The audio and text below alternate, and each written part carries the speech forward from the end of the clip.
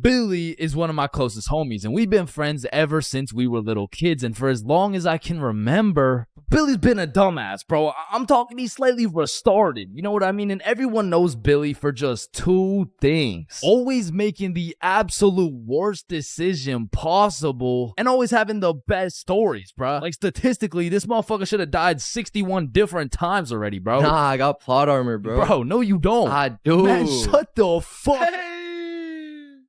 What the fuck? Now, this story takes place on February 14th, 2025, Valentine's Day. And I'm gonna be so honest, this story is one of the craziest stories I've ever heard in my life, bro. So, wait, can you swear to them that is real? It is. Say you swear. I swear, bro. On everything you love, the Valentine's story happened, bro. On everything I love, the Valentine's story really happened. It was a fine Valentine's Day night. Bob, Billy, and I were all some single dudes, except Billy had a little situation, you know. He was talking to a girl named Elise, and they would hang out from time to time, but it was a new thing, so they weren't really dating, and they were definitely not Valentines. Now, I don't know much about Elise, but just 2 weeks prior, Billy was telling me about how he met some cute girl. They would text, they would hang out, but for whatever reason, their conversations would always be some like, hey, how you doing? oh, I'm good. I am a little bit stressed because I'm moving and everything. Oh, yeah, moving sucks. How about you come over, I relieve all your stress type shit?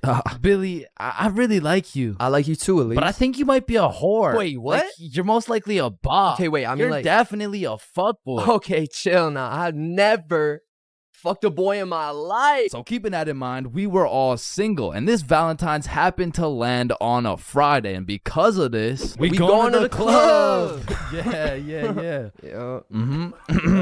So the plan was simple. We go to the drink store to get something to pregame, go back to my house, and then hit the club, fall in love, and live happily ever after. Now, the problem was Billy was stuck working a 9.5-hour shift until 10 p.m. Now, he was the pizza delivery guy for a chain we'll call Big Caesar. So he's doing his thing, delivering those Valentine's pizzas. Well, me and Bob decided that we would go get the drinks now and meet Billy back at the crib once he's off work. So we hop in the car, we get to the drink store, and at this point it's 9:30 p.m. And so Bob calls Billy to ask what he wants. No answer. I call him. No answer. We both text him. Nothing. Now, this was strange because Billy usually responds while he's working, but we shrug it off. We go inside the store and get Billy his go-to bottle. Hennessy.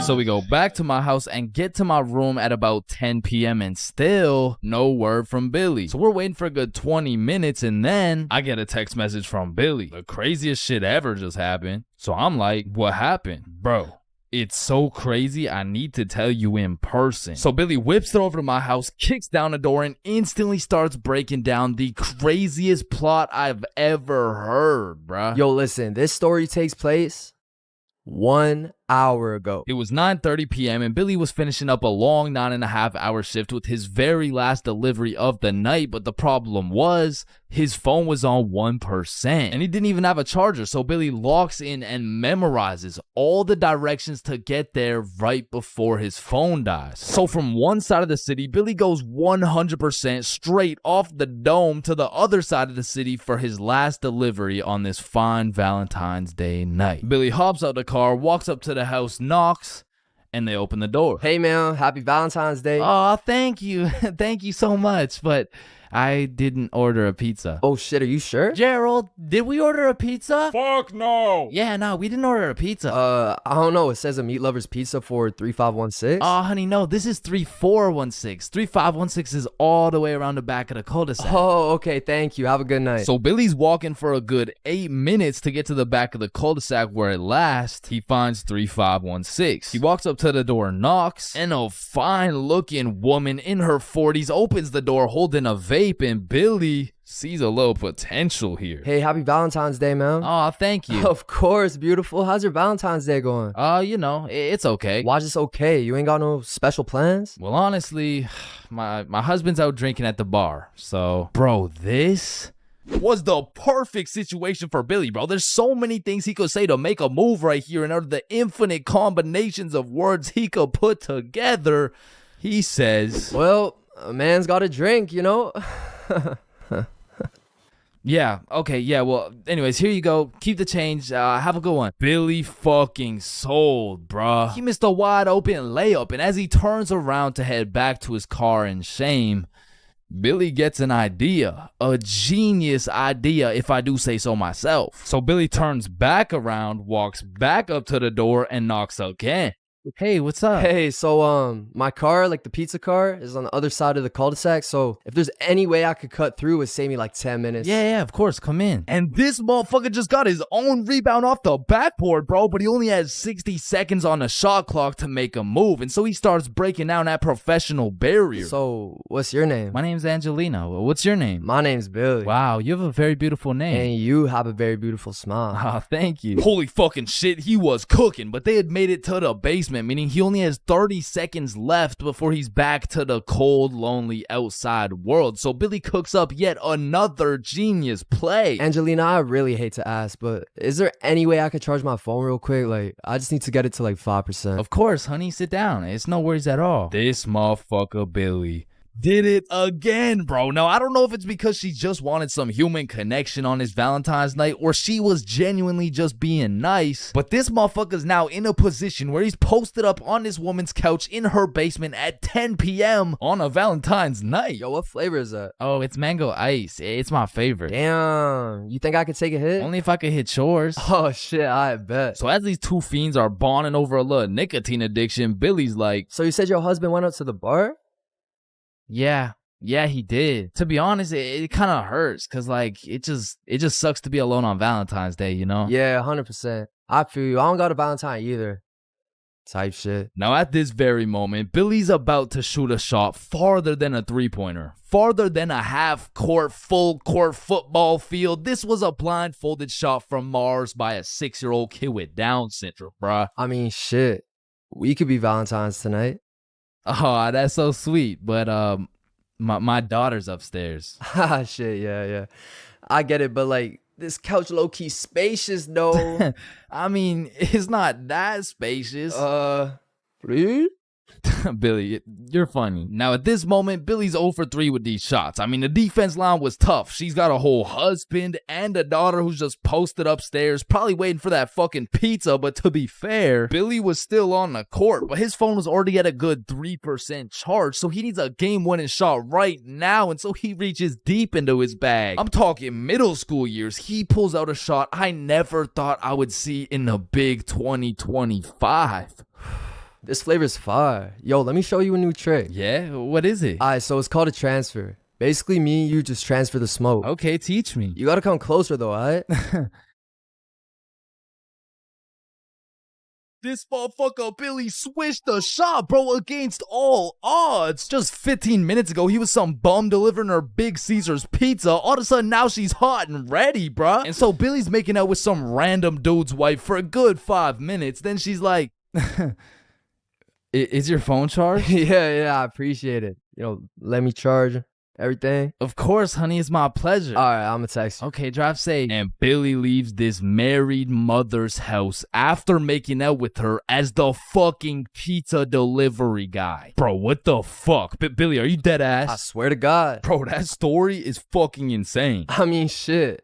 I'm not done, bro. Because if there's one thing that Big Caesar's taught Billy, it was how to deliver, bro. So he takes the receipt, boom, takes her number down and texts her. So he drives back to Big Caesar's, goes in, clocks out, hops in a car, drives home, goes inside, showers up, gets out the shower to check his phone.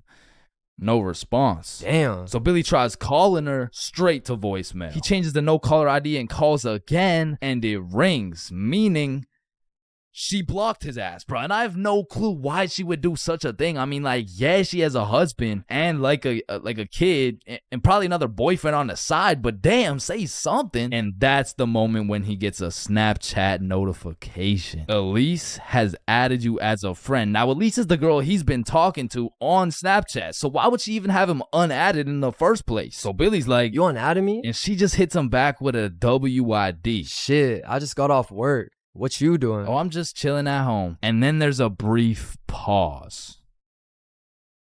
Do you know whose house you were just in? Do I know whose house I was just in?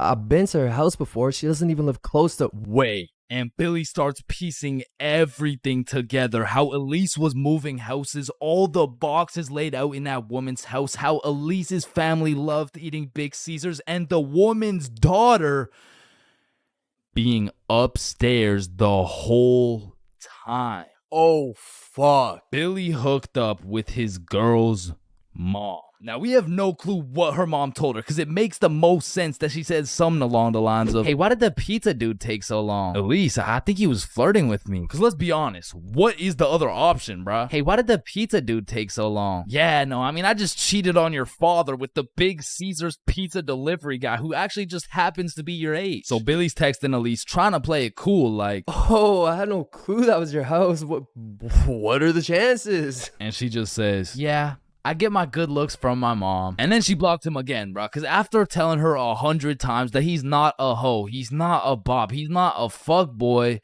I accidentally hooked up with her mom, bruh. Billy, you know I gotta make a video about this, right? Yeah, I know.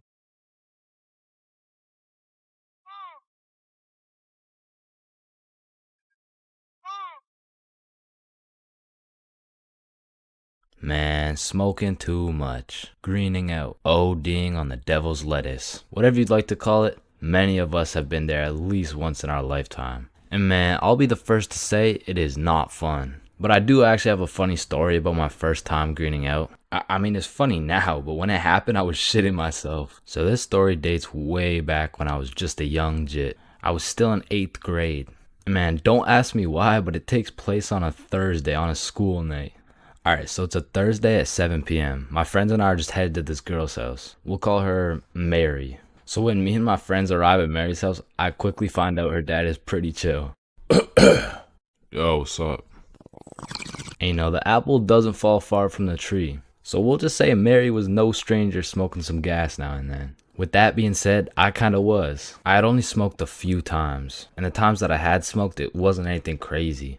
So walking into the Mary household, I could kinda tell we were gonna smoke. So we all just went to her room and talked for about 5 minutes until all my friends started smoking. And it was out of some strangely shaped water bottle I had never seen before.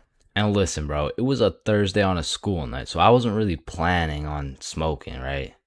But when you're in middle school, peer pressure just hits differently, bro. So there my dumbass was on a Thursday night using this weirdly shaped water bottle for the first time, knowing that I had a curfew of 9 o'clock. And I just instantly started coughing. I was definitely the least experienced out of all my friends, so I remember my homies were kinda helping me out. Especially my homie Bob. Bob brought me some water and told me to let him know if it hits too hard. I told him yeah for sure, but I'm pretty sure I'm chilling. Because it had already been a few minutes at this point, and it was safe to say I didn't feel anything. And after 10 minutes, I remember thinking, I bet I'm definitely good by now. I probably just didn't have enough to actually get me high. So shit, maybe I can make it back for my 9 o'clock curfew after all. That shit hit me like Mike Tyson in his prime, bro. I don't know why no one told me this new device would have me slumped like Nate Robinson. But it's already too late at this point. My vision started to get choppy. It's like I was running 30 frames per second in real life. And of course, the dry eye starts to kick in, and I just get really hot out of nowhere. And I guess at this point, Bob could just see the panic in my face. So Bob was like, come with me, and he brought me to the bathroom. And bro was prepared. He threw down a pillow and a blanket and was just like, you're gonna be alright, bro. And as he leaves me in the dark in the bathroom, I can hear from the other room, he's definitely greening out. He's greening? Nah, not Chains. Nah, my boy. Rest in peace. Rest in peace? Bro, am I about to die right now? But to be honest, my brain was way too fried to even care.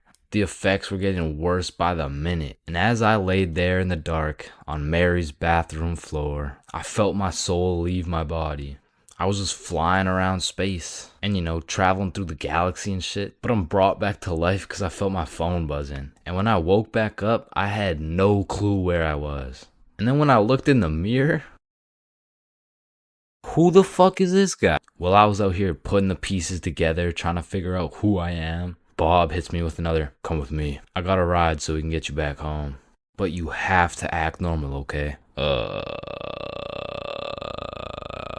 Okay, just get in the car. It was his older sister driving. And when I got in the car, I was stressing. Act cool, bro. Act cool. Hi, how are you? I'm not high. fuck, she knows. And the rest of the ride was just pretty much silent. I got out of the car and I stumbled all the way over to the front door. At this point, I was praying my mom was asleep. So I called my brother to open the front door. What's up? Door. At this point, I'm malfunctioning. I'm trying to explain what is happening to my brother, and it pretty much just went like this. Bro, is mom awake?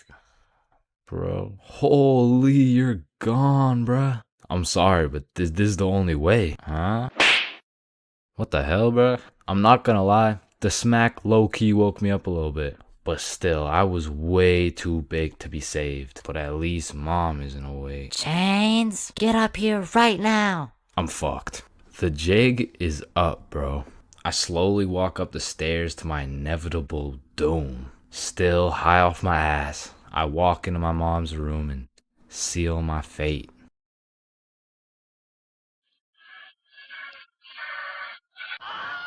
Yeah, bro, I got grounded for 1.5 years. And when I woke up to go to school the next day, I was still baked as hell.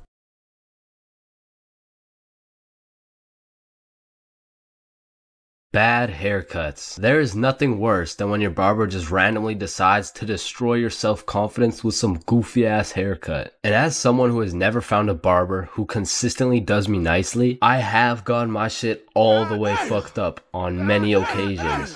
I'm talking not going to school, locking myself in my room so nobody can see me with this disgraceful cut type of fucked up. And these barbers are out here having the audacity to ask, do you like it? Man, do I like it? Yeah, bro. I love it, bro. Thank you so much. Man, I just be wiping the tears away and then tipping them nicely. Knowing damn well I should be out here throwing hands, cause this dude is the reason I can't get any bitches. So I've tried lots of different barbers in my time, starting with the ones my mom used to take me to. I mean, this early, I never really even had a say on what I wanted my hair to look like. So, what are you looking for today? Just a little bit off the top, please. Shave it. Wait, what? Shave it. Your new haircut looks so good, buddy.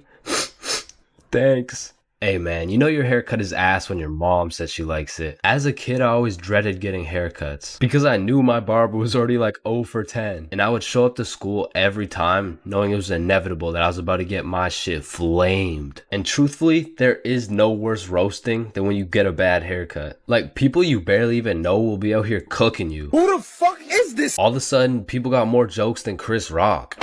And it's even worse when you decide, I should get a fresh cut because school's starting back up and I'm trying to look fresh. Bro, I can't go to school like this.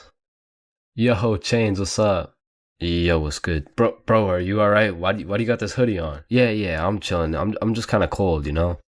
Bro, it's 32 degrees. And man, there was this one time that I still think about every time I fall asleep. Me and my friend go to this barbershop that I'd been to once before, and last time they did me quite nicely. So we head in, I sit down in the chair. Hey, how you doing? I'm good, how are you? Yeah, I'm good. Have you been here before? Yeah, I have actually. Oh, I remember you. Same cut as last time? Yeah, exactly. So what's new, man? Nothing much really. What about you? You know, I've just been working. Oh yeah, respect. So, how's your dad doing? This is when I knew something was terribly wrong. Bro, I don't got a dad. You know, he's good. This motherfucker was giving me some random kid's haircut. This dude must have thought I was Manny or some shit, cause he gave me that middle part cut and he pushed my hairline back a little bit. And everyone in my city knew this barber, so everyone at my school followed his Instagram too. Can I get a picture from my Instagram? Nah, bro, I don't really like being posted. Don't worry, it's quick. Nah, I don't really want to. This dude caught me lacking so bad and broadcasted it to everyone in my city. Fuck, bro, I should throw hands with him right now. I gotta get it back in blood. So, do you like the cut? Yeah, I do. And when I checked my Instagram, I was out here getting flamed so hard. Borderline cyberbullying. And I'm not joking when I say this. This motherfucker fucked me up so bad. I learned how to cut my own hair and never went back to a barber ever again.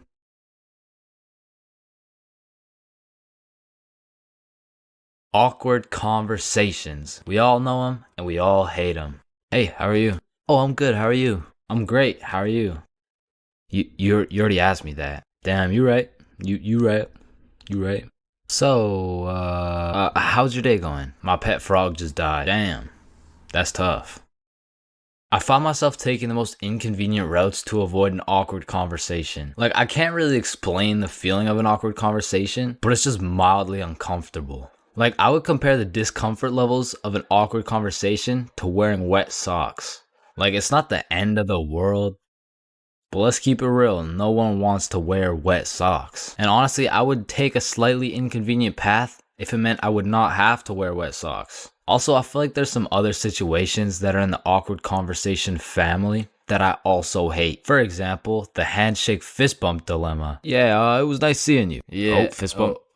Oh no, sorry. No, I don't. Yeah. God damn it. After you experience one of these bad boys, you'll be thinking about it cringing for the next hour. And if you're anything like me, you might even lose some sleep over it. Man, why the fuck didn't I go in for the handshake, bruh?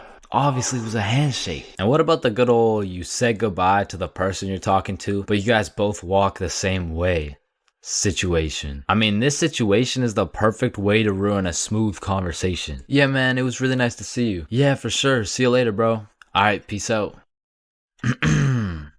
All right, bye. Yeah, bye. Shit, we're still walking the same way? I'll just turn this way so it's not awkward.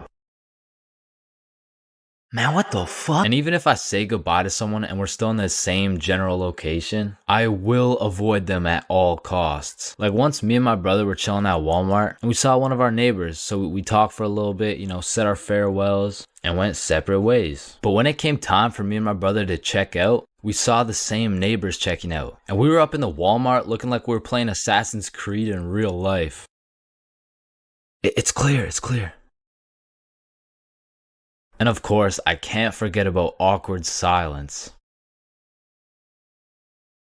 Yeah, that's funny.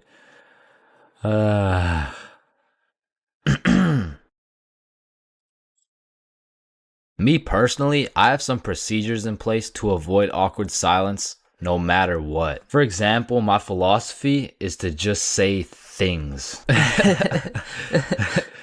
Yeah, that's funny. So do you play Minecraft? What kind of question is that? In the end, they may think I'm a dumbass, but at least there's no awkward silence, you know what I'm saying?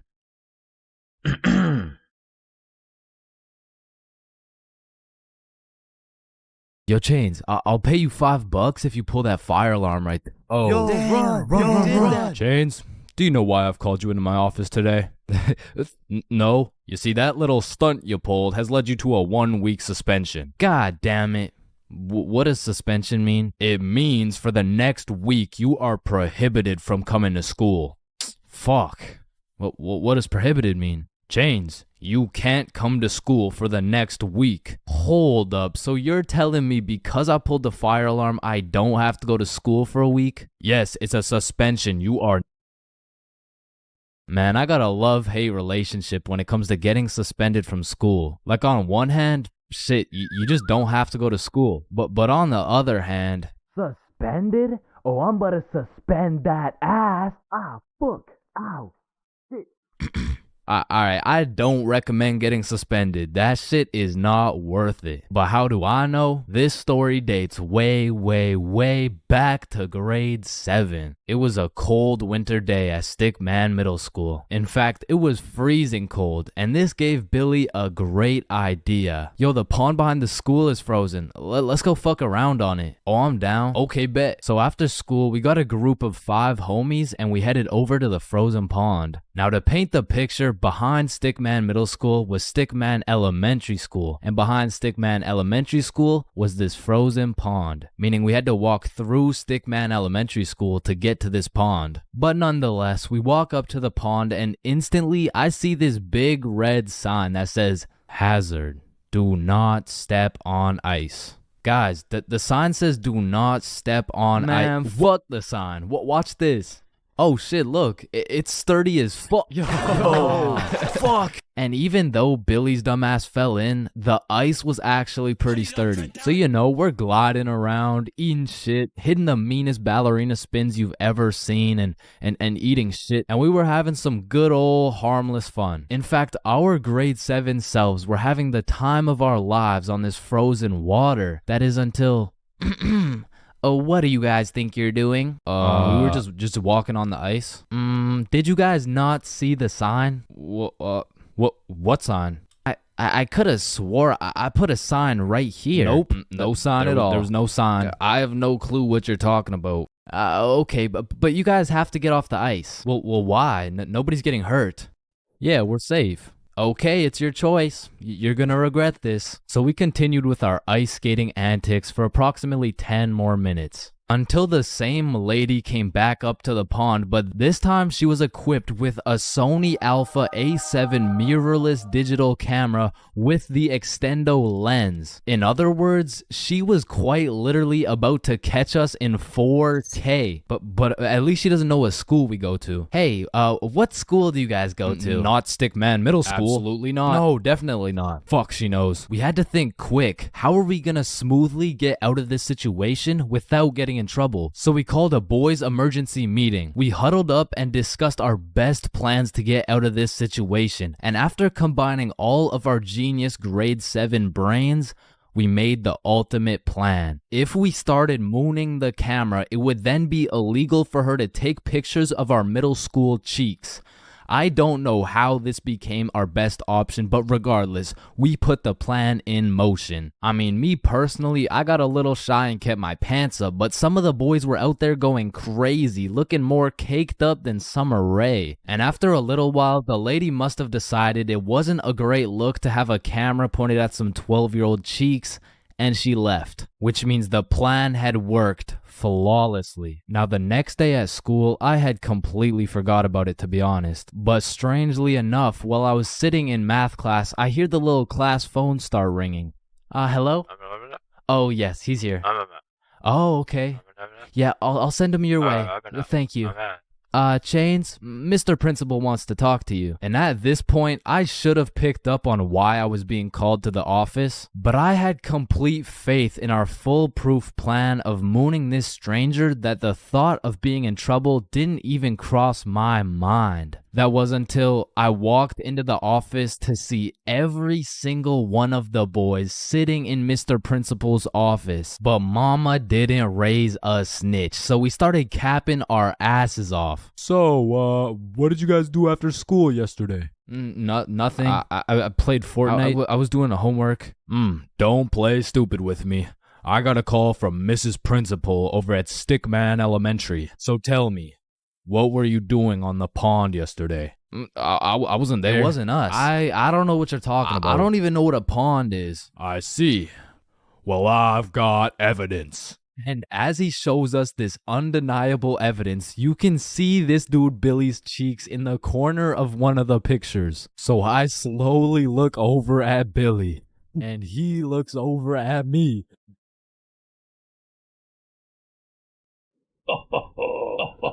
If you don't stop laughing right now, you're all suspended.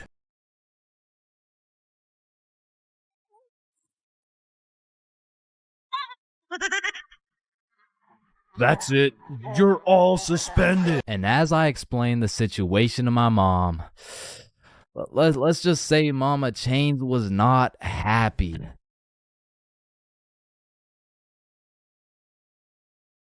Man, family functions have the weirdest dynamic, bro. Like, how have you known these people your entire life, but have still never gone past a surface level conversation? I mean, let me know if it's just my family, but every function is the same. The whole gang links up, and everyone just asks the most generic small talk questions to each other. Hey, how's that new place you bought? Oh, yeah, it's good. And how's the kids doing? Oh, they're good. Oh, and how's the wife? Man, fuck your wife. I don't want to hear any of these NPC conversations, bro. And let me know if I'm getting too specific here, but what about that one uncle who goes by the name of either Bob, Jerry, or Dave? And this dude will just always be saying the most out-of-pocket things imaginable. Oh, how's your daughter Jane doing? Oh, Jane's always been hot, eh? Bob, she's 15. This uncle be at the family function thinking it's Coachella or something. Bob, another beer's a little bit excessive, don't you think? Yeah, football. I'm the youngest person in my whole family, which for whatever unspoken reason, it just means everyone has the go-ahead to flame the living shit out of me. Hey, Chains, still no girlfriend, huh? I guess you're not too good with the ladies there. But I make one joke back and I'm the bad guy. You don't seem too good with the ladies yourself, seeing as your wife just divorced you and she took the kids with her. Am I right? Not only do they feel free to roast your whole existence simply because you were born last, they unanimously decide you will be everyone's personal butler. Hey bud, go get another beer for me. Alright, yeah, for sure. Thanks. Now you better get started on mowing that lawn. Grass isn't gonna cut itself, am I right? Oh my god, bro. And coming into these family functions, you would think your mom is your closest ally. But as soon as she gets the chance, she will expose your biggest secret for a little bit of parent clout. You guys will never guess what I found under Chain's bed yesterday. Oh my god, what is it? Yeah, tell us. No way. Sometimes when my family tries to make small talk with me, they just miss the boat completely. So, buddy, how's those swimming lessons going for you? The swimming lessons I took when I was 5? Yeah, right, those ones. They're good. I finished them a little while ago. Oh, is that right? Good for you, buddy. And bro, don't get me started on those recycled ass jokes. Well, looks like you got your workout for the day. Oh, looks like you've gotten so tall. What are you feeding this kid, am I right? Oh, Bob, I think you got some food in your beard. Oh, don't worry, I'm saving it for later. Ah, good one, Oh, Bill. Bob, he's so funny. Thank you. I guess everyone at the function must have Alzheimer's or something. Because these jokes will have them cracking up like they haven't heard the same joke the past 15 functions. But cousins, man. Cousins are the saving grace of family functions. Without cousins, you would have no choice but to participate in the tomfoolery of small talk. I'd be walking in the function just praying to see that one cousin.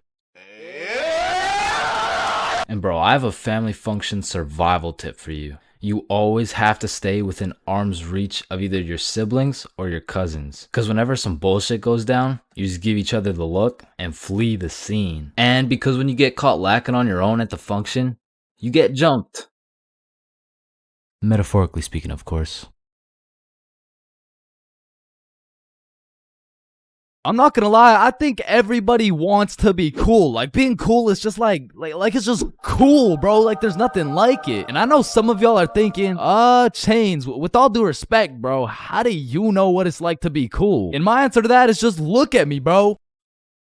I fucking don't, okay? But I do know someone who is cool. He's a certified cool guy, and his name is Bob. Now, what makes Bob so cool? Is it the sunglasses? Is it the sexy ass face? No. Tell him the answer, Bob.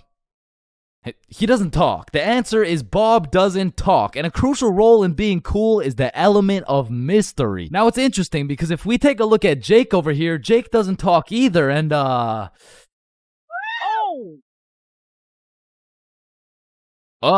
don't think, I mean, like, me personally, you know, I don't really think Jake's that cool. So that means to be cool, you can't just stop talking. I mean, I remember one time I thought if I threw in some earbuds and stopped talking to motherfuckers, everyone would see me as some cool, mysterious guy in the shadows. And I'm not even gonna lie, I was walking through the halls feeling like Batman. I could even see the people talking about how cool I was. Come to find out, it was more like, does this kid even talk? Nah, I don't think so. Yo, what's up with this kid? I'm pretty sure he's autistic or something. Because the truth is, there's a very distinct difference between Bob's silence and Jake's silence. I mean, Jake didn't talk because he would probably get his ass beat for literally anything that comes out of his mouth. But Bob, on the other hand, doesn't talk because he doesn't have to talk. Like, watch this. Oh my god, Bob. I love you, Bob. Now, just for science reasons, let's just see what happens when I do the same thing. You know, why not? What's the worst that could happen? Hello? Can I help you? Oh my god, help. There's this creepy guy. At least she didn't. Get on the ground. Hands behind your back, buddy. Now, it's important to note that being cool is subjective. Like, for example, some people think I'm cool, you know? Like, in this big-ass world, surely there's someone out there. No, there isn't. Nobody thinks you're cool. Shut up, loser. Okay, well, what I was trying to say is you're gonna find someone cool who I don't find cool, and I'm gonna find someone cool who you don't find cool, and that just leaves us with the question, what is cool? So to answer this question, I need you to think of the coolest dude on the earth, and I'm about to guess, okay? You got it? Yeah, alright, I'm not the fucking Akinator, I'm not about to guess who you're thinking of, but I can guess with 100% accuracy who you're not thinking of, and that's Mark Zuckerberg, okay? How did I know that? Because if you think of Mark Zuckerberg as the coolest guy in the world, you're fucked, alright? Like, there's no helping you, like click off the video, it's raps for you, bro. But how could Mark Zuckerberg possibly help us get cooler? I mean, look at the guy, he's practically oozing uncoolness as we speak, but that's important because if being cool is subjective, we need something objective to look at, and objectively, Zuckerberg gets no bitches. Like, let's just look at the numbers here. I mean, this guy's the CEO of Meta, but he's also the CEO of being a uncool lizard nerd guy. And if there's one thing I've learned in my studies of coolness, it's the art of minding your own goddamn business, okay? Like, let's compare George to Bob, who, let's just say, both aced the math test. Hey, Chains, what'd you get on the test? Fuck, I got like a 65%. Oh, that's really good for you. That's good for you, yeah. I actually got 100% plus the bonus question. Oh, wow, nice, bro. Billy, what'd you get on the math test? Math test? The dog. I could have swore that shit was chemistry. Nope, it was math, and I got 103%. Bob, what'd you get? God, 110. There was only one bonus question. That's impossible. Oh, kissy face. Bob, did you pipe the teacher? And that's probably why Zuck over here is so uncool. He's minding a million people's businesses, probably looking through their cameras and shit like, yeah, fuck you, Mark. And the most important trait for being cool is having confidence. You just can't be cool while shivering your timbers, bro. And I know some of you are thinking, oh, well, I guess it's over for me then. And no, it's not over for you, bro, because confidence is the most fake it till you make it shit ever. Like, you're not gonna say the perfect thing every time. Lord knows I don't. I'm pretty sure I say the wrong thing every time, but if you say that shit with your chest, people let it slide, bro. And I said, no, I wouldn't suck your dick for $20. Oh, well, that makes one of us.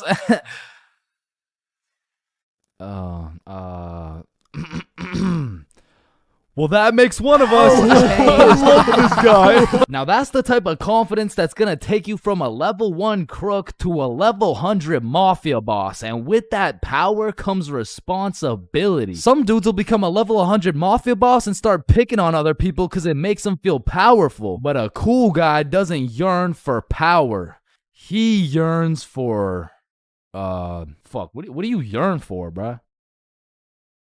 Damn, he's so cool. Now, being cool comes along with being calm and collected. Like, if someone walked up to you trying to fight and you started running away screaming for your life, I don't think anyone's looking at you like, damn, that's one cool-ass motherfucker, bro. Yeah, bro, the way he hit that high note was cool as hell. Shit, maybe I could be like him someday. Now, I'm not saying you gotta go all Jackie Chan on the guy, but you do gotta stay calm and think logically. Like, let's see how cool you are. What would you do in this situation? A, strike first, strike hard, no mercy. B, just walk away. C, give him a little kiss on the forehead. Or D, do the stanky leg.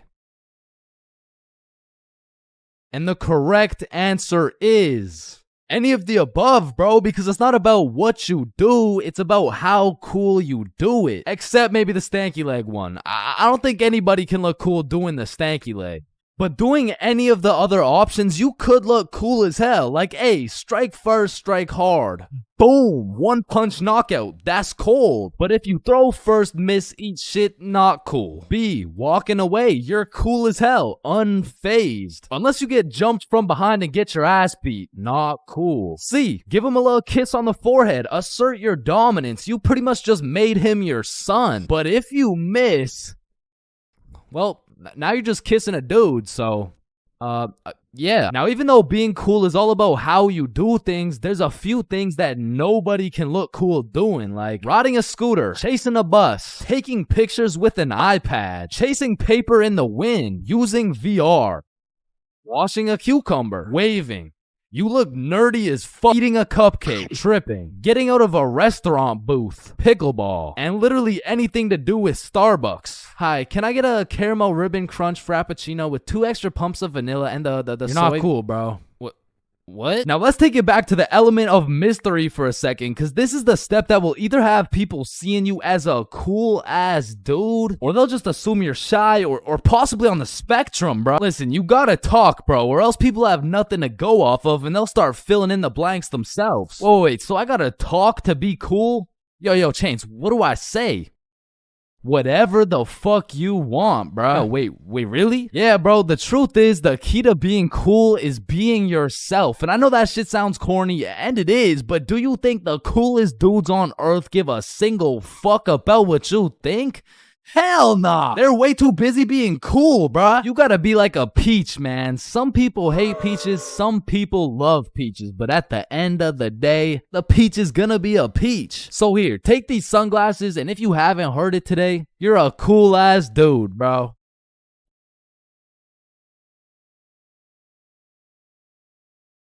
High school bathrooms have to be one of the most unorthodox places in the entire world. Walking into the bathroom, you have absolutely no clue what to expect. And honestly, that's the best part. I remember one time I had walked into the bathroom, to take a piss. And when I had opened the door, I was not surprised to see some motherfucker getting his head shaved bald. And these dudes were so casual about it too. Yo, what's up? What up? And it's cool and all to be able to be entertained while you're trying to release your bodily fluids. But I mean, sometimes you just want some peace and quiet. Because you truly never know when something like this can happen to you. And that is precisely why I'm scared to ever shit in the school bathroom. And listen, my school bathroom has always been bad, but these TikTok trends that keep popping up made the bathroom situation so much worse. Yo, look at this TikTok. That's kind of funny. 1 week later. Damn, someone took the soap dispensers. Who snatched the blow dryers, bruh? Where the fuck did the urinals go? 1 hour later. Hold up. Who hit a lick on the bathroom? These TikToks had the school announcements like, "Guys, I'm begging you, stop with the devious licks." If you see anyone hitting a devious lick in the bathroom, report it to the office immediately. And I'm not gonna lie, this trend was low-key pointless. Like, once you go home, the fuck are you gonna do with the broken blow dryer, bruh? But there was one TikTok bathroom trend that was fire. So, what is the square root of pi? Chains. Yeah, can I go to the bathroom? Be quick. Am I tripping or did I just hear? Yeah, bro, bathroom functions are a 10 out of 10 TikTok trend. Hey man, if you're still in high school, I recommend trying it. Anyways, I've obviously never been in the girls' washroom before, but I be seeing way too many TikToks filmed in there. Like, is it just a normal thing for girls to go to the washroom while other girls are just in there hitting the renegade? Like, I wouldn't know, but that whole situation seems a little bit awkward to me. Wait, renegade. And when it comes to most public schools, the washroom is like the black market of the school. So there's always some dude trying to sell you something. Yo, you need anything right now? I got that Gandalf OG, that Alaskan Thunder, some purple monkey balls, got those Girl Scout cookies. Hey man, just give me a second, I'm kind of busy right now. I got that Sour Diesel, that Granddaddy Purple Deluxe. Trust me, this stuff will blow your socks off. And every once in a while, someone will bring boxing gloves. All of a sudden, the school bathroom turns into the octagon. People are getting knocked out, dropped, and getting hit with the guillotine chokehold. But as soon as a teacher walks in,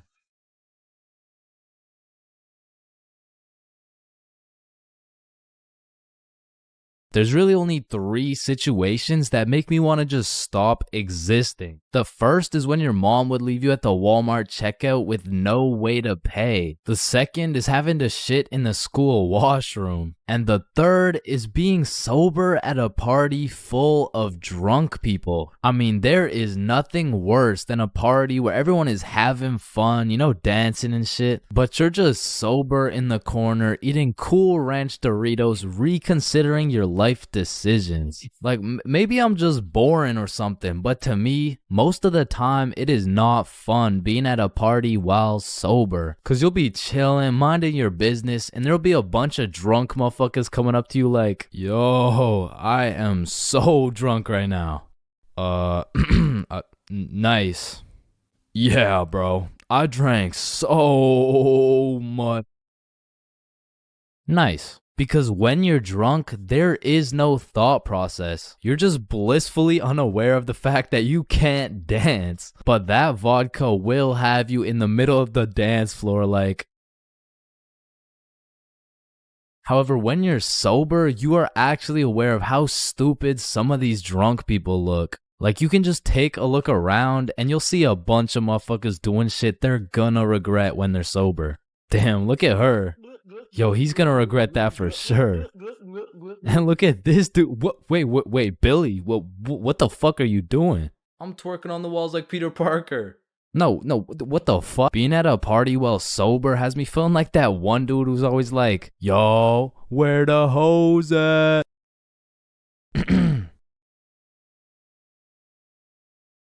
Because let's be real, rizzing up a drunk girl while you're sober is practically illegal. Like, yo, are you from Tennessee? Cause I'm trying to fuck. Sir, hands behind your back. God damn. And honestly, when you're sober, talking to drunk or high people in general, it's just like interacting with NPCs. Damn, I'm drunk as shit. Man, I love you so much, man. Like I love you, man.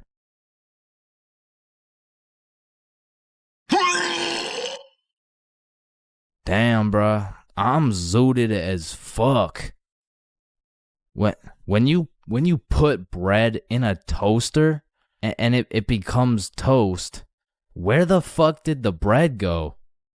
Faded than a hoe, faded than a hoe, faded than a hoe, faded than a hoe. Is this dude emoting? Like, I remember one time I was sober at this function, chilling on the couch, probably playing Clash Royale or something, and there was a visibly drunk dude to the right of me and a obviously drunk girl to the left of me. And without exchanging a single word, they just started making out in front of me, bro. And that situation was weird as fuck, but like, I had to stick it out and get that 3 crown, you know what I'm saying? But honestly, I feel like that situation kind of sums up the feeling of being sober around a bunch of drunk people. It feels like you're third wheeling, but with like 100 people.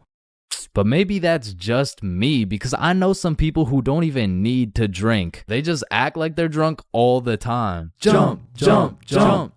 Oh, shit.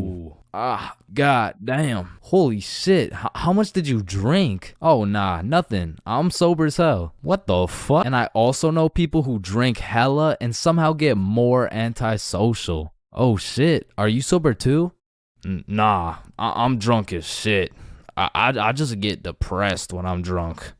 Okay. Oh, Please shit. come back. Oh, damn. Please, Oh, Carol, I shit. miss you.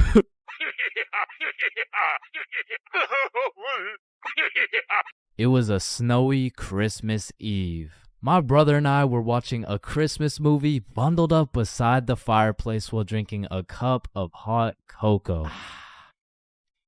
Man, it can't get any better than this. Or can it? What could possibly enhance these festive activities to their maximum potential?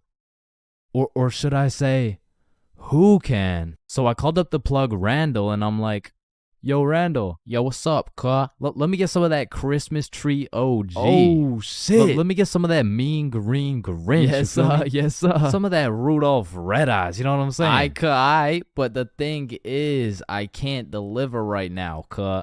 Why not? Well, you see, cuh, me and the family are setting up milk and cookies for Santa Claus, cuh. Oh, shit, Randall. I didn't know you were a family man like that. Cuh, you already know it's Christmas Eve and shit, but if you really need some of that mean green Grinch, come by the crib and pick it up. Say less. Randall sent his address and it was only a 15-minute drive. So we walk outside to go hop in the whip and I'm like, what?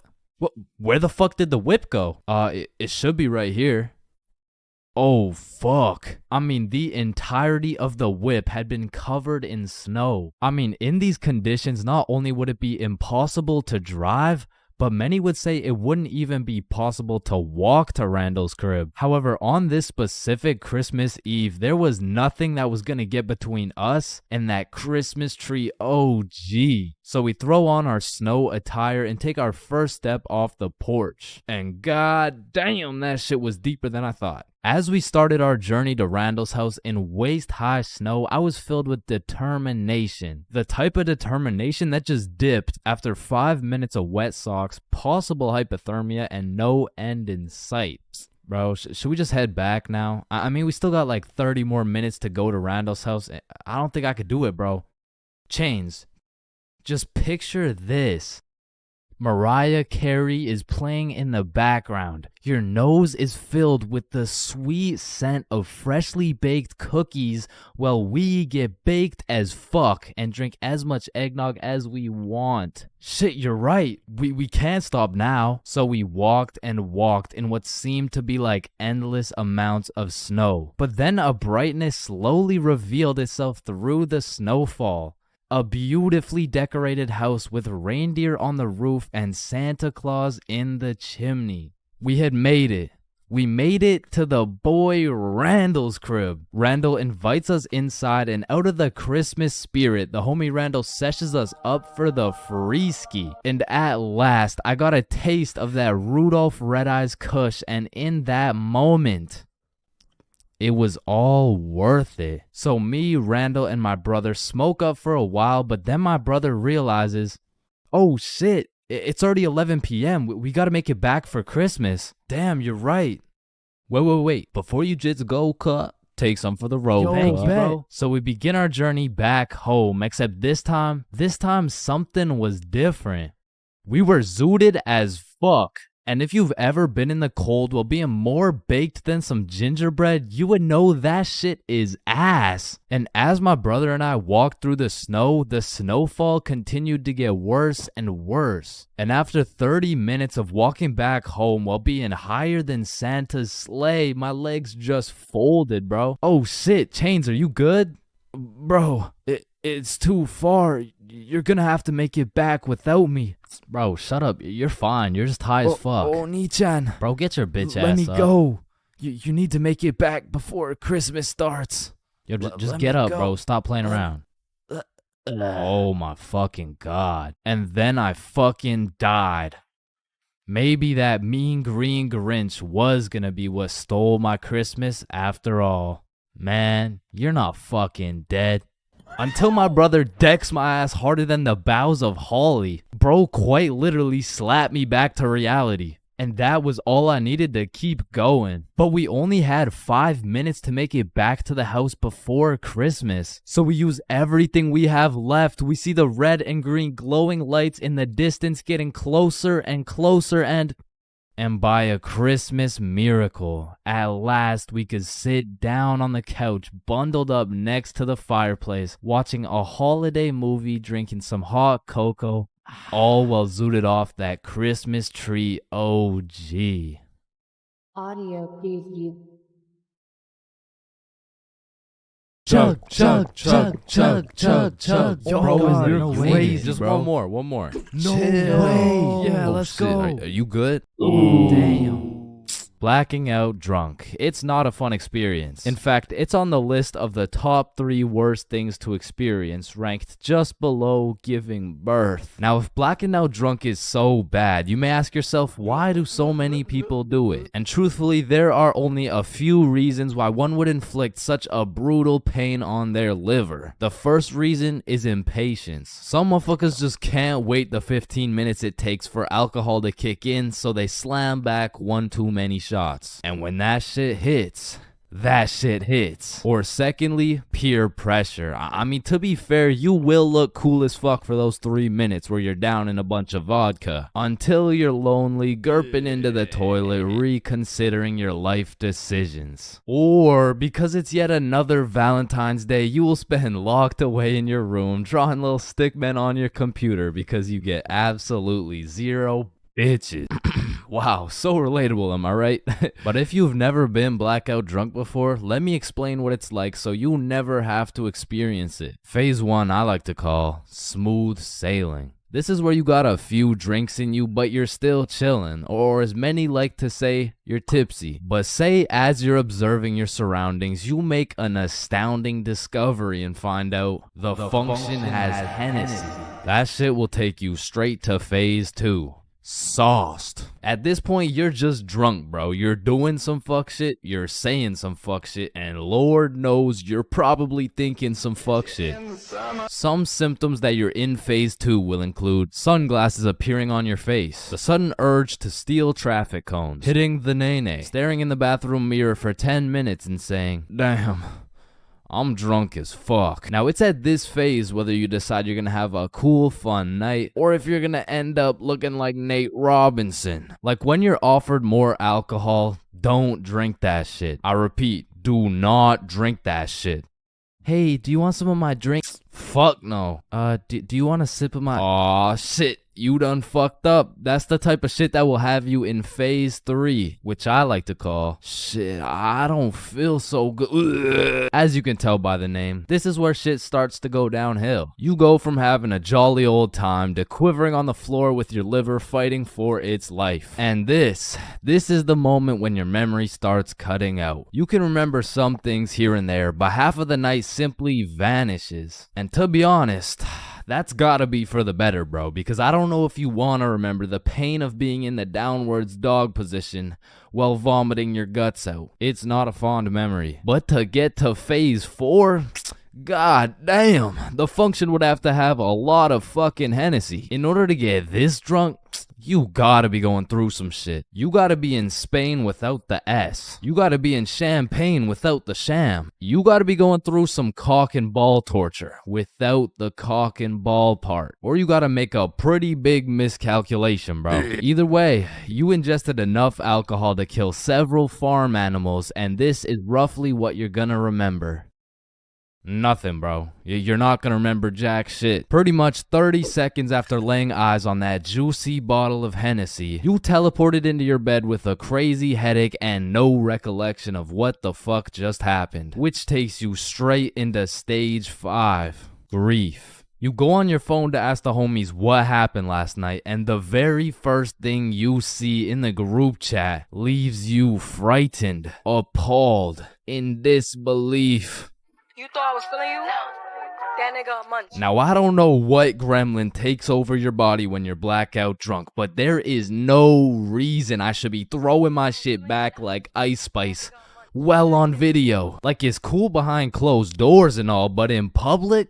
The fuck? And I understand that consuming enough alcohol to make you forget the night completely has horrible effects on your body and kills an unholy amount of brain cells, but like, that's really not even the worst part, bro. Like, my brain can take one for the team, but my dignity, if I see one more video of me dropping that shit to the floor, I'm done, bro. That's it. You wake up the next morning not remembering a single thing, but as you see more videos, read more text messages, collect more data and evidence from that night, you begin to piece together the puzzle of a night that should not be remembered, leaving you in grief. But that's not all, no. Phase 6 is pain, cause you don't even wanna feel the extent of a blackout hangover. That shit will have you feeling like you got hit by a bus. And shit, you might have actually got hit by a bus. You wouldn't know. Shit will have you feeling like one of those musty old chihuahuas. Now, I don't know exactly what it feels like to be one of these things, but all I know is you don't want to be one of those musty old chihuahuas. I mean, it's not fun waking up all shaky with a throbbing headache and the urge to just stop existing.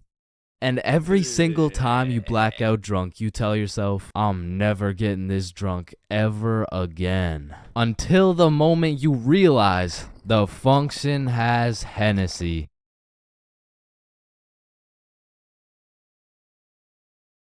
Yo, when you think about it, every light switch is also a dark switch. Light switch, dark switch. Light switch, dark switch. Okay, class, sound it out with me. Ball. When you really think about it, we learn to read, and then we read to learn. Teacher, yeah, I think change is high. What the fuck? This is kindergarten. Fuck. Shit. Ow. Damn. Any staircase can be a staircase to heaven if you're not careful enough. Baby, I've spent the best 4 years of my life with you, and I can't imagine my life without you. You're a 1 in a million, so will you marry me? So 1 in a million, huh? That means there's 8,017 people just like you. How does that make you feel? Yo, if you cut your leg off, would it hurt? Of course it's gonna hurt, bro. Nah, think about it. Where would it hurt? Your leg. Oh, cause you cut your leg off. Yo, what happens if you push down the gas and the brakes at the same time? Shit, let's find out. Oh shit, it takes a screenshot. Damn, my eyes are dry as shit. Just close them for a minute. Damn, bro. You never actually close your eyes. You just look at the inside of your eyelids. Damn. Yo. Can anyone answer 547 to the power of 3? Yes, Chains. Yo, did you know every single odd number has an E in it? Damn. Chains, are you high again? No. Wait a minute, bruh. Since you were born deaf, what language do you think in? Oh shit, you right. Damn, I just realized squirrels' cheeks are also their nut sacks. You know what I'm saying? That's kind of like your mom. What? The way she had these nuts all up in her mouth. Bro, if everyone in the world all blinked at the same time, nobody would know. Oh shit, that's facts. Oh, I just blinked. Did you? Nah. Oh, I just blinked. Did you? Nah. Wait, what about just now? Yo, which of these buildings do you think has the most stories? Oh, it's gotta be that one, bro. That's massive. Nah, this one's even taller. Oh, it's this one for sure. No, it's this one. No, that shit's library? Tiny. Think about it. Oh, story. How are you supposed to get clothes? What are you talking about, bruh? Okay, imagine you had no clothes, right? How are you supposed to get some clothes?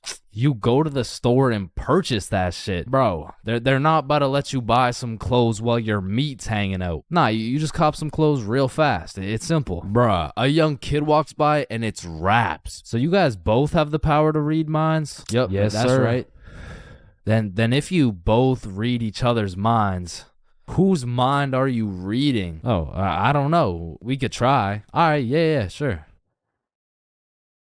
Nah, hey, that was not me. That was you for sure, dude. Damn, bro. When you think about it, the hospital is the only building you leave without entering. Damn. And people are having the worst day of their life, the best day of their life, the last day of their life, and the first day of their life, all in one building. Damn. Bro, I'm kind of scared down here. What? Why? But because I'm scared a shark's finna eat my ass. Well, when you think about it, there's more people eating sharks in the world than sharks eating people. Damn. That's actually really crazy to think about. Fuck, yo, every single day there's some random motherfucker out there who took the biggest shit for that day. Yeah, he's in this room. Bro, it's literally just you and me in the room. Yo, this Taco Bell is busting. So he incorrectly assumed his position. You spelled that incorrectly. But spelled what incorrectly? Incorrectly. Yeah, but what's incorrect? Incorrectly. Wait, what? Wait, guys. When you really think about it, the only time incorrectly isn't spelled incorrectly is when it's spelled incorrectly. Shut the hell up. Yeah, shut the fuck up. You know, the number of people older than you never increases. It only gets smaller and smaller. Damn. What? It just got smaller. Yo, pizza's here. Shit, I got the munchies. I'm about to fuck this shit up. Wait, I ordered a mushroom pizza. Why'd they give us cheese? Hey, any pizza can be a mushroom pizza if you're patient enough. Damn, I guess you're right.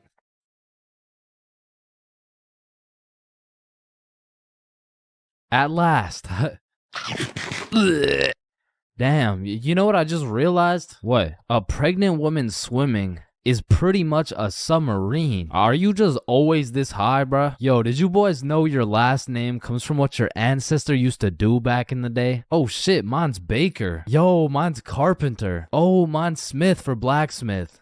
Well, what's yours, Johnny? It's Donald. Well, wait a minute. Your last name isn't Donald. It's Dickinson. Guys, chill. I can explain. Get the fuck out of bed, bitch.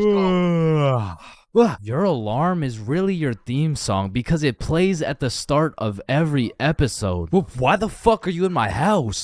Yo, is Chains still mad over that chair? Yeah, well, what does this dude have against chairs? Why is it a chair? Yo, why is there sidewalks in the movie Cars if there's no humans? This dude won't shut up. Like, just watch the fucking movie, bruh. Damn, think about this. When a child is an asshole, the child gets a whooping. But when the parents are an asshole, the child gets another whooping. Shit, tell me about it, bruh.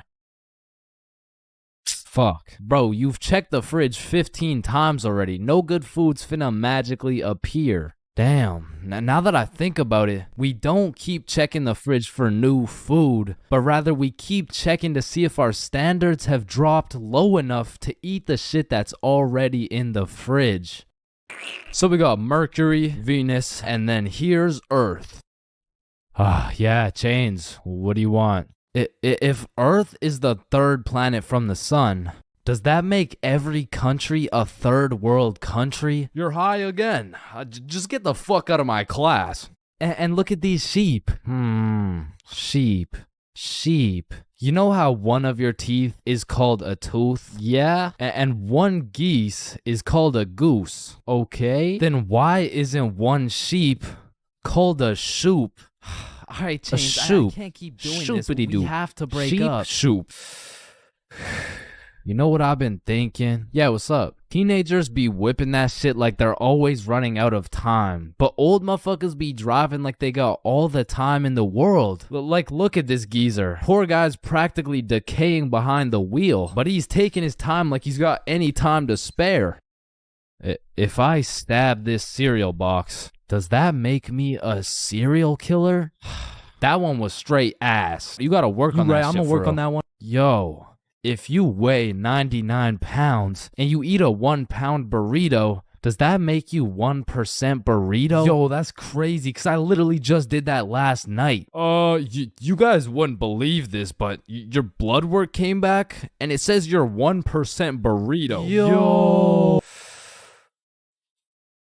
Yo, picture this. Imagine if Ed Sheeran was working at a bread place, right?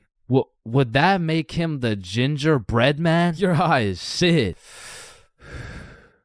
Alright, bro, I'm a dip. Nah, don't leave me alone in this forest, bro. Hey, when you really think about it, you're not scared to be alone in this forest. You're scared you're not alone in the forest. You feel me? Yo, that's actually so true. Bro, you know what? Low key, if you're dead broke, robbing a bank isn't even a bad idea. Bro, there's no way some hobo's about to pull off a bank heist. Nah, but just think about it. Whether you successfully rob the bank or not, either way, you get over 10 years of bills you don't gotta worry about. Alright, fuck it. You got the strap? Yup. Yo, throw on your seatbelt really quick. Nah. What? Why not? Well, you see, it increases my risk of dying from cancer. What are you talking about, bro? That shit makes no sense. Just let that sink in. Oh, yeah, I got you. Yo, what's up? But still, that shit makes no sense. No, but actually think about it. Oh. Hey, bro, you want a hit? Nah, I don't smoke. I'm scared that I'll get all paranoid and shit. Hey, man, if you're paranoid that you're gonna get paranoid, you're having the side effect without even smoking. It's Yo.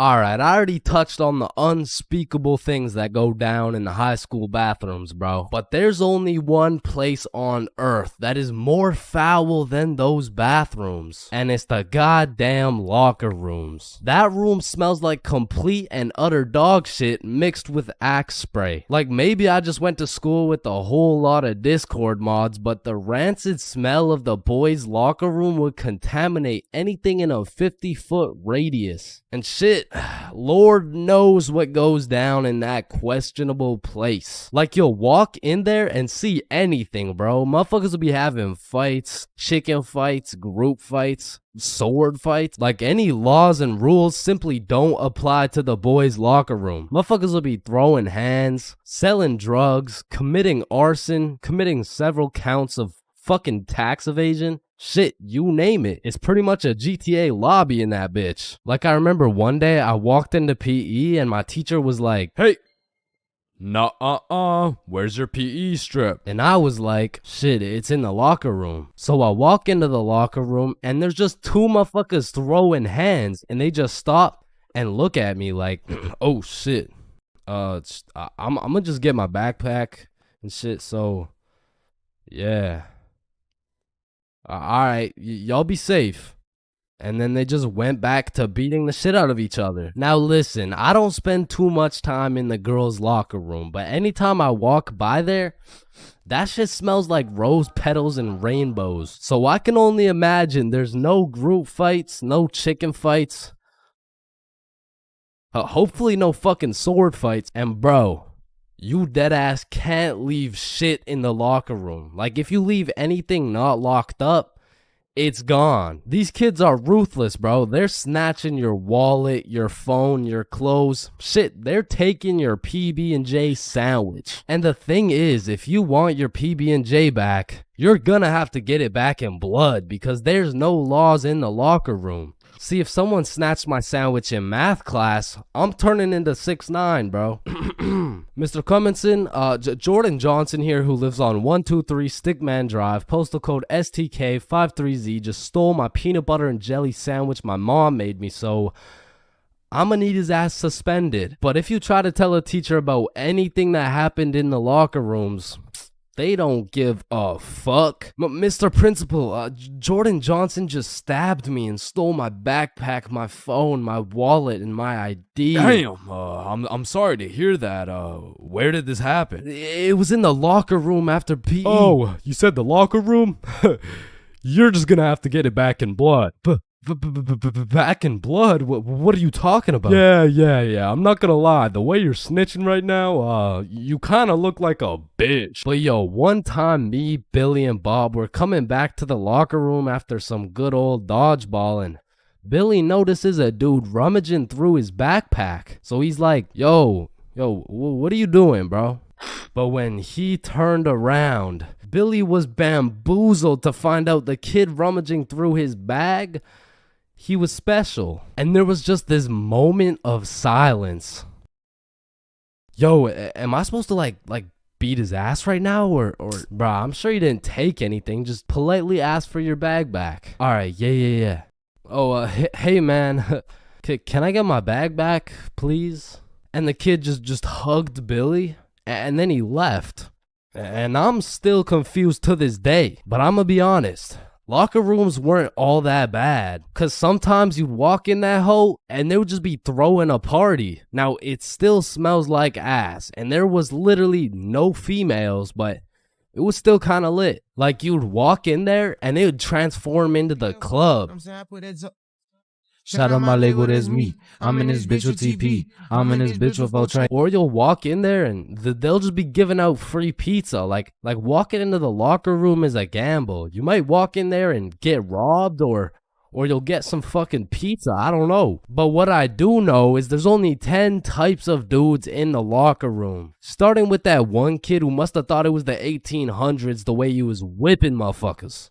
Next, we got the poor guy who's just trying to change. He's quiet, he's normal, and he changes. It's a locker room, so it makes sense. Then we got that one poor soul who gets absolutely cooked by the entire locker room. Yo, why is Kevin built like Mike Wazowski? Bro's got no neck. We're stick men. None of us have necks. Shut up. You skip neck day. Yeah, he skips neck day. Next, we got Bob. Bob's just that guy that casually takes his shirt off and he's built like Giga Chad. Like, shit. Fucking sexy ass Bob. And I don't know why, but there was always that one guy who thought it was a good idea to just whip his nuts out. Unprovoked, uncalled for, completely out of pocket. Like, what do you look like with your nuts out in a room with 30 half-naked sweaty dudes? Like, personally in that situation, I'm keeping my balls in my boxers. Thank you very much. And bro, tell me why there was always one kid who was just dousing himself in Axe spray. And it's always the mustiest motherfucker doing it too. Like, who's gonna tell him that Axe spray doesn't replace taking showers, bruh? And I don't know about your locker room, but for mine, there was always a dude eating. Like, out of all the places on earth, why are you eating in the locker room? Like, for some reason, there's something about eating around a bunch of dudes in their boxers that just doesn't sit right with me. I mean, simply by bringing that sandwich into the locker room makes it contaminated. That sandwich will be tasting like wet dog and Axe spray. And next, we got the kid who just makes as much noise as humanly possible.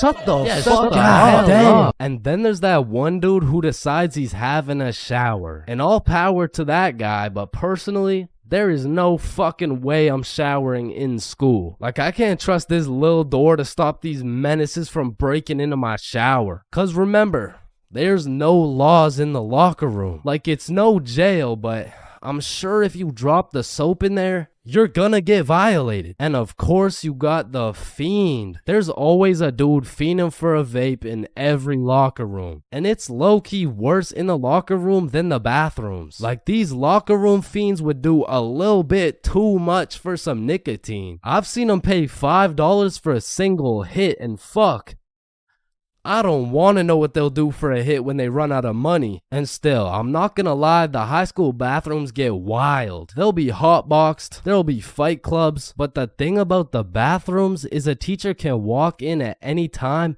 and get every student suspended. Like, even the poor kid taking a piss will probably get suspended just by association, which is exactly why the high school locker rooms get so fucking rowdy, because there's truly no teacher strong enough to stop the buffoonery that goes on in these locker rooms. So they don't even try. Shit, I don't care if your teacher is John Cena. There is no single man who can put a stop to the fuck shit that goes down in the locker rooms. But there is one thing that can: a female.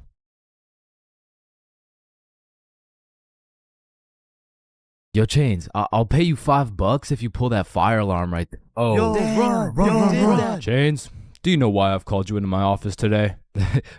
No. You see, that little stunt you pulled has led you to a 1-week suspension. God damn it.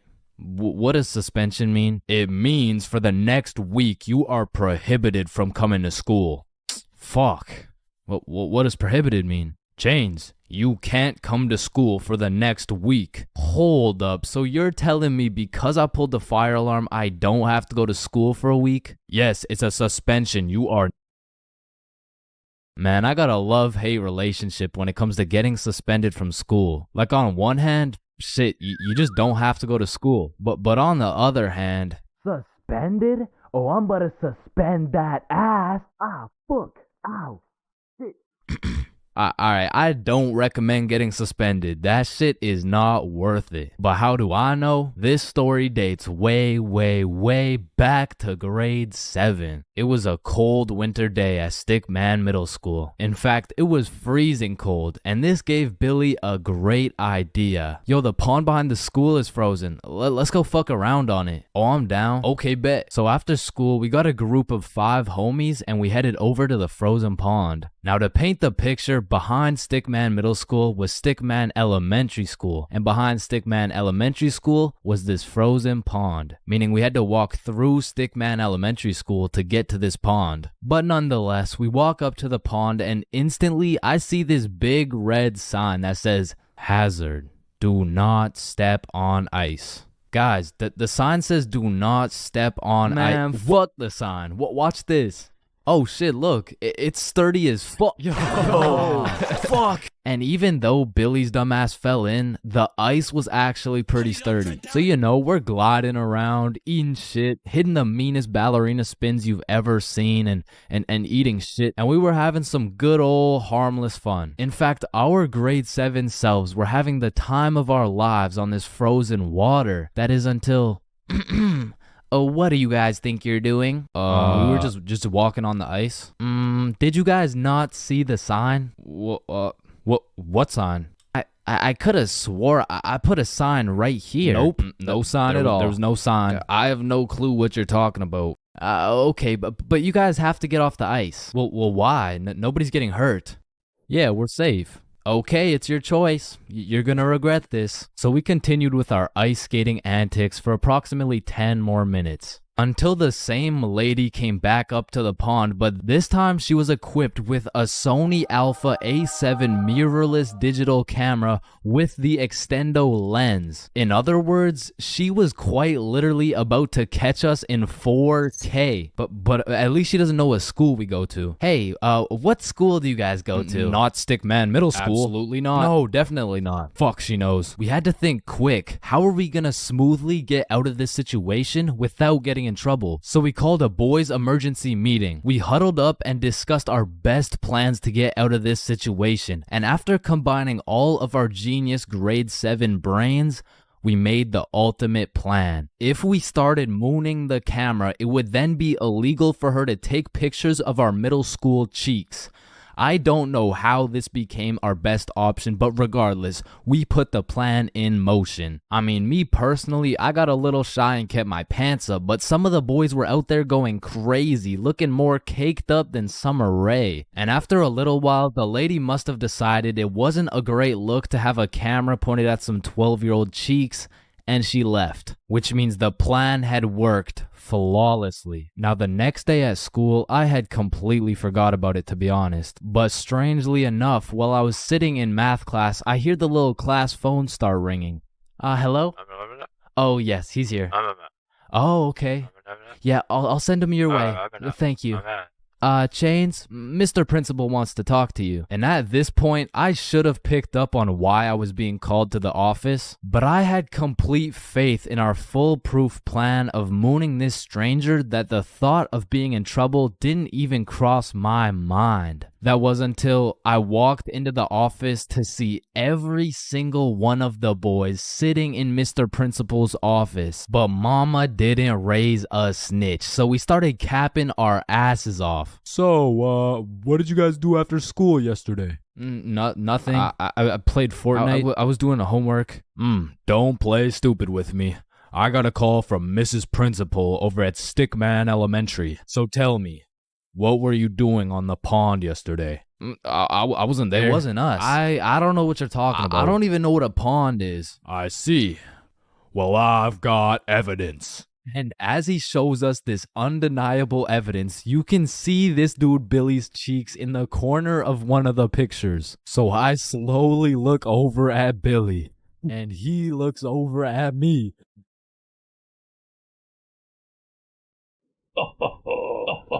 If you don't stop laughing right now, you're all suspended.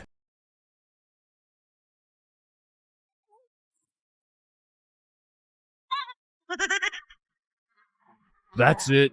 You're all suspended. And as I explained the situation to my mom, let's just say Mama Chains was not happy.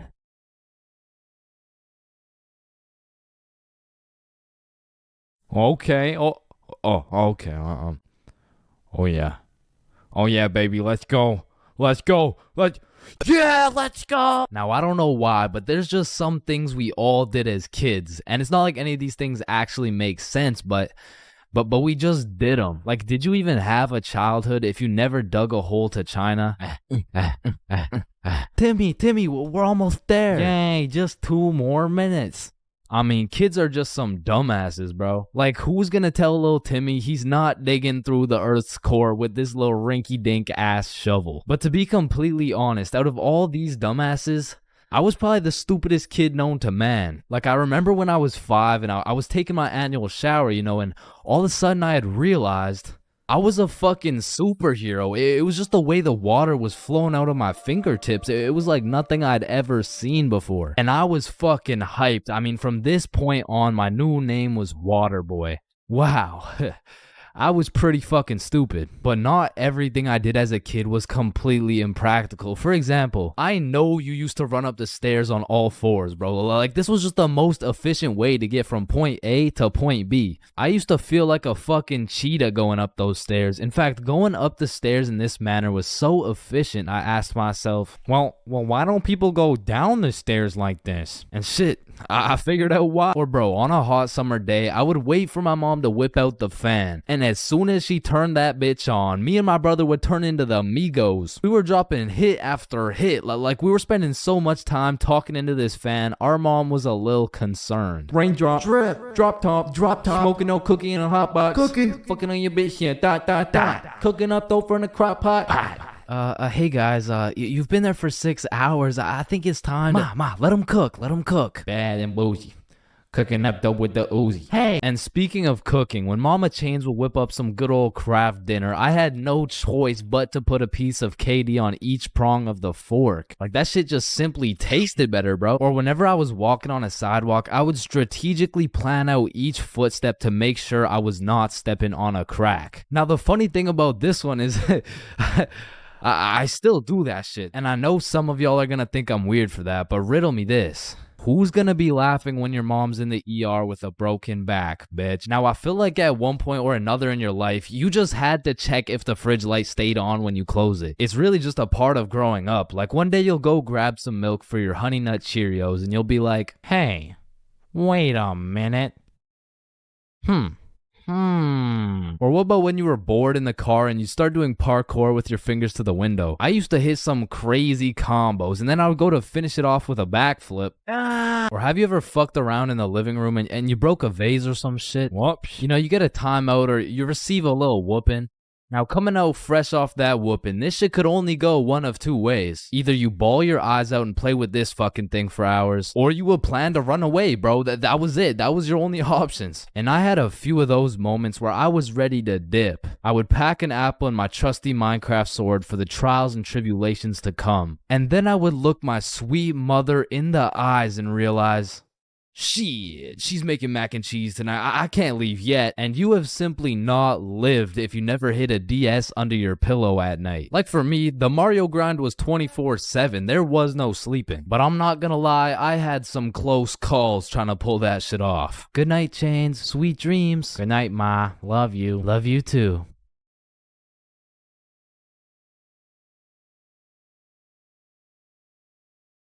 Fuck. And goddamn, bro, in grade 1, we would be doing anything but schoolwork. Like, we'd be poking holes in our erasers, injecting heroin with mechanical pencils, drawing this shit, and breaking this shit off mechanical pencils. I'm not gonna lie, you still gotta keep me away from those things, because if I see them, I will break them. And yo, I'm not gonna forget you motherfuckers who used to put glue on your hands and let it dry so you could peel it off. Like, bro, you're weird for that shit. I'm not gonna lie. But I did used to love crafting the biggest marker sword you could and have a duel. And I don't know why, but I always used to carry around this tiny ass pencil. Like, I never actually used it, but I always had it. And I used to flex it too, thinking it was cool or something.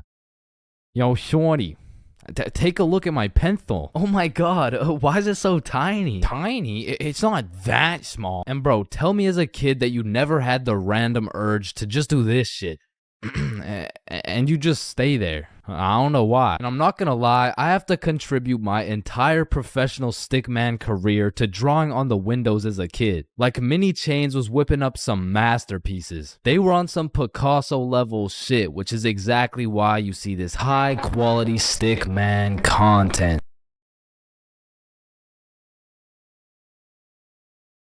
High school, the only place you'll find nerds and jocks chilling in the same room, where there's fight clubs and book clubs in the same building, where you can find the plug selling something and the school thought giving dome all in the same bathroom, and surely one of the few places you can pursue your educational prowess and to get off that Benjamin in the same institution. High school, man. Love it or hate it, it's quite the experience. And although every single person will have a different experience at high school, there are some things you are guaranteed to encounter. Like the PE sweat, the nerd, that one strict ass teacher, the teacher's pet, the redditor, the predator, the chill teacher, the plug, the stoner, that one motherfucker who walks like this, the class clown, the band kid, the kid who just never shows up, the hot Cheeto girl, that one sexy ass kid who he got all the girls and you know what I'm saying, he was like super cool, the bathroom fiend, the oh my god I almost failed that test, I did so bad, oh shit same, I got a 51%, what about you?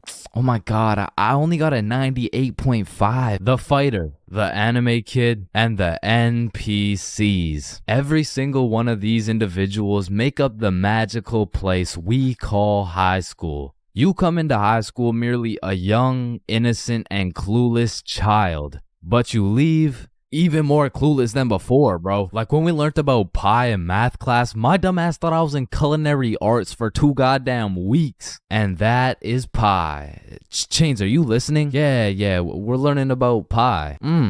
Then recite pie. Flour, egg, some fucking blueberry. Like coming into high school as a freshman, I was thinking, I can use my high school experiences and knowledge to figure out what I'm gonna do in life. Then shit, all of a sudden I'm graduated and my brain is filled to max capacity on bullshit. So now that you're graduated, what are you gonna do with your life? The mitochondria is the powerhouse of the cell. But one of the most majestic parts of high school is the bathrooms, bro. Like it's a proven statistic that only 1 in 30 kids actually go to the bathroom to take a piss. And Lord knows what the other 29 are doing, bro. I mean, it could literally be anything from a secret fight club to a drug ring to a fucking Bible study. Like nothing is out of the picture when it comes to high school bathrooms, bro. But the bathrooms are not the only place where some fuck shit goes down. Cause you know high school students love to see fights, so when there's the slightest hint of beef, there's a motherfucker instigating that shit. Oh shit, my bad, bro. Nah, it's all good, don't worry. Yo, personally, I wouldn't take that shit, bro. What? Nah, it's fine. Like, he practically just called you a bitch. Wait, really? No, it was an accident. Wait, what's that? Oh shit, he just said he's smoking on your grandma's pack right now. Hey, don't be talking about grams like that. Ah, shit. Wow. But tell me why when some entertaining shit happens, I just happen to miss school that day. Like I'll go every day of the month, but I get sick for 1 day. Damn, I'm glad as fuck I'm not at school right now. Yo. Holy shit. Chains, where are you? I'm in my bed right now. Why? Ooh. Jeremy and Tom are running the ones right now. Fuck, the one day I didn't go. Wait, what's that in the background? Oh shit, yeah, they got Lil Uzi performing at school today. What? Uzi's at our school? Yeah, check it out. Yo. Oh, and they brought in Gordon Ramsay cooking up free lunch today as well. What? Oh, and I almost forgot, Elon's pulling up and giving everyone Teslas. So, no. I'll see you later, man. But listen, high school is nothing like these movies painted out to be. Like Like all these movies portray the same shit where Victoria and her goon squad make fun of Ruby and where Chad and the football team shove Arthur in a locker. Like I've only seen a motherfucker get shoved into a locker once in my life, and to be honest, I couldn't even see much of it. I mean, it was pretty fucking dark in that locker, bro. But for real, in high school, you don't have to worry about some big body taking your lunch money or some football kid slapping the books out of your hand. The worst thing you'll encounter on your average day at school is your local Redditor. I don't know how they do it, but somehow every joke they make is so unfunny that it just ruins my day, bro. Do you smell that? Yeah, Jeremy, that's what happens when you don't shower in 2 months. No, it smells like sussy baka, like Among Us. But not to confuse Redditors with Discord mods. I mean, they're pretty much the same thing, but Discord mods shower even less. To be honest, there is truly only one thing mustier than a Discord mod, and that's the cafeteria food, bro. I mean, this food is completely and utterly ass. Like, somehow these motherfuckers manage to get the food cold and the drinks warm. Like, how the fuck does that shit happen? And my high school would serve some daily specials, and to be honest, that shit was unidentifiable. Like, you'd see this pile of mysterious substance, and I'd ask the person who made it what it is. Like, what's the special today? You're holding it right now, dumbass. No, but like, what is it? Oh, I don't fucking know. And my school refused to pay people to make good food, so they had students making all the food. So you'd be eating a burger and look up at the person making them, and they'd just be casually scratching their ass. And even with all this free labor, tell me how these motherfuckers have the audacity to be charging $6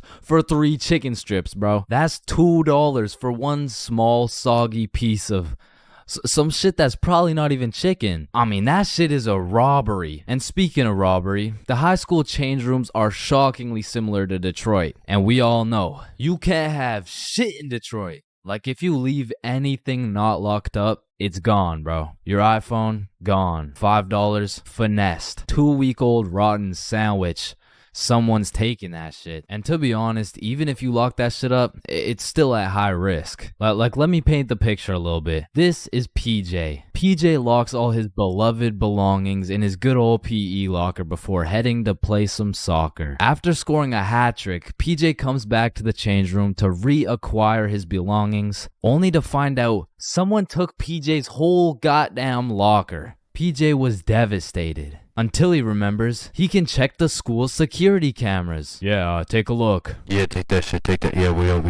PJ never got his shit back. Now, I don't know about your guys' high schools, but mine was equipped with security cameras everywhere, covering every square inch of the school. But these cameras had the resolution of a fucking toaster. Like, you could have a motherfucker commit a heinous crime. He could proceed to put his face in the camera, state his government name, address, and date of birth, and you would still have no clue who did it, bro. And of course, the teachers. Teachers have the ability to make or break your high school experience. So real quick, let me go over some of the teachers you will encounter in high school. The angry teacher, the chill teacher, the lazy ass teacher, the funny ass teacher, the teacher who doesn't know how to teach shit, Miss Cakinson, the teacher who wants to be the chill teacher, but it just doesn't work. That teacher that plays videos all class, the gym teacher with several allegations, the weird science teacher, and the teacher who subscribed to ChainsFR. Wow, what a G. And that's high school in a nutshell.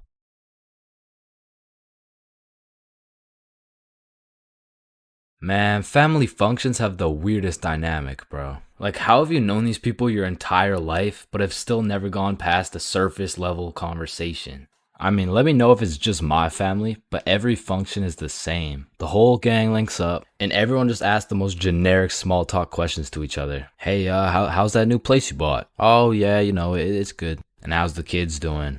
Oh, they're good. Oh, and how's the wife? Man, fuck your wife. I don't want to hear any of these NPC conversations, bro. And let me know if I'm getting too specific here, but what about that one uncle who goes by the name of either Bob, Jerry, or Dave? And this dude will just always be saying the most out-of-pocket things imaginable. Oh, how's your daughter Jane doing? Oh, Jane's always been hot, eh? Bob, she's 15. This uncle be at the family function thinking it's Coachella or something. Bob, another beer's a little bit excessive, don't you think? Yeah, football! I'm the youngest person in my whole family, which for whatever unspoken reason, it just means everyone has the go-ahead to flame the living shit out of me. Hey, Chain, still no girlfriend, huh? I guess you're not too good with the ladies there. But I make one joke back and I'm the bad guy. You don't seem too good with the ladies yourself, seeing as your wife just divorced you and she took the kids with her. Am I right? Not only do they feel free to roast your whole existence simply because you were born last, they unanimously decide you will be everyone's personal butler. Hey bud, go get another beer for me. Alright, yeah, for sure. Thanks. Now you better get started on mowing that lawn.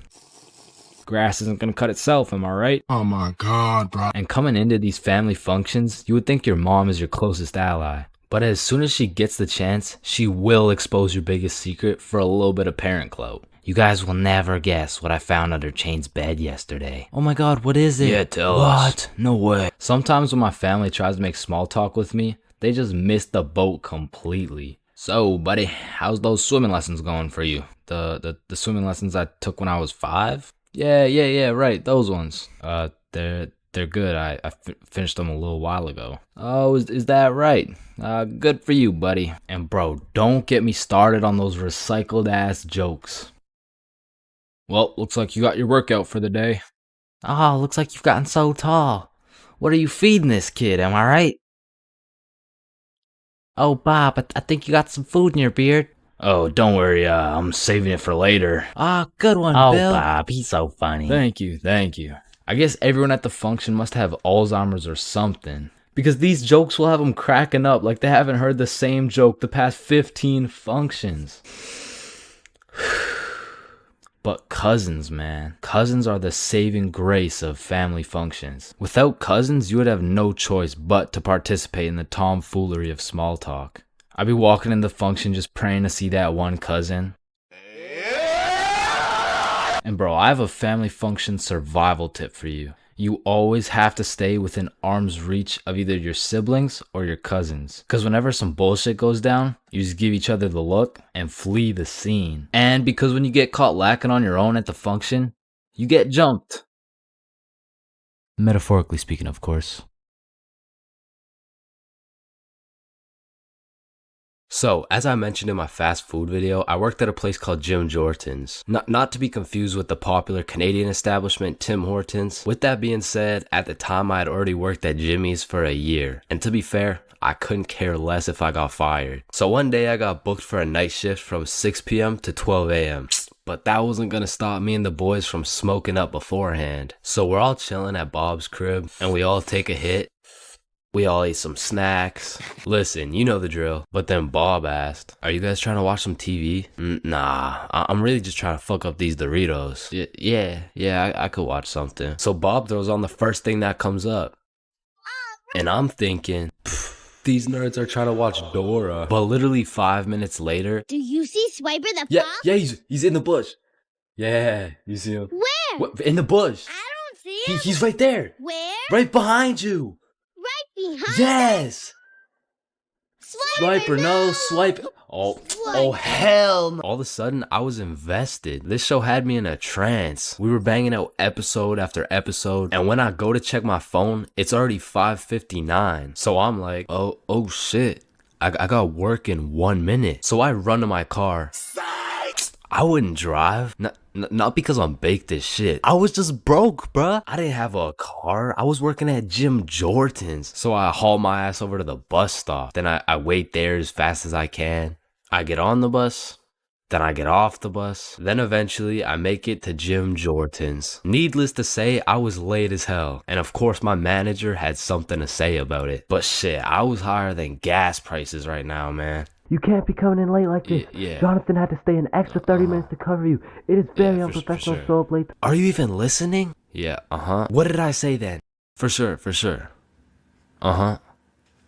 Yeah. She definitely knew I was high as hell. But she couldn't fire me. Cause honestly, Nobody else wanted to work there. So I throw on the gym drip, hop on the drive-through window, and I'm the type of dude whose brain just disintegrates when I'm high. So I was just chilling, doing my thing. But all of a sudden, some guy comes through the drive-through and tries to kill my vibe.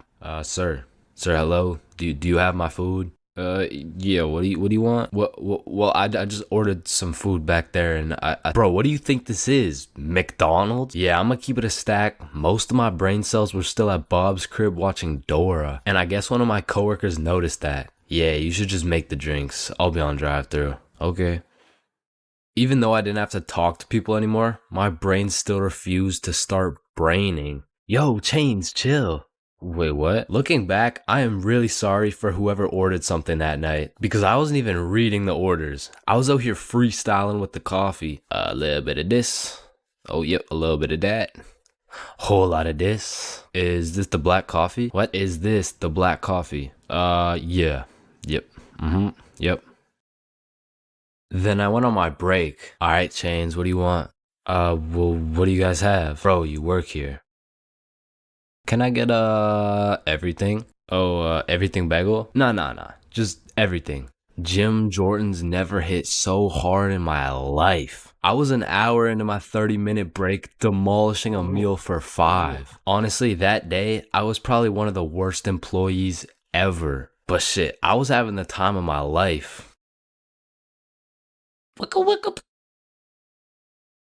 Until some Debbie Downer tried to kill my positive vibes. Hey, who made this coffee? That'd be me. I asked for a black coffee and got a cup full of sugar and cream. Are you sure you didn't order that? And boom, she went off. I can't believe this. This is a disgrace. This is outright disrespectful. Let me talk to your manager right now. And listen, I know not everyone's brain just disconnects when they get high, but for those of you who are anything like me, don't go to work high if you want to keep your job. Bro, in life, there's so many things you can cheat on. Like, you can cheat on your diet, you can cheat on your girlfriend, you can cheat on your barber, you can cheat on your girlfriend with your barber. Shit, you can even cheat on your taxes. So compared to everything else, cheating on a little math test is not that bad. Like, compared to your taxes, you know what I'm saying? Like, oh shit. Hey, we've all cheated on our barber, but you cannot cheat on this math test. Oh shit. Damn, bro. I know we've all cheated on our girl, but you cheated on me, dog. Oh shit. Babe, I know we cheated on our taxes, but you cheated on me? Oh shit. Listen, in our entire lifespan, we've all cheated on something. Whether it's a game of Uno, your girlfriend, or your other girlfriend, it's usually not worth it, because congratulations, bro, you won the game of Uno, but now you have to look yourself in the mirror knowing you're a cheater and a liar that has 3 Uno cards up his ass. But when it comes to school tests, cheating is 100% worth it, bro. And I'm not condoning cheating at all, but let's just think about this logically. Like why are we at school in the first place? We're at school to learn things and skills that we can use in real life. Now, are we really using trigonometry in real life? Well, effectively, this depends on what career. Hell nah, bro. It was a rhetorical question. We are not using trigonometry, but you know what we will use? Creative thinking, communication, social awareness, logic, and reasoning, and most definitely our fucking phones. All 5 of which are strongly developed through the act of cheating on a school test. And on top of becoming a better human, better grades, it's the ultimate win-win. Your teacher feels like they did a good job teaching, your parents think they didn't raise a dumbass, and if you're good enough at cheating, you might just fuck around and get into Harvard. But once again, I am not condoning cheating, just throwing that out there, But yeah, as I was saying, you shouldn't cheat, right? Like it's bad. Cheating is not good, but you do know what they say. If you're not cheating, you're not trying. Facts. Yeah. Wait, no. What? So if cheating in school is so valid, why doesn't everyone do it? And that's because if you get caught, Let me tell you, bro. This story takes place in grade 9 when me, Bob, and Billy were some straight freshmen, bro. And coming into high school, you get your shit absolutely clapped by double the workload. But lucky for me, Bob and Billy were both in my math class, which meant we had triple the studying power. But we also had triple the fucking around power, and we used that shit to its maximum capacity, bro. But you know what they say, the more you fuck around, the more you find out. And when we got our first test back, shit, we found out. We found out we're a bunch of dumbasses who were about to fail grade 9 math, and we couldn't let that shit happen. So for the next test, we studied extremely hard. Off George's math test during the test. I mean, we were cheating with maximum efficiency. Like, we had a whole assembly line where Bob would look at George's test, throw up the number, and Billy would pass it along. And all of a sudden, our grades are making the meanest comeback Mr. Matheson had ever seen. I mean, life was great. We went to school, cheated, played some Fortnite, succeeded, browsing history, deleted, and then repeated. I mean, we were just living life with no worries until the polynomials test. I walked into this test thinking, I know what a polygon is. I should be chilling. And when the teacher handed out the test, I was bewildered to see all these fucking letters on my test. Like, is this math class or English, bruh? Yeah. I think I got the wrong sheet. Huh? No, that's the right test. Well, what's the deal with this? I mean, that's just polynomials. Dog, I can name every single polygon, but who the fuck wrote Elon Musk's son name on my goddamn math question? Yeah, Chains. That's what we call a variable. It's called a variable. Yeah, I know. I know that, and I knew it before you said it too, cause we learned about it in class. Yeah, right. Right. Now, this would have been extremely bad if we didn't have the ultimate method we like to call George. Because George was one of those dudes who loved studying. Like, he'd wake up and go to school, then come home and study till he dropped, bro. Like, if you kidnapped George's whole family and told him you'd only give them back if he answered this equation, this motherfucker would just be happy he got more homework, bro. And cause of this, we had a little deal going with George. If he let us cheat off his math test, we would teach him how to be a normal dude. We were teaching this kid how to dap someone up, how to use slang, and all I'ma say is, this motherfucker should have just stuck to math, bro. Yo, Chains, sauce me a bite, big dog. I got you. Shit, Chains, you just busted in my throat, gang. Hey, yo. George, what you just said right there sounded gay as hell. Type shit. So as I was saying, I'm looking at this math test with more letters than numbers, and it would have been raps for me if it wasn't for the George method. So I'm looking at Billy, Billy's looking at Bob, and Bob's looking at George's test, and we're absolutely flying through this polynomials test. And about halfway through, I look up to get the next answer, and I get jump scared by Mr. Matheson mean mugging my shit. And you can see it in his eyes. He knew exactly what was going down, and he took me, Billy, and Bob's tests and took us to the hallway. What do you guys think you're doing? Polygamy. I'm pretty sure it's like Why did I see you three throwing up your fingers during our test? Well, you see, Mr. Matheson, we're gang affiliated. No, bro, what the fuck? All right, you three, cut this shit. I caught you cheating. All three of you are getting zeros on this test, and I don't want to see it happen again, or I'm contacting your parents. All right, it won't happen again. You're right. We're not in a gang, by the way. Yeah, I know, buddy.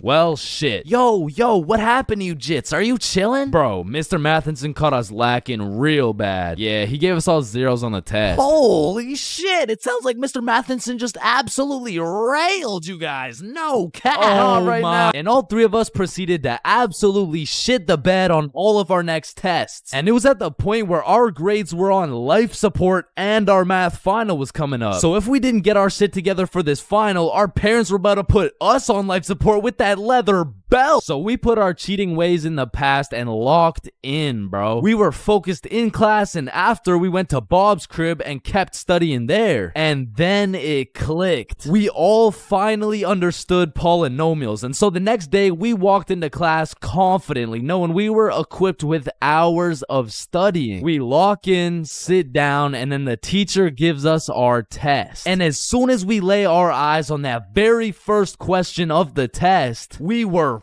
fucked. Now, don't get me wrong, we could do polynomials all day long, but we forgot this was a final, meaning we forgot to study numeracy, exponent laws, rational numbers, linear relations, inequalities, geometry, probability, and statistics, and in other words, we didn't know shit. And before I can even make eye contact with the boys to tell them I'm fucked, these motherfuckers already hopping back on the George method. And listen, bro, as you can tell, I'm no mathematician, and I did not study probability or statistics, but from what I'm seeing at this very moment, I have two options. I can do the test legitimately and have a 99% chance of failing grade 9 math and getting my shit whooped while simultaneously having my entire family realize they raised a dumbass who won't go anywhere in life and is destined to draw stickman for all of eternity, or I could cheat. So we're out here hitting the George method, and I'm being extra careful because if we get caught lacking twice, it's complete and utter wraps for us, bro. So we're grinding out the method, then the teacher looks up, boom, we're locked in on our own tests. He puts his head down, back to the method. And there was a few times in there I thought we were cooked, but we just kept it pushing. But still, we were low-key running out of time, and I had a whole page to complete. And God bless this random ass dude's soul, because he raises his hand to ask a question, and as soon as the teacher turns his back on us, it's crunch time, bro. It's like double XP right now. Bob was out here throwing up these numbers so goddamn fast, I thought he turned Crip for a second. And then the bell went off, and we were all done, bro. We hand in our test, and then it was time to wait. A few classes go by, and then the teacher hands out our math finals alongside our report cards. And nervous as hell, we all check our report cards, and we all passed, bro. So we all go home happy as hell to show our parents our report cards and the fact that we passed. Chains, you got a 54 in math? Yup, mom, I sure did. You raised one hell of a smarty pet. Oh, fuck. But at the end of the day, even if we all got our shit whooped, maybe the real treasure is the friends we made along the way. Yo, homies, I'm bricked up right now. Oh, no. Fuck.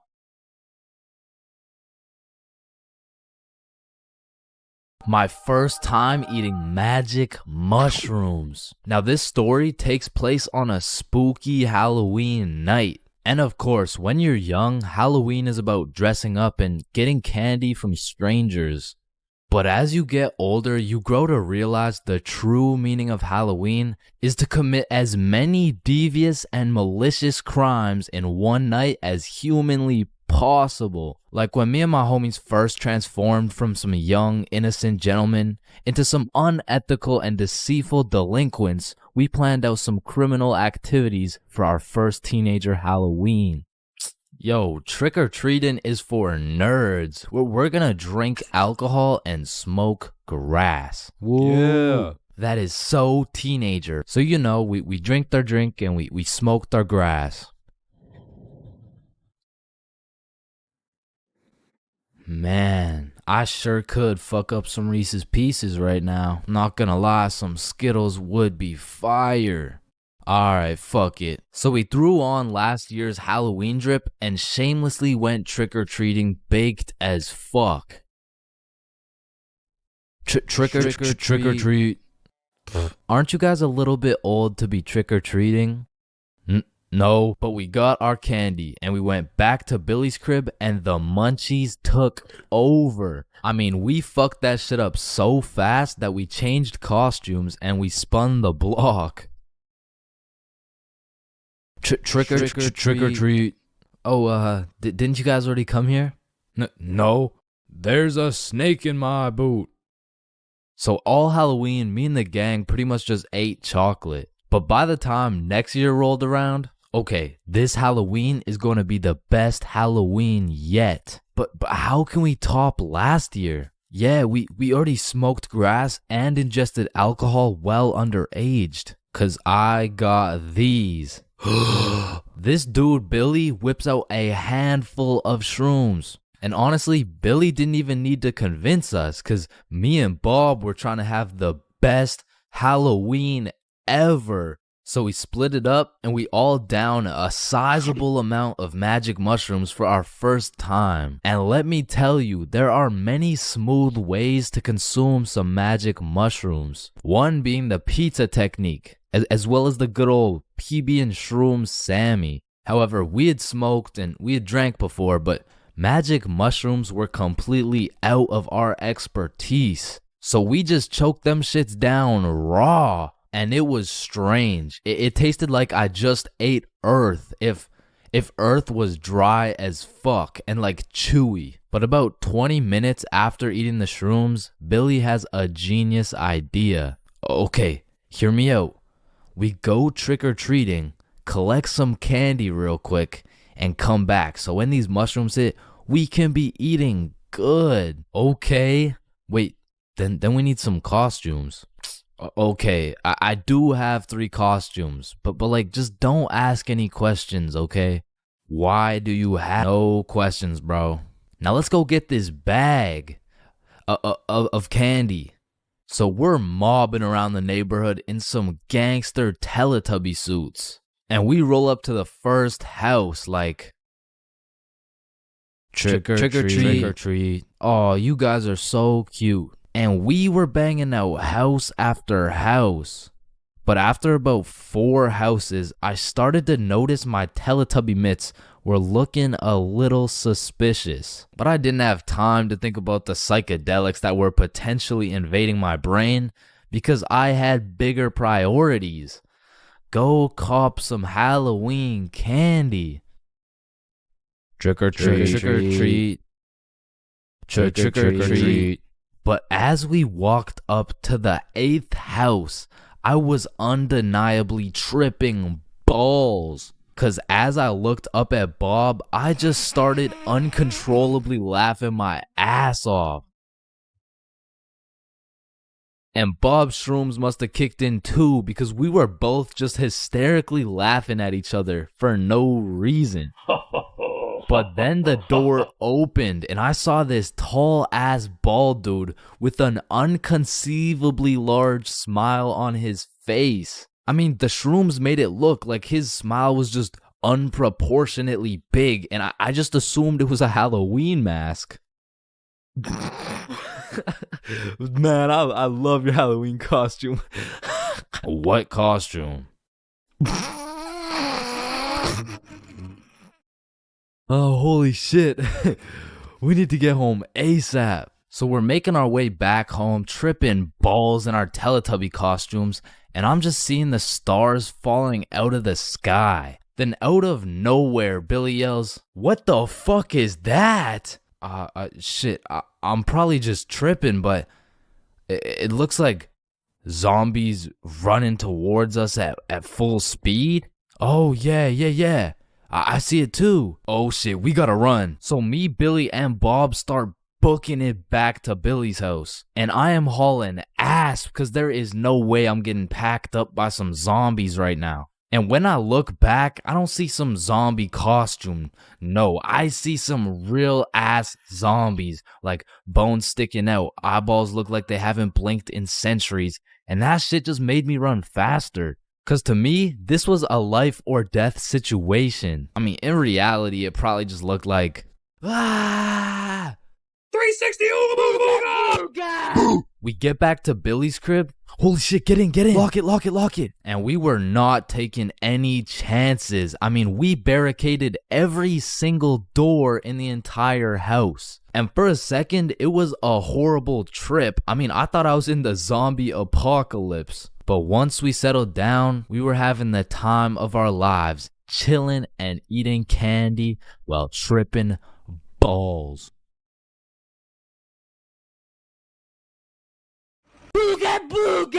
Man, summer is just a beautiful season. The sun is shining, the trees are green, and you can stay out with your homies all night. And best of all, you get to sleep in till that shit gets absolutely fucked by the first day of school. And waking up to that first alarm of the school year will have you discombobulated as hell. Like, Chains, square doodle mat salami mouse. What? You heard me, square doodle mat salami mouse. Wait, huh? Really? Key torch claw bosamorph. Man, what the fuck are you talking about? What the fuck? And even though getting out of bed early hurts your soul, it's absolutely necessary. You spend at least 5 minutes staring at your wall, contemplating your entire life. And if you're a real G, you laid out your toughest fit the night before, so you're low-key hyped to rock that shit to school. So you throw on your new shoes and flick up for the first day of school. And then you walk over to the establishment where you will not only pursue your educational prowess, but you may also dabble in what some call stunting on these hoes. And man, I will say, linking up with your boys on the first day of school just hits different. Like, I be reuniting with the homies like I didn't just see them 12 hours ago. And we're all happy and shit until the school bell reminds me I just got my ass locked up for another 10 months. And I don't know about y'all, but I don't think I've ever made it to my first class of the year on time. Like, it'll be 9:15 and my dumbass will still be trying to figure out how to make it to room 347 by 8:55. And walking into your first class of the year late has to be one of the most uncomfortable situations you can experience, bro. Because the teacher will be like, oh, and who are you? Oh, I'm Chains. Well, Chains, why are you late? Because the bell rang before I got here. Alright, whatever. We waited for you before we started introductions. Oh, no, you shouldn't have. Well, you're welcome. We just wanted you to feel... No, like, you really shouldn't have. Like, I don't want to do this shit. And tell me why all these teachers have been copy-pasting the same icebreaker games since preschool. Like that one where you have to start with an adjective that starts with the same letter as your name. Like, how do you have a group of legal adults in a circle, awkward as hell, talking about, hi guys, I'm Super Sarah. Hey y'all. I'm Awesome Aiden. And I'm a Marvelous Marvin. Shit, if we don't stop doing these fucking icebreakers, I'm about to joyfully jump off a cliff. And after we're done grinding out icebreakers, these teachers have the audacity to show a whole 50-slide PowerPoint all about them. Like, the fuck? This class is supposed to be the study of math, not the study of your daughter's soccer games, bro. And I'm not even gonna lie, my dumb ass will be out there taking notes, wondering how this 7-year-old's goals per game ratio is gonna help me on my trigonometry test. Then just as soon as you survive all that bullshit, you gotta go to the next class and do that shit again. And by the time you've learned half your teacher's favorite hiking spots and relationship statuses, you're relieved to hear the lunch bell. Only to find out the cafeteria's serving straight ass with a side of booty for lunch. And my standards aren't even high. Like, during summer, I was on a seafood diet, as they would say. When I see food, I eat that shit. But when it comes to this cafeteria food, I could even bring myself to smell that abomination they're calling meatloaf. But even though the food was straight dookie, I won't lie, it's kind of nice being back at the lunch table freestyling with the homies. But of course, all good things must come to an end. So the bell rings and I go to depart ways with the homies. Alright, peace out, man. Yeah, see you, bro. Oh shit, are we going the same way? Damn, yeah, I guess so. Alright, peace out for real. Yeah, see you, bro. Shit. Alright, my class is right here. Bro. Me too. Oh, shit. Let's go. All right, class. I'm going to be taking some attendance. Correct me if I get your name wrong. Jason. Here. Billy. Yo. Megan. Present. Chains. Here. Charlie. That's me. Bob. No fucking Bro. way. Is there any Bobs in the room? Yo, do you hear that? Is that intro music? Does anyone here know a Bob? Oh, man, nothing beats a class where you got all the boys sitting together. Like, from the jump, you already know you're all about to fail the fuck out of that shit, but it's gonna be fun as hell. All right, so everyone introduce yourselves and tell us what you did over summer break. My name's Bartholomew.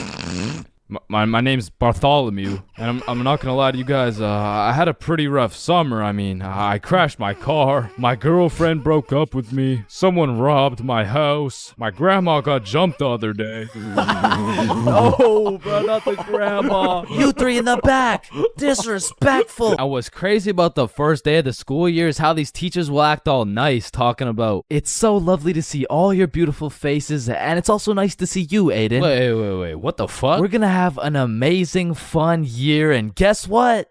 There's no homework today. Knowing damn well they're about to make up for it with twice as much homework tomorrow. Like, they'll for real be handing out kindergarten-ass coloring sheets the first day, and then tomorrow you're getting your ass whooped by some calculus worksheets. And I didn't even talk about the motherfuckers you'll be seeing in the halls on the first day. Like, I don't know what these dudes be going through in those 2 months, but motherfuckers be going from Arthur Kennedy to AK real fast, bro. Oh shit, is that you, Arthur? Oh, gee, don't be dropping the government name like that. Government name? But that's just your first name. Hey, fam, it's AK. Aye, man. What you been up to, bro? Hey, fam, I'm trapping, trying to make it out of the mud, you know? The mud? You live in a gated community. Oh, shit, that's the ops right there, fam. Get down. The ops? That's just fucking Edward. Or the way these new freshmen be walking like they're scared a senior's gonna slap the books out of their hands and take their Fortnite V-Bucks gift card. Like, bro, you freshmen are worried about the wrong V-card. Like, I don't know why, but the day these kids go from sophomore to seniors, they instantly decide to pull an EDP. Like, bro, you're 18 and she's fresh out of middle school. That's a whole crime. But that's not the only crime motherfuckers be committing on the first day of school. Some dudes be pulling up to school with the most atrocious fits known to man. Like, there's no fucking way you laid out this ramen noodle chicken soup ass fit the night before, slept on it, then woke up and thought, oh yeah, the hoes are gonna love this one. Like, I'm not gonna lie, you could never catch me wearing the types of fit these motherfuckers be wearing, bro. Like, that shit should have never made it out the closet. Like, I don't condone bullying, but all I'ma say is, your actions have consequences, bro. Speaking of consequences, every year it seems like the rules teachers tell you on the first day keep getting more strict. Like, you'll be walking into the first class of the year all jolly and shit. All of a sudden you're getting your shit smacked by the longest list of class rules you've ever seen. Hey class, I'm super excited to have you. We're gonna have so much fun this year, but first, I'm gonna go over some of the class rules. Okay, so there will be no negativity, no phones, no food, no talking when I'm talking. Actually, no talking ever, no laughing, no smiling, breathe as quiet as possible, no washroom breaks, and last but not least, no having fun. So yeah, guys, like I said, I think we're gonna have a lot of fun this year. And just like that, man, summer's over and you're back to school. It's possibly one of the worst times of the year. Like, do you really think it's a coincidence that when school starts up, the sun just starts hiding and the leaves start dying? You see what I'm implying? But I will say, one day you might just look back on these times as the good old days and you might just start crying.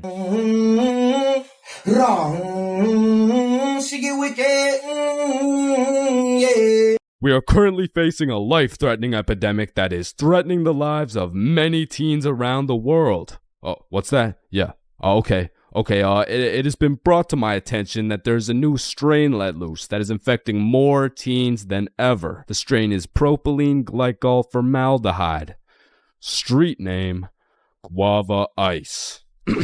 So stay safe out there, and back to you, Linda. Linda? What? Oh shit! Man, way back when, somewhere in Timbuktu, a Homo sapien found a plant by the name of tobacco, and for whatever reason, somewhere in this dude's caveman brain, he decided, me. Smoke now. And that he did. And as humans slowly evolved, smoking did too. And soon motherfuckers went from looking all old and wise, smoking these big old pipes, to soon smoking cigars on some mafia boss shit, which turned into cigarettes. Now back in the day, if you were stressing, Doc would prescribe you a pack of good old cigarettes. Sore throat? Cigarettes. Oh, you got a cough? Here. Smoke a cigarette. But after a while, people's teeth started looking all British and shit, so they decided, Oi, I don't think these are healthy, innit? So we decided we needed to make cigarettes better, and you know what makes everything better? The letter E. Your mail's taking too long to come in? Email. Wait, what's that? You want to play sports, but you're ass at every single sport? Esports. Oh, you got daddy issues? E-girl. So of course, when people realize cigarettes are killing them, e-cigarettes. Man, one thing leads to another and shit. You got yourself a vaporizer Gen Y GTX box mod with 3 USB charging ports, a speaker, and a 6-inch LED touchscreen that can play Flappy Bird. Like, vaping is just getting a little too advanced, bro. Like, I remember one time I was chilling in the washroom with my homie Billy, and of course a motherfucker walks in with a vape. But this was no regular vape, no. This shit looked like a gadget straight out of fucking Star Wars. Yo, you want a hit? A hit? A hit of your iPhone? iPhone? This is that E-Smoke FTX 763 3rd series, my boy. Watch this. Yo, did he just hotbox the whole bathroom in one hit? Yes the fuck I did. And this shit's 100 Nick. Holy shit, where did you find 100 Nick? I ended up mixing my 50 Nick guava juice with my 50 Nick blueberry ice, and it just kind of added up to 100. Bro, I don't think that's how it works. Shut up, my mom's calling me. Yo, fuck you, mom. And that was the moment I realized there really is levels to this shit. Level 1. Level 1 is the type of dude who isn't addicted, but he'll occasionally take a hit of somebody's device. But level 2, bro's borderline addicted, but he's still in the denial phase. Bro, are you addicted to vaping? Addicted? Nah, I don't even vape like that, bruh. Shit. Do 5 jumping jacks right now. Bro, what? That's easy. 1, 2, 3, 4. Oh shit. Level 3, the fiend. This motherfucker is strapped up with some nicotine at all times, and even when he has a vape in his hand, this dude will ask for yours. And God forbid, if this fiend loses his vape, this motherfucker will be stressing like he just lost his only child. A fiend without a vape is the exact equivalent of one of these purple minions. Dude will be itching for that shit, and Lord knows what that man will do for a fix. Level 4, the fiend who sells vapes. At this point, this dude's whole life revolves around vapes. In fact, I'm pretty sure they don't even breathe oxygen anymore. Like, in order to breathe, they need to inhale some chemicals that I can't even spell. Which honestly, it doesn't even say that much. Like, I can't spell a lot of shit, but what I'm trying to say is their bodies have just fully adapted in order to consume as much nicotine as possible. They breathe that shit, they drink the vape juice, and when they're hungry, shit, they just munch on the vape itself. And the worst part is they can't even run out of vapes. Like, shit, they are the plug. This motherfucker's just the CEO of getting high on his own supply. Like, dude is his own #1 customer. Level 5, this motherfucker, bro. Like, why do you need a LED touchscreen on your vape, bro? Like, you already have a phone. Wait. Did you just order that pizza from your vape? Shit. Where'd you get this from? And don't get me started on these flavors, bro. Like, tell me why these motherfuckers can make a vape juice and call that shit early riser. And that shit literally tastes like a Wednesday at 6 a.m. Like, what the fuck type of ingredients mixed together to taste like a Wednesday at 6 a.m.? But early riser isn't even the weirdest flavor on the market, because if you're feeling the family dinner vibes, you can get a rotisserie chicken flavor. Or if your breath is smelling nice and fresh, you could fuck that shit up quick with some garlic flavor juice. And they even got bacon. Yeah, I'm not gonna lie, that shit sounds fire as fuck. And lastly, now I don't even know if I can say this on YouTube right now, but shit, you can even get yourself some Worcestershire. Worcestershire.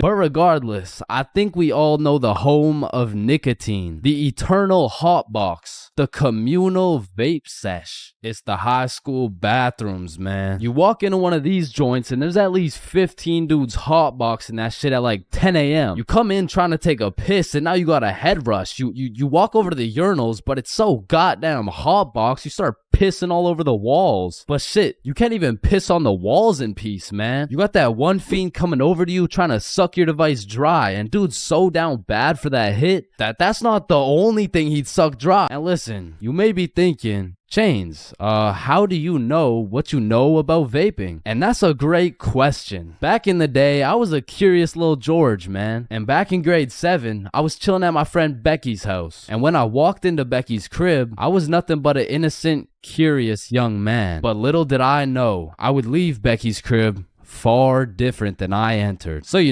me, Bob, and Billy are posted in Becky's room, and I was sitting with Becky. So Becky asked me, have you ever hit a vape before? Hell no, I hadn't, but I had to play it cool around Becky, so I said, yeah. yeah, I do that shit all the time. And so, of course, she passes me the vape. And honestly, I didn't think this far ahead, but I was in way too deep to come clean now. So I put that shit in my mouth, and I sucked the fuck out of it. Pause. And because this was the first time anything had made contact with my lungs beside oxygen, my lungs started malfunctioning. And I was coughing up a storm, and my cool guy cover was blown, but I had to see it through. Oh my God, are you okay? This shit ain't nothing for a guy like me.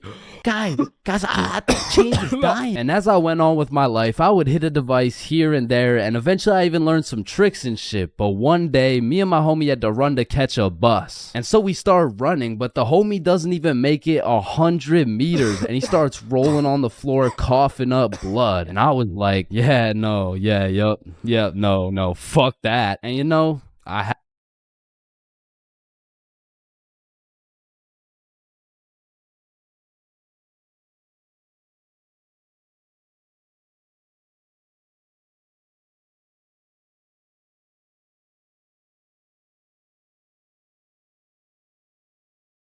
being absolutely faded in math class is one thing, but pulling up to school while you're hammered, wasted, absolutely plastered is simply a different ball game. Cause there's lots of people who can properly utilize that Mary Jane on a daily basis. For example, tattoo artists. In fact, I feel like majority of tattoo artists would say, it helps me work better, dude. And I would happily trust this man to do his best work, knowing he's baked as shit. However, if this dude was wasted, it's a little bit of a different story. Alrighty, dude. All done. Yo, I asked for a rose, bro. And because of this reason, you would truly have to be a dumbass to go to school drunk. Chains, but the title of the video says going to school drunk. I did, bro. I went to school drunk, but listen, it was no ordinary day at school. No. In fact, I didn't even go in the day at all.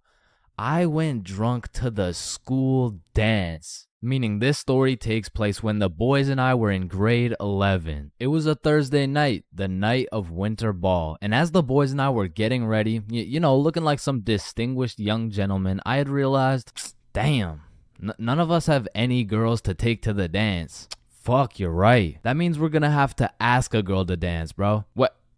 You mean like talk to them? Yeah, if only we knew someone with a bigger roster than a cheerleading team. Someone with more hoes than a shed. Someone who pulls more tens than EDP. It's Bob. So me and Billy started analyzing Bob. Like how does he pull so many girls, bro? Is it the jawline? I don't know. What about the silky, smooth, clear skin? Maybe. Or is it those succulent, luscious, kissable lips? It's the glasses. Yeah, the glasses. Yeah. So we stole Bob's entire flow in the hopes this would put an end to my drought of bitches. So we check ourselves out in the mirror, and then we hop into Billy's whip. We throw on some Rihanna to get us hyped, and before we knew it, we had arrived at school. Now, to really paint the picture, it was a Thursday at 8 p.m. And on this Thursday at 8 p.m., Billy pops his trunk to pull out 2 bottles of vodka. Now, if you were unaware, It was currently a Thursday at 8 p.m. on a school night, and we were headed into our school. Now, logically, I should have simply denied the alcohol, but I'ma keep it a buck. The whole idea of walking up to a girl and asking her to dance was really giving me the heebie-jeebies. I mean, my palms were sweaty, my knees were weak, and arms were heavy, so I took a big old chug of that liquid courage in order to ease the nerves a little bit. And shit, Billy must have been feeling the same way because Billy was down in that shit like it was water. And right after we consumed enough alcohol to kill a baby elephant, I got a notification on my phone. Oh shit, I got an email. Oh, it's from the school. It says, if you come to the winter ball under the influence of alcohol or any drug, you will face suspension and will lose your right to walk across the stage for graduation. Fuck. Okay, listen, if we can get into the dance before this shit hits, we're chilling. All right, we got this. So we walk into the school looking fresh as hell, but then I notice a fat line of students, and this line led to a security check to get into the dance. Fuck, that's not good. Nah, we're chilling. I still don't even feel anything. What about you? Yeah, same. We're good. And just as we came to the consensus that we were good, the principal starts walking down the line in our direction. Fuck, act cool. We're good. Act cool. Whew. That was close. You three, over here. Shit, fuck, shit. Do you guys know why I called you over here? Nah. Nope. I smelled alcohol the moment I walked past you three. Now, I don't know if it was one of you or all of you, but you know the consequences of showing up under the influence, right? Yeah, we do. And tell me, is it or is it not suspicious that all three of you guys showed up with glasses on? Nah, we just thought it looked suspicious. Take them off. Damn. Yes, sir. And although I downed a sizable amount of vodka, it still hadn't kicked in yet. Now, I didn't want to do this to you guys, but look at my finger. This motherfucker starts waving around his magic finger in Billy's face with a flashlight to somehow see if he's drunk. Now, I don't know what the plan was, but I was fucking scared. Okay, he's not bad. Oh, okay, he's good. Now let's see here. And just as this motherfucker puts his finger in my face, that vodka hits, bro. I'm using all the strength I got to keep my balance while I'm getting blinded by this flashlight. Let me try that again. I got a little feeling you guys drank, but it hasn't fully kicked in yet. I'll check up on you in a little bit. Yeah, that's good. Yeah. So we get to security and they make sure to pat us down. A little bit too good, but before we knew it, we were at the dance. And just like that, I saw my opportunity and I put that liquid courage to use. And you know, I'm very articulate when it comes to words, so I ask, hi, how are you? Oh, hey, I'm good. So I wanted to ask you, like, you know, we're at the dance and I saw you, so I walked over here. Here we are, you know what I mean? So like, do you want to dance? Yeah, sure. It had worked. My plan had finally worked. And just as I was about to feel the female touch I'd been deprived of for all these years, I see Mr. Principal walking in my direction with his finger ready and his flashlight in hand. So I just haul ass, and I don't stop hauling ass until I'm off school grounds. So the moral of the story is, don't go to school drunk, bro.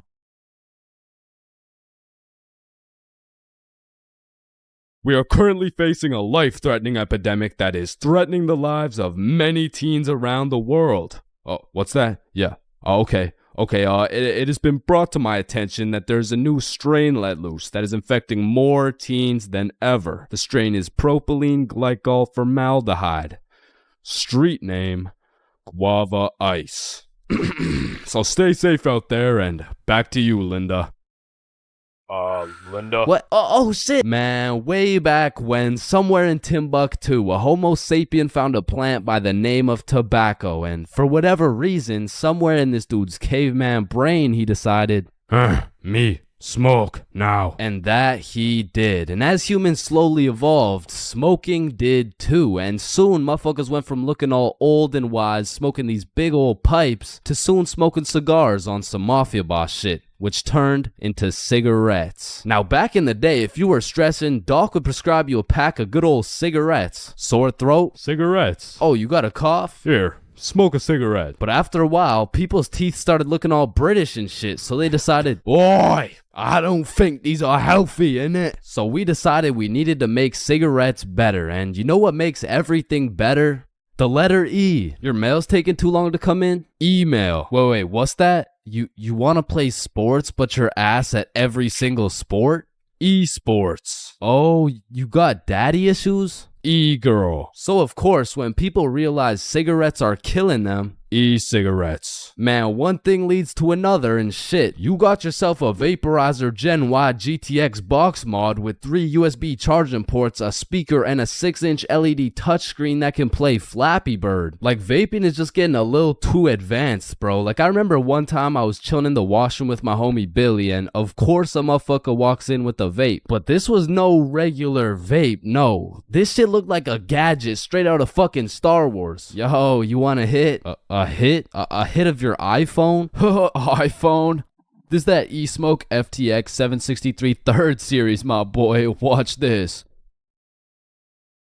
Yo, did he just hotbox the whole bathroom in one hit? Yes the fuck I did. And this shit's 100 Nick. Holy shit, where did you find 100 Nick? I ended up mixing my 50 Nick guava juice with my 50 Nick blueberry ice, and it just kind of added up to 100. Bro, I don't think that's how it works. Shut up, my mom's calling me.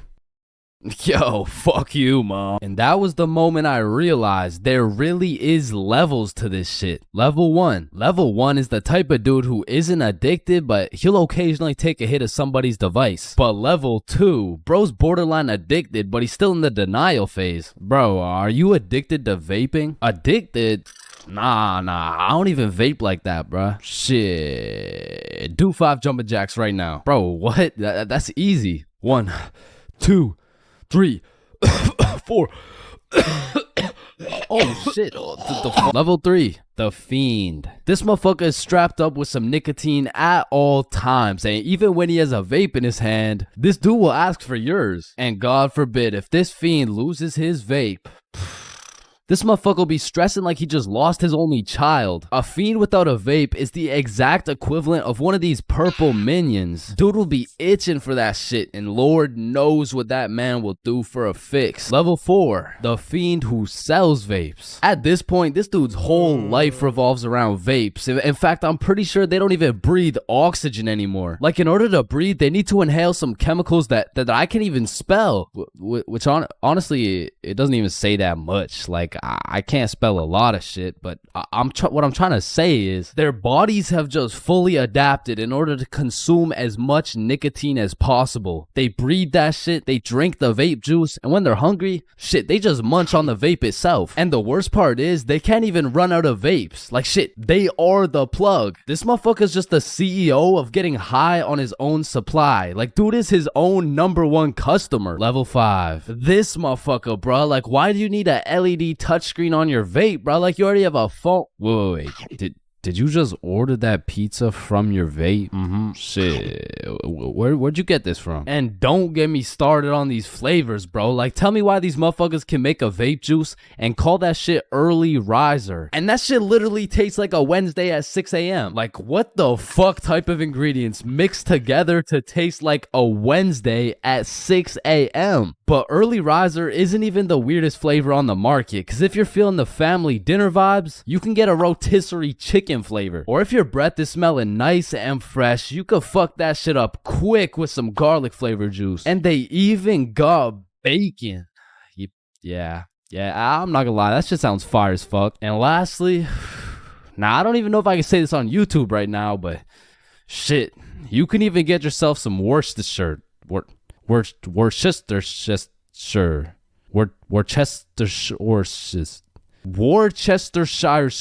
But regardless, I think we all know the home of nicotine, the eternal hot box, the communal vape sesh. It's the high school bathrooms, man. You walk into one of these joints and there's at least 15 dudes hotboxing that shit at like 10 a.m. You come in trying to take a piss and now you got a head rush. You walk over to the urinals, but it's so goddamn hotbox, you start pissing all over the walls. But shit, you can't even piss on the walls in peace, man. You got that one fiend coming over to you trying to suck your device dry, and dude's so down bad for that hit that's not the only thing he'd suck dry. And listen, you may be thinking, Chains, how do you know what you know about vaping? And that's a great question. Back in the day, I was a curious little George, man. And back in grade 7, I was chilling at my friend Becky's house. And when I walked into Becky's crib, I was nothing but an innocent, curious young man. But little did I know, I would leave Becky's crib far different than I entered. So you know, me, Bob, and Billy are posted in Becky's room, and I was sitting with Becky. So Becky asked me, have you ever hit a vape before? Hell no, I hadn't, but you know I had to play it cool around Becky, so I said, yeah.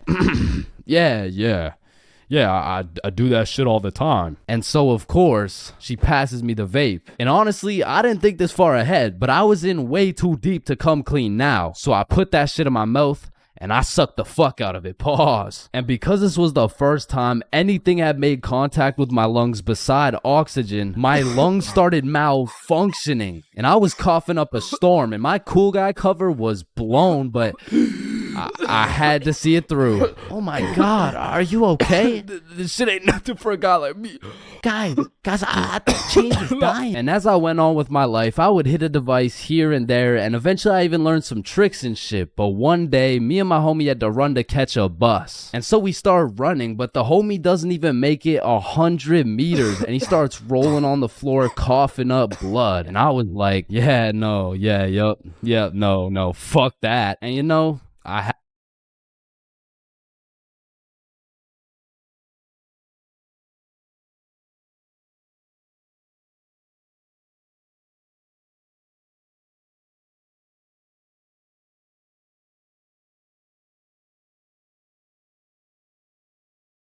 If you saw this video, you would know my mom has caught me lacking baked beyond belief before. And after that experience,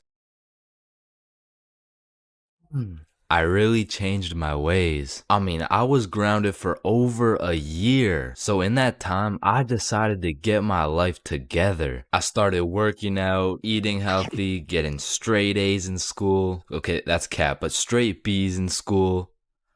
Okay, B's and C's, but that's besides the point. The point is, I got my ass beat for coming home zooted, and I never smoked again. Until I did. So, this incident takes place with the man, the myth, the legend, Bob. So me, Billy, and Bob are chilling at Bob's crib when Bob says the holy words. Are you guys trying to smoke? Yeah, bet. And keep in mind, the rest of my homies had been smoking regularly, but your boy was fresh out of the slammer. I mean, I was pretty much on probation at this point. And on top of that, I hadn't smoked for over a year, so my tolerance had gone to shit. So with all that being said, the smart decision was to simply not smoke. But shit, if you know me, I am not one for smart decisions.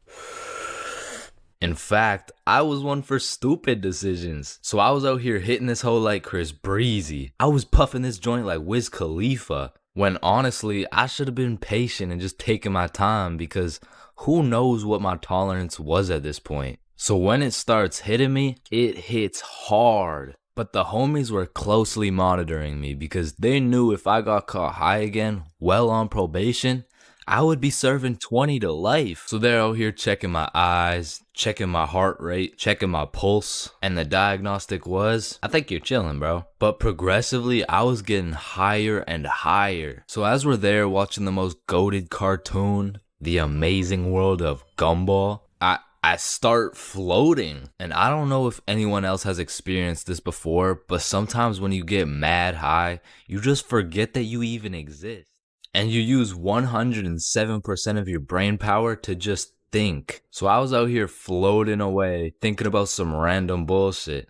Yo, it's crazy that everyone in the world is either named Quandale or they're not. Wait, what if I'm in a simulation? No.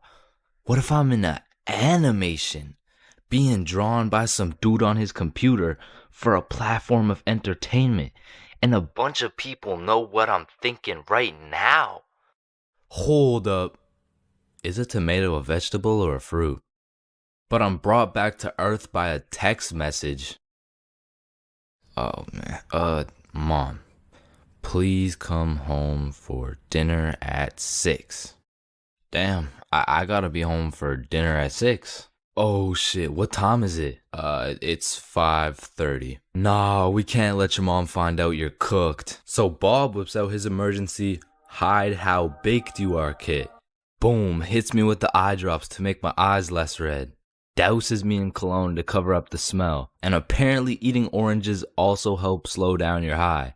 So I leave Bob's crib, and as I'm walking home, I'm brainstorming all the possible scenarios. Either I play this off like a smooth criminal and nobody ever finds out, or I could get caught and I could get sentenced to 30 years. So as I walk up to my front door, my entire future is dependent on how I play this shit off. I take a deep breath and I ring the doorbell. And my brother opens the door. The door was unlocked, dumbass. Fuck, I'm off to a bad start. So I walk into the kitchen, casual as hell. Oh, Chains, how was your day? Oh, it was good. How was yours? Yeah, good shit, we're doing good. Oh, it was good, thanks for asking.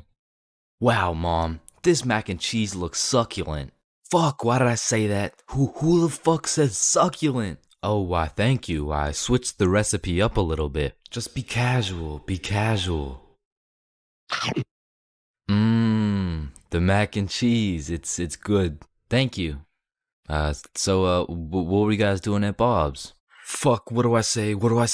A twister. Oh, a twister? Yep, twister. What, wasn't it just you, Bob, and Billy? Yep, just a good old game of Twister with the boys. Damn, y'all are gay as hell. Yup. not to being gay as hell. I just meant yup in general. Like, you know, like yup. Chains, are you feeling okay? Oh fuck. She knows. What do I do? A little word of advice. Whenever you're in one of these situations, just cap and say you're tired. Like, it works for everything. Are you high? No, I'm just tired. Damn, bro. Are you depressed? No, I'm just tired. Help! I'm drowning. No, I'm just tired. So while I was backed into a corner, I was pretty much on trial facing life. I just used the good old, no, I'm just really tired. I couldn't get much sleep last night. I think I could even take a nap right now. But thank you very much for dinner. And call me Michael Jackson, cause your boy was a certified smooth criminal. And I moonwalked my high ass all the way into a nap. And god damn, that nap hit.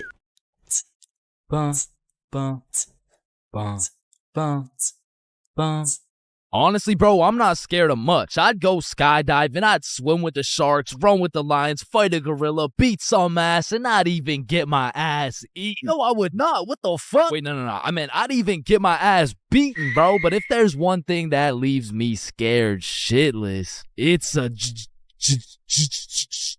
but one day when I was 15 years old, my friends and I went to the gas station to get nothing more than a pack of Reese's. All right, your total will be $2.50. Hey, boy, step back. I got this. Put it on my car, bro. Yeah, oh, okay. Just let me. Oh, all right. I don't think your machine's working, bro. Hey, kid. I hate to break the news to you. You know what I'm saying? But I think your broke ass needs to get a job. No. So I got my first job at Jim Jordan's and I was grinding, bro. I made every coffee fresh, every customer happy, every toilet squeaky clean. I was putting the potato wedges in a goddamn bag until I'd stacked up my first few bands and I'd never seen this much money in my life. I thought I was rich, bro. So I quit my job. And then the government took some bans. I bought a few Fortnite skins, one ugly ass t-shirt, and before I knew it, I ended up exactly where I started. Damn, dude, you fucking suck. Your broke ass still needs to get a job, bro. Man. Firstly, my name is Chains, and I would love to work here at this summer camp. All right, Chains, do you know how to read? Yes, sir. Do you speak English? I do. Can you count to 10? Indeed. Can you ride a bike? Of course. Do you like little kids? Yeah, no, wait, no, yeah, well, yeah, like, yeah, no. Well, no. Final answer, no. All right, you're fired. Wait, no, I love little kids. All right, you're hired. Now take this helmet and teach those kids how to ride some goddamn bikes. Okay, yeah, thank you. Really quick, how much do I get paid? Oh, I mean, as little as legally possible. Now get to work, buddy. My boss threw my ass straight into the deep end, bruh. No training, no nothing. Now, what's crazy is every other worker went to a training camp and was taught exactly what to do and exactly what to say. But one of those dudes quit last minute, and they needed somebody, anybody to fill in, and that's the only reason they hired your boy. Anyways, I grab a bike, go outside, and there I see my group of 5 little 5-year-olds waiting for me. And I can see the hopes and dreams of learning to ride a bike glistening in each and every one of their little eyes. And I didn't want to let these little motherfuckers down, so I wasted no time and got straight to work. Listen, it's simple. You get on your bike and you just start pedaling like, look at me go. Right, guys? Shit. Listen, teaching one kid to ride a bike is legwork. You grab the seat, you push them, they pedal, they fall, then you pick them up and start gaslighting their ass like, wow, buddy, you did an amazing job. I've never seen somebody sweep the floor with their face before, man. Next time you can use your hands, though. Thank you. But the real problem is having 5 different kids with 5 different personalities and skill levels. Because the first kid was named Miles, but he couldn't ride a bike for 5 feet. Then we had a kid named Noah, who didn't know a single thing about how to brake. Parker, who couldn't park for shit. We even had a kid named Noel, but his little ass couldn't stop taking L's. In James. But it was just one motherfucker, bro. Like, why is your name plural, bro? Where's the other one at? So my group's out here looking like 5 chimpanzees on bikes with one bigger chimpanzee supervising them. And I look over at my coworkers' groups, and these motherfuckers are out here biking in perfect unison, weaving through cones. I even seen a little kid doing no hands, bro. Hey, James, look, no hands. Oh, shit. Oh, shit. Hey, James, look, no teeth. So after painting the pavement like Picasso, we get under the shade for some lunch break. And talking with these kids was such an interesting experience, bro, because since I was their biking instructor, they just assumed I knew everything, bro. Hey, James, why is the sky blue? Shit, I mean, it just... And who even decided that it'd be a Monday today? Oh, that was definitely Abraham Lincoln. Why does my sandwich taste like pennies? That's the taste of blood, my boy. What's the biggest number? Infinity. How old are you? 300. What time is it? 12:37. And why do my parents wrestle without any clothes on? Yeah, mine too. So, okay, time to get back riding bikes, bro. But this time when we got back out to riding bikes, I set up a cone drill. All right, group, lock in. Here we got an easy cone drill. You know what I'm saying? I'll show you how it's done. So you just want to go through the cones just like this. You know what I'm saying? I like to call this drill. Oh, fuck. Wait, what's it called? I don't know. I think it's called fuck. Are you sure? Fuck. Yeah, nah, it's definitely called fuck. Well, that's a weird name. Okay, who's gonna fuck next? Yeah, bro. I'm not gonna lie, I dead ass fell. Like, there was no type of biking test in order to get the job. All they asked is if I could ride a bike, and I can. But I did not know we'd be doing NFL drills on these fucking bikes. But needless to say, when the parents came to pick their kids up from the first day of bike camp, they were not impressed. Hey, there's my little man. What did we learn today? Oh, you know, we just took the training wheels off. We got started on a few cone drills. He showed us how to fuck. Yeah, okay, man. No, I'm sorry. I'm so sorry. This is a catastrophic miscommunication. And Chains told me I had the best grip. Hey, yo, I'm the handlebars, brother. You gotta specify. Chains says I have so much potential for a kid my age. Okay, yeah, that sounds bad. That sounds really bad. Why does all this shit sound so bad? Me better without any teeth. I'm just trying to cheer him up, man. He taught us to always use protection before riding. Okay, that's enough. He just stopped. None of them came back, bro. So I got a new group, and the best part about this new group of kids is that they were already level 4, meaning we'd all just bike to the park, eat lunch, and then bike back. Damn, bro, that sounds easy as fuck. Surely this couldn't go any worse than your first group, right? Yeah, it does. Yeah, nah, it gets worse. It gets so much worse. So for this little journey to the park, I'll pair up with my coworker Natalie. So Natalie's in the front and we got 10 kids in the middle. We'll call them Liam, Ava, Milo, Zoe, Tucker, Cornelius, Jackson, Bradley, Quandale Dingle Jr. the third, and Riley, which is the only name you'll need to remember. So I count up the kids so we don't leave any behind, and as expected, I count 10. So we take off on our journey to the park, and all these kids were really good at riding. You know, out of the whole group, we only had one little fall. But I just scraped my knee, you know what I'm saying? Like, I didn't even cry or anything, bro. It wasn't even that bad. And before I knew it, we made it to the park. We all put our bikes down. Natalie and I ate our lunch while the 10 kids ran around and played. Liam and Tucker were playing tag. Zoe and Ava were picking flowers. Meatloaf and Quandale were eating cockroaches. Riley and Cornelius were in the bushes picking berries. And Jackson and Bradley were wrestling. And after a peaceful 45 minutes passed by, Natalie and I round everyone up to get back in line like we started. I count them up so we don't forget anyone. 1, 2, 3, 4, 5, 6, 7, 8, 9, 10. And we head back to camp. And after a very successful trip, the parents pick their children up one by one until Riley's very sweet mom shows up with a pack of 20 gym bits to thank me for my great work taking care of her child. Hey there, I just wanted to say I appreciate you so much for taking care of Riley today. Yo, what? Thank you so much. You really didn't have to. No, it's my pleasure, truly. Oh, okay, well, thank you so much. So, where's my little guy? Oh, he's right here. My heart dropped straight to my stomach, bro. And as I'm looking around for Riley, I'm trying to recall the ride home, and I genuinely just don't remember seeing Riley at all. And that's when I remember I last saw Riley playing in the bushes. And this is when my heart goes back from my stomach and drops down to my testicles, bro. To this day, my heart has never dropped so hard. This woman trusted me with her son, and I don't know where the fuck he is. So, where is he? Man, that right there is a great question. What do you mean that's a great question? You know, all the greatest questions in the world make you think, don't they? Yes. Right, and as you ask me this question, I really get to thinking, you know, like I really get to rack in my brain, and well, to be quite frank, well, I'm stumped. Okay, what do you mean you're stumped? I don't know where Riley is. What do you mean you don't know where Riley is? Okay, yeah, nah. Let's just put it like this.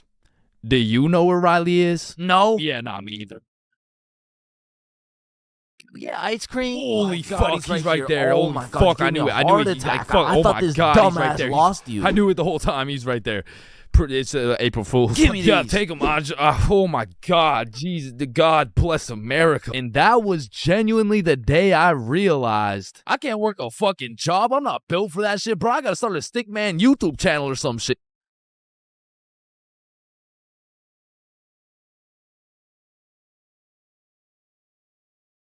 Listen, most of us have been high before, and most of us have also been drunk before, but it truly takes one determined, perseverant, curious, and brave dumbass to be high and drunk at the same time, which perfectly described your boy way back in grade 7. See, this story is crazy because I had never been high or drunk before this incident, and all at once I turned from just a young, innocent boy into the low IQ human I am today. So it was grade 7 and my school had just got out for spring break. The boys and I had already planned out a little get together for one of our friends' birthdays. So after school, me and the boys link up. We go and clean up our friend Billy's house because you can't throw a birthday function in a dirty house. And it was dirty, bro. So by the time we were done cleaning, it was already about 7:30. So that meant everyone started to show up. So the boys and I started doing your average middle school activities. By that, I mean we're wrestling, we're breaking stuff. And the girls were just posted on the couch. Cause what are we supposed to do? Talk to them? Hell nah. But eventually we got tired of throwing each other around. So we're all sweaty and shit and we sit down on the couch, leaving at least 1.5 meters between us and the girls, of course. And we just sat there.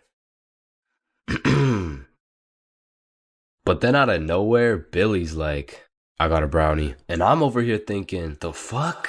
The hoes don't care about your brownie, bruh. But then Billy started to elaborate. Guys, this is no ordinary brownie. I stole it from my uncle's do not eat cabinet. And he says they're magical. Oh, he probably means they're magically tasty. I need a bite of that. Does anyone want a piece? Yeah, I'll try one. Yeah, sure, I want some. I mean, I am kind of hungry. Please. So everyone has their piece, and they're kind of building up the suspense. Like, Are you guys ready? Are you sure we should do this? And I'm still clueless. I'm over here thinking, it's a brownie. What's the big deal? The fuck? This brownie isn't magical. This shit tastes like ass. Oh, Chains, how do you feel? I feel like I just ate some dog shit, bruh. I'm gonna keep it a stack. Your uncle needs a new baker for real. No, Chains, it's not about the taste. They're grass-infused brownies. They're supposed to get you high. Man, what? I feel like this is the kind of thing you're supposed to say before I downed it. So everyone eats their piece of brownie and then continues to sit in awkward silence for like the next 2 hours. But then the brownie starts to hit.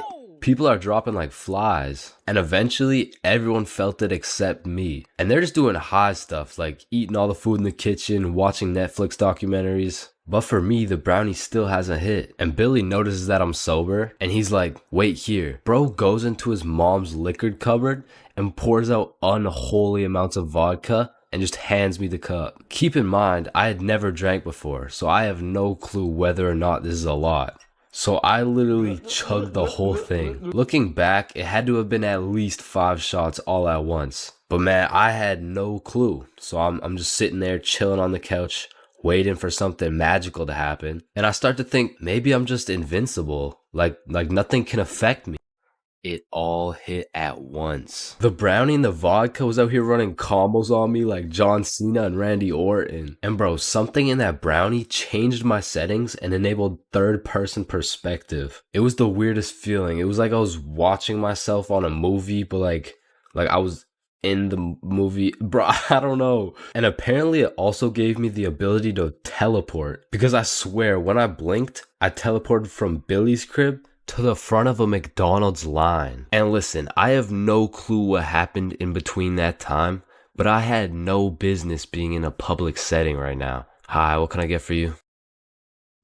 Sir, can I help you? Yeah. What can I get for you? Listen, because I was high, drunk, and apparently had no social capabilities, I was spitting some nonsense to this poor McDonald's employee. Yeah, do y'all got the Popeyes chicken sandwich? Sir, this is McDonald's. Yeah, and let me get that Dairy Queen Blizzard. Dairy Queen, what? And what kind of nachos do you guys have? I blinked again, and we were all back at Billy's house. The very last thing I remember from that night is there was absolutely no blankets. So I was out here using literally anything I could find for a little bit of warmth. But eventually, after a long night, I passed out.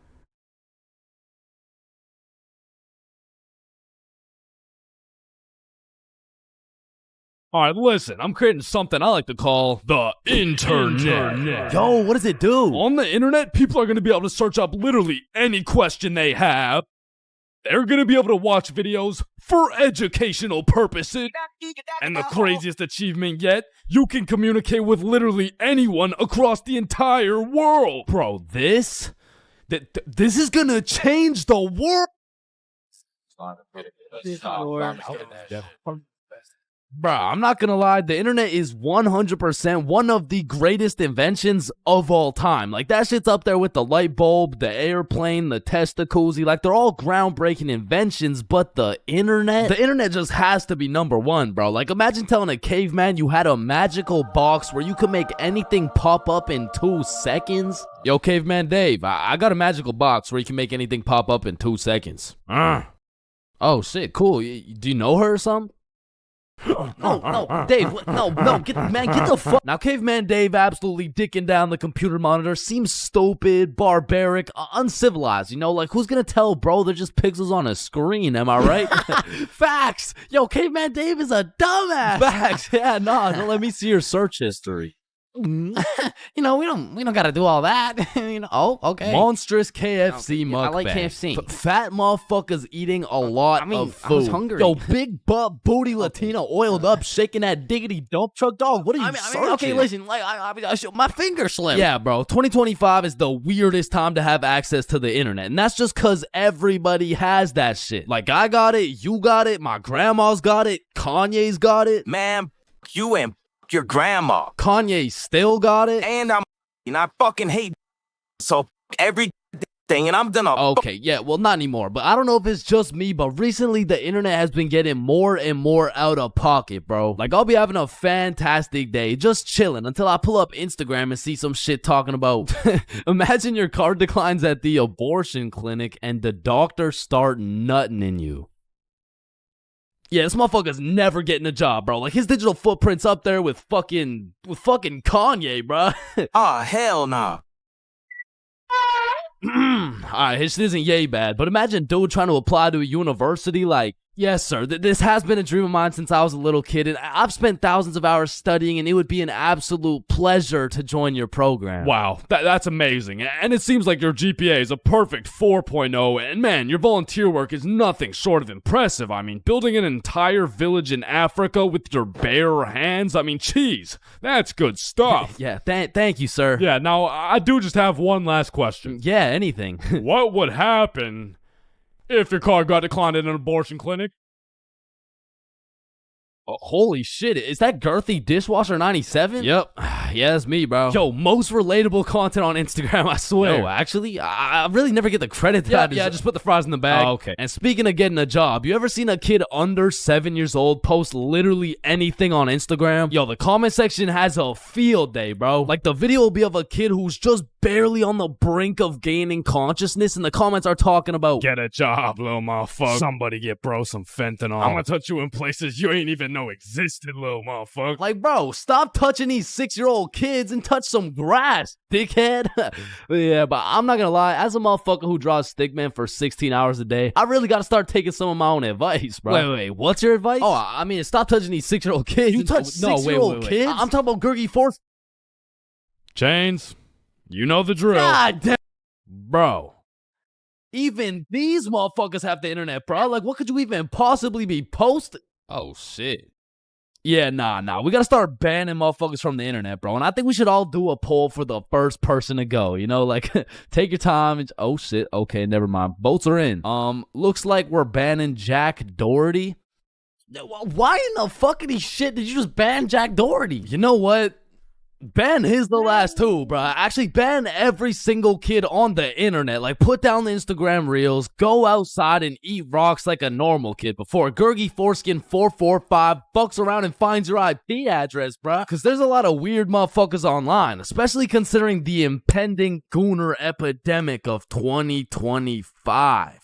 Now, if you're unaware of this widespread epidemic, well, fucking good for you, but there's been a recent spike in the amount of gooners seen online. Like the type of motherfucker who'll be scrolling and see a video of a Cheeto that's kind of built somewhat like a Kardashian, and next thing you know, bro's got a DIY screen protector, bro. And I swear these gooners have no clue it's a problem either. Like, they probably show up to the doctor's office for a quick little checkup, and the doctor has to break the news to him like, yeah, Mr. Gooningson? Yeah, I'm sorry, but you gotta stop masturbating. No, wait, what? No, wait, why? Because I'm trying to examine you, dumbass. Oh, shit. Like, it's honestly mind-blowing how having access to the internet with all its power and infinite knowledge just makes us more stupid, bro. Like, at any given moment, we have the resources to learn quantum physics or learn how we can watch Skibbity Toilet. What? No. Why the fuck would we watch Skibbity Toilet? Shit, man, this stuff's good. Just take a watch. No, I'm not watching that shit. Just real quick.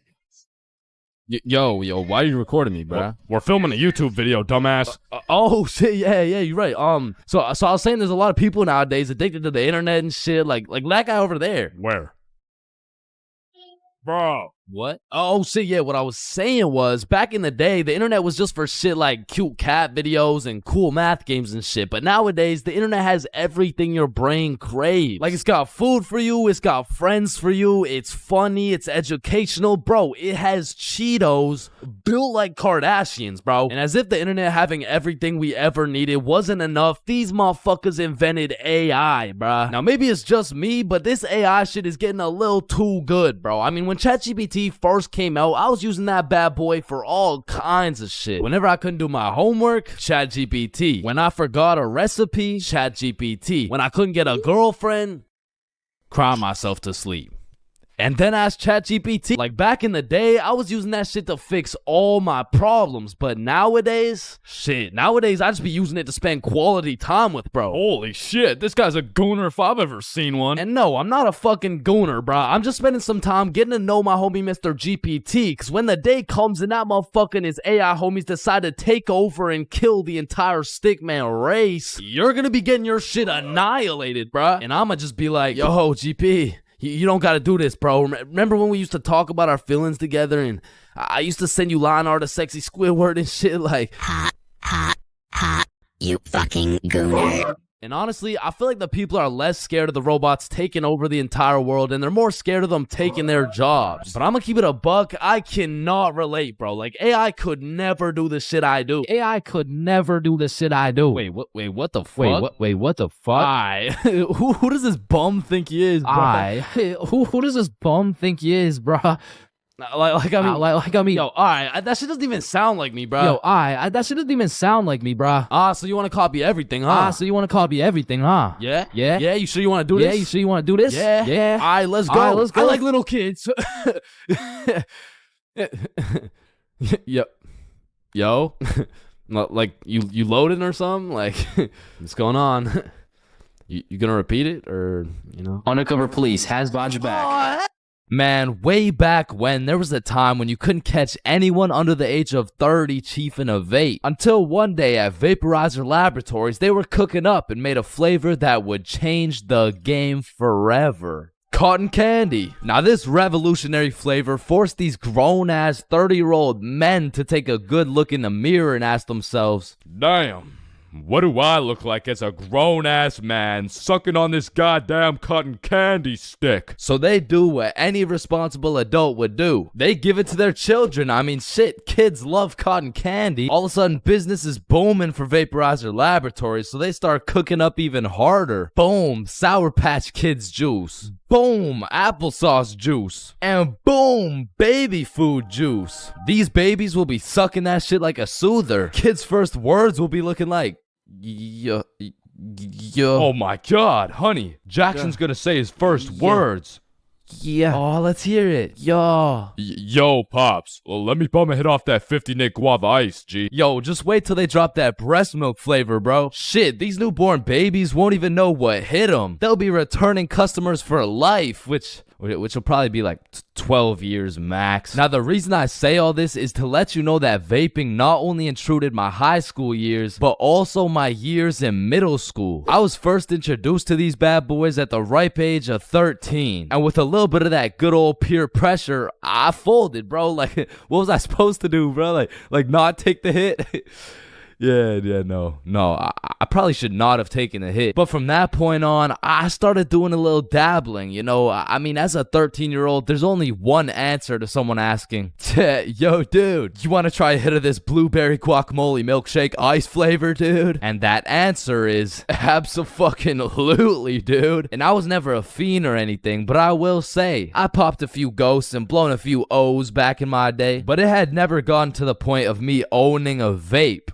Until one day. This story takes place way back in grade 7. Me and the boys were posted in science class dissecting cowballs or some shit when Mr. Principal burst through the door like, is Tessa here? Yeah, she's right there. And I look at Tessa and she just tosses her vape over to her homie Kate. And I seen that shit clear as day, but Mr. Principal's old ass must have forgot to wear his contacts or something, cause he runs a quick pat down on Tessa looking for said vape, but sure enough, he doesn't find it. Miss Rhodes told me you were vaping in her class. Is this true? Psst, no, I would never. Okay. And then the bell rang and everybody knew what that meant. It was nut break. Now, I don't know who the fuck decided to name our recess nut break, but I will say most of the students understood that that shit was short for nutrition break. However, some kids took it a little too literally. Weird ass school, man. But this specific nut break, you best believe me and the boys weren't busting nuts or eating nutritional foods because Billy had something else on his mind. Yo, who's got you smiling like that? Who, me? Nah. It's nobody. Yo, wait, you got a crush on Tessa? What? Tessa? Me? Yeah, I got a crush on. Yeah. Oh shit, go talk to her, bro. Talk to her. No. Bro, it's simple. She's new to the school. She's probably looking for some friends. So just walk over, introduce yourself. You're right. I'm just gonna do it. Yes, sir. Hey, I just. Did I just sell that shit? Yup. You did. Then the bell rings and we all go to PE class. Now in my middle school, your class was your class. You just have the same students and the same underqualified teacher teaching everything. Like, Lord knows Mr. Donaldson shouldn't be teaching PE, but shit. Here we are. And so while we're playing dodgeball, I'm trying to coach Billy on how to confess his love for Tessa, but I'm gonna keep it a buck. I was speaking straight out of my ass, bro. I don't know the first thing about confessing love. Listen, bro, I'm the expert when it comes to confessing love. All you gotta do is walk up with confidence, introduce yourself, and then ask her to be your girlfriend, bro. Okay, simple. Let's practice. Hey, Vanessa. My name's Billy, and Do you want to be my girlfriend? Damn. And after the proper training, by the time lunch came around, Billy was prepared to do what had to be done. Alright, listen, bro. Whatever happens out there, me and Bob got your back. And remember, the worst she can say is no, bro. Alright, I'm ready. You got this. Hey, Vanessa. I'm Billy. I seen you in science class today, and you were looking very pretty. And do you want to be my girlfriend? Fuck no. She laughed, bro. She laughed in Billy's face. And he walks back to us with tears in his eyes. She laughed at me, bro. Well, at least you know what they say. What? If you can make her laugh and giggle, you can make the cheeks clap and Not jiggle. right now, bro. You're right. Too soon. Needless to say, that brother Billy went home that night, listened to Juice WRLD, and cried himself to sleep. Shit, the next day, Billy didn't even say a word, but I could hear Lucid Dreams on full blast in those earbuds. Man, it's a tough sight to see. Next thing I know, Mr. Principal bursts in the class talking about, all right, Tessa, in my office right now. Now, I don't know why she was in trouble, but whatever she was accused of, she's guilty, bro. And she's also guilty on 1/3 degree count of breaking my man's heart. And as I'm busy praying on Tessa's downfall, I get a little tap on my shoulder like, psst, take this. Mr. Principal's looking for it and he's not gonna check you. Whose is it? It's Tessa's. Don't worry, it's safe with me. And it was safe with me, cause that shit was now mine. The only way she could get it back is if she repaired my boy Billy's heart, and that just wasn't happening. And soon enough, Tessa comes back from Mr. Principal's office and she didn't say a word. We had nut break, nothing. We went to PE, nothing. And then we went to math class. And as I was chilling in math class, calculating the square root of pi and shit, I get a tap on my shoulder again. Psst, Tessa wants her vape back. Vape? What vape? The one I handed you this morning? You know, it was purple. Oh, that vape. Oh, yeah, no, I threw that shit in the bushes. So she reports back to the person who gave her the vape, and she reports back to the person who gave her the vape, etc., until Tessa finds out, and she looks pissed. So she whispers to her friend, who whispers to her friend, etc. What bush did you throw it in? Oh, the one out back. And to put it in perspective, the bush out back was fucking massive. It was this huge conglomerate of straight prickle bushes, and so pretty much her vape was gone, bro. And I went to sleep that night with a smile on my face, knowing I not only saved Tessa's lungs, but also Billy's heart. The next day I went to class, sat down with the boys as always, but something was different. Tessa and her homies were nowhere to be seen. I shrugged it off and continued to make some groundbreaking breaking studies in science class until I hear Billy like, bro, no fucking way. So I turn around to not only see Tessa and her friends waist high in prickle bushes looking for this vape, but I also see Mr. Principal forcing them to do it. Now this was truly a beautiful sight to see revenge play out this perfectly. Like Billy was sitting at the window the entire class watching him do a whole search party for this vape that was posted in my pocket. And just when I thought Billy couldn't get happier, the next day Tessa and her friends had to present a PowerPoint to the entire school on why vaping is bad. Vaping is bad because when the vape enters your lungs, well, it's not good for your lungs. Man, karma is real, because not only did Tessa understand how it felt to be laughed at, but the next day my friend came up to me like, can I use that vape for the day? And I wasn't using that shit, so I said, yeah, sure. And at the end of the day, you'll never guess what she told me, bro. Yo, you still got the vape? No, I threw it in the bush out back. April 20th, 420, the day when everyone puts their differences aside and they just hotbox the Earth's entire atmosphere. Man, what a time to be alive. Now, I don't know if any of y'all have gone to one of those 420 conventions before, but god damn, these motherfuckers be getting higher than Buzz Lightyear, bro. Like at this point, they aren't even baked. They're fucking deep fried. They just be walking around hotboxing cities at a time. And anyone in a 500-foot radius is gonna start feeling the effects of that Mary Jane. Like I remember my first time going to one of these things and I was still a minor with an O. However, I had done some pregame before the convention. So let me just put it like this. If I was a potato, I would have been a baked potato. So heading into the convention, I was already a little bit paranoid because as I looked around, all I could see was a bunch of hippie dudes with beards and shit. And at the time, I was just repping that peach fuzz. I was standing out like a sore thumb. So you can only imagine how hard I was shitting my pants when my high ass saw a cop walking in my direction. I instantly started brainstorming how I was gonna outmaneuver this cop so he doesn't send my ass to jail. So boom, busted a right, dropped the shoulder, hit a left, and I ran into this crowd of people. And I don't know about y'all, but for me, whenever something remotely scary happens while I'm zooted, I'm gonna be paranoid for the rest of my high. So in my high ass brain, I'm like a wanted criminal. I got 5 stars right now. So I'm out here constantly scanning the area for 12, right? But I start to make some notable observations. I realize half these motherfuckers are wearing sunglasses and it's not even sunny. Like, how the fuck did I miss the memo this bad? But luckily for me, there's hundreds of dudes selling overpriced random ass shit. So it really didn't take long for me to find a dude selling sunglasses. And even though it was 25 bones for these shitty ass sunglasses, I still cop them so I can hide my identity. And of course, the glasses have the devil's lettuce plastered all over them, but I'm El Chapo level wanted at this point. So I'm doing anything I can to hide my identity, including dropping my life savings on these dog shit glasses. So I'm out here pushing through these groups of people, but I'm keeping it low key. And as I'm scanning to the right of me and to the left of me, my dumbass pretty much walks right up to a cop. And the moment I realized that homie was right in front of me looking at me,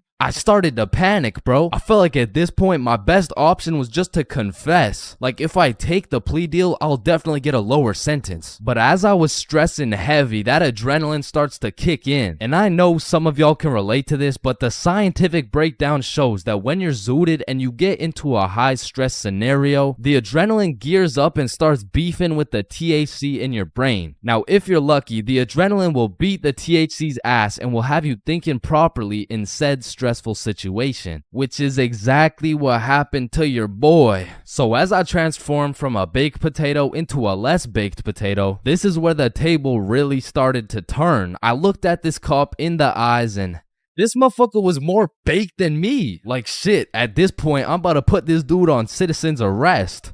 Officer, are you baked right now? No, there's a sorry, There seems to be a lot of cannabis in the air right now, and so it's like This poor officer probably had to pull an 8-hour shift in the world's biggest hotbox while trying to do his job. And needless to say, after realizing the officers were faded than a hoe, I had no problem walking around with my peach fuzz mustache smoking on that Mary Jane.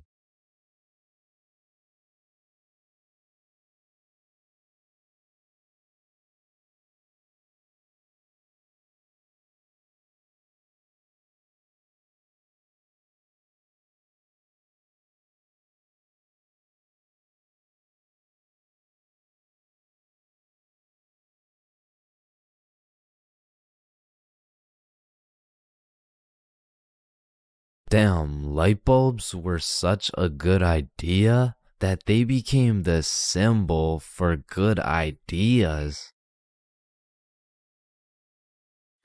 God damn, I just spilled my water. What? Why does water make clothes darker if water is clear? What the fuck? Yo, there's two guys coming. On me. Oh, I clapped his ass. Yo, Billy. Yeah, what's up? You see that lamp right there? Yeah. What about it? That lamp in the video game uses real life electricity. Whoa. You know what I just realized? When a morgue worker dies, he still goes into work the next day. Bro, how could he go to work? He's dead. Oh, shit. Oh, whoops. Just drop the soap. Wait, when you drop the soap, does the soap get dirty or does the floor get clean? Wait, guys. Since I'm alone, I'm the only person in the world to ever see this peanut. Nah, I saw it too. Who the fuck are you? Yo, when did you get so much money? Man, it's the money my grandma inherited me before she died. Yo, that's low key like when your homie dies in Fortnite and you pick up his loot. Come on, bro, my grandma's dead. Not cool. You right, my bad.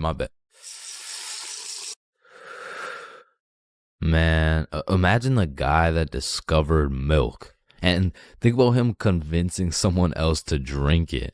You did what to the cow? No, trust me, it's good, just drink it. Wait, you drink it too? Yeah, it's really good, look. Aw, hell nah. Damn, bro, mosquitoes are some brave creatures, considering those jits got 1 HP. Facts. Yo, Chains, you need your parachute to skydive. No, you don't. You just need a parachute to skydive twice. No, Chains.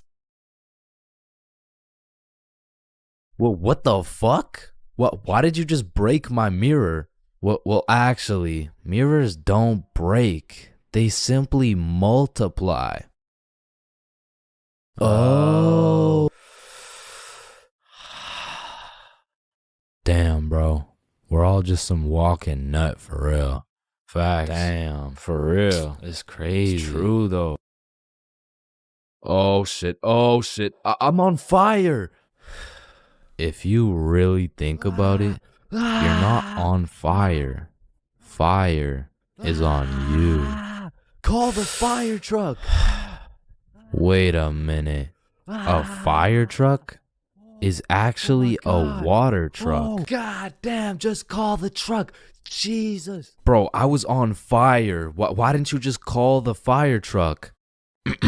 First of all, you weren't on fire. The fire was on you. Second of all, it's a water truck.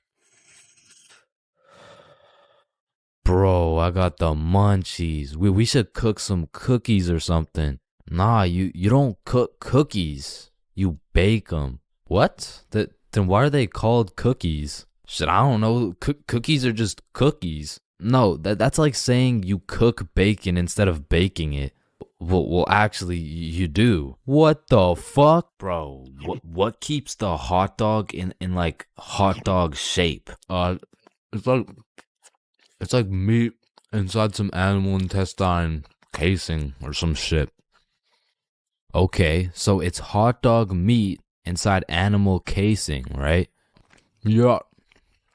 So, hypothetically speaking, once you eat the hot dog, it's still hot dog meat inside animal casing, but you are the animal casing. So, with that being said, when you eat the hot dog, you become the hot dog. Just let me eat my fucking hot dog, bro. And that is why Genghis Khan has the most descendants in human history. I actually know someone with more descendants than Genghis Khan. Well, that's impossible. Who could possibly have more descendants than Genghis Khan? Genghis Khan's dad. Damn, you know Google Maps, right? Yeah, of course. Bro, someone at Google really just said, yup, let's just have someone drive down every road on fucking Earth. And then they did it.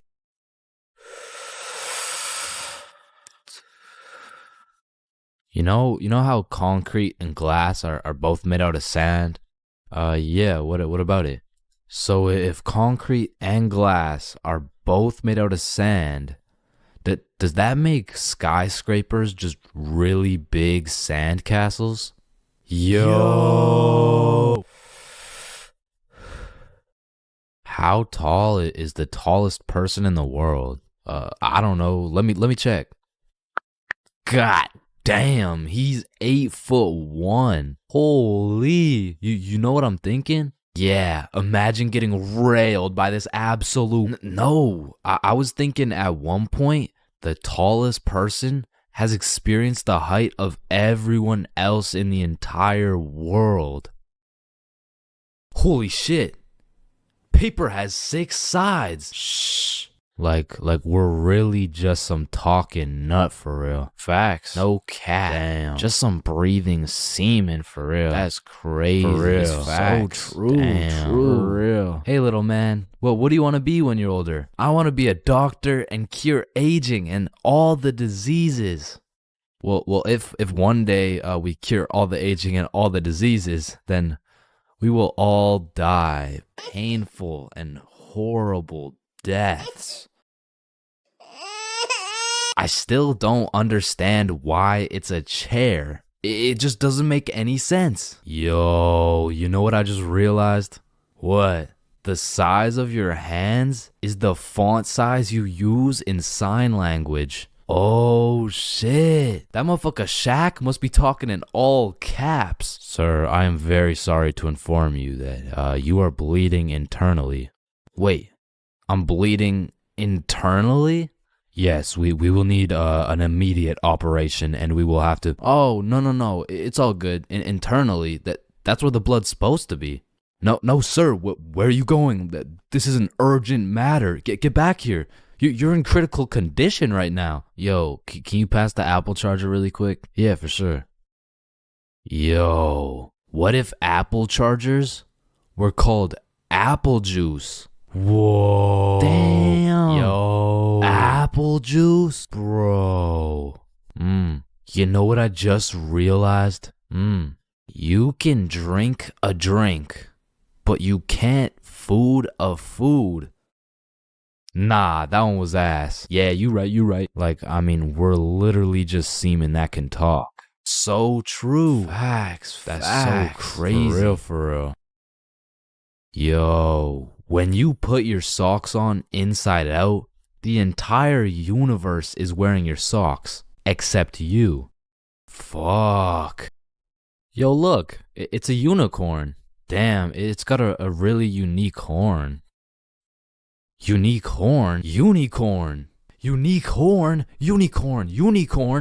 Unique horn. Unique horn. Unique horn.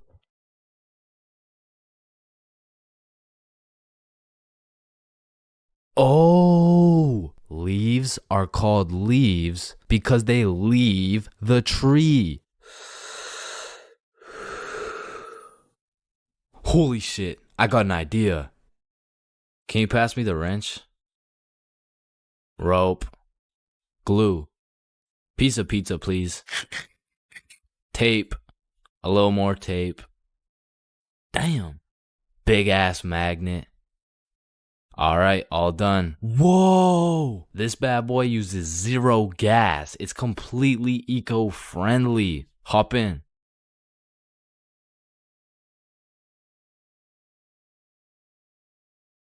Oh shit, there's a penny. Bro, there's no point in picking up a penny. It's literally worth 1 cent. How much do you make working at Wendy's? 15 an hour? Oh, okay. So you see there are 3,600 seconds in an hour. And because you make $15 an hour, that is exactly 0.416 pennies per second. So with this being said, the second it takes to pick up this penny off the ground is a net positive outcome. Oh, okay.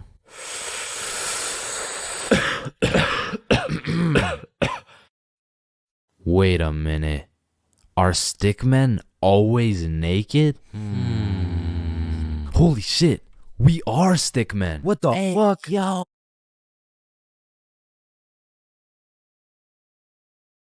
Fulcrum, come in. Faded in the hole, faded in the hole, faded in the hole, faded in the hole, faded in the hole. Damn, bro. We gotta get as high as this dude. Facts. How does this motherfucker get so baked? I don't even know. Let me check.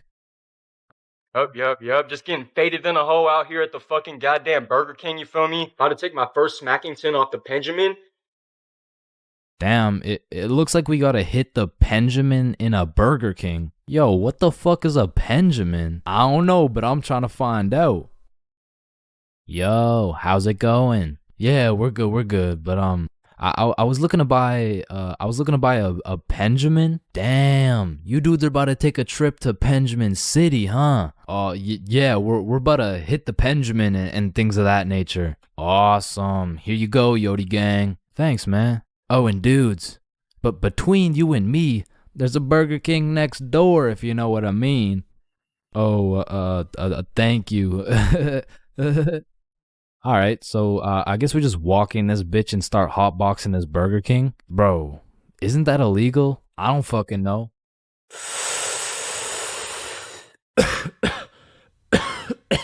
God damn.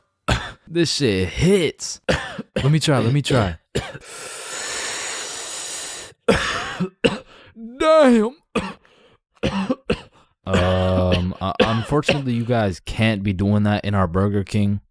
Nah. It's chill. We're just getting faded than a hoe. Wait, you're getting faded than a hoe? Yeah, we're getting faded than a hoe. Shit, I know you were getting faded than a hoe. My bad, Yodi gang. Nah, you're good. You want a little hit? Shit, I might have to take this Benjamin to Blinkerton City, you feel me? Yeah, I feel you.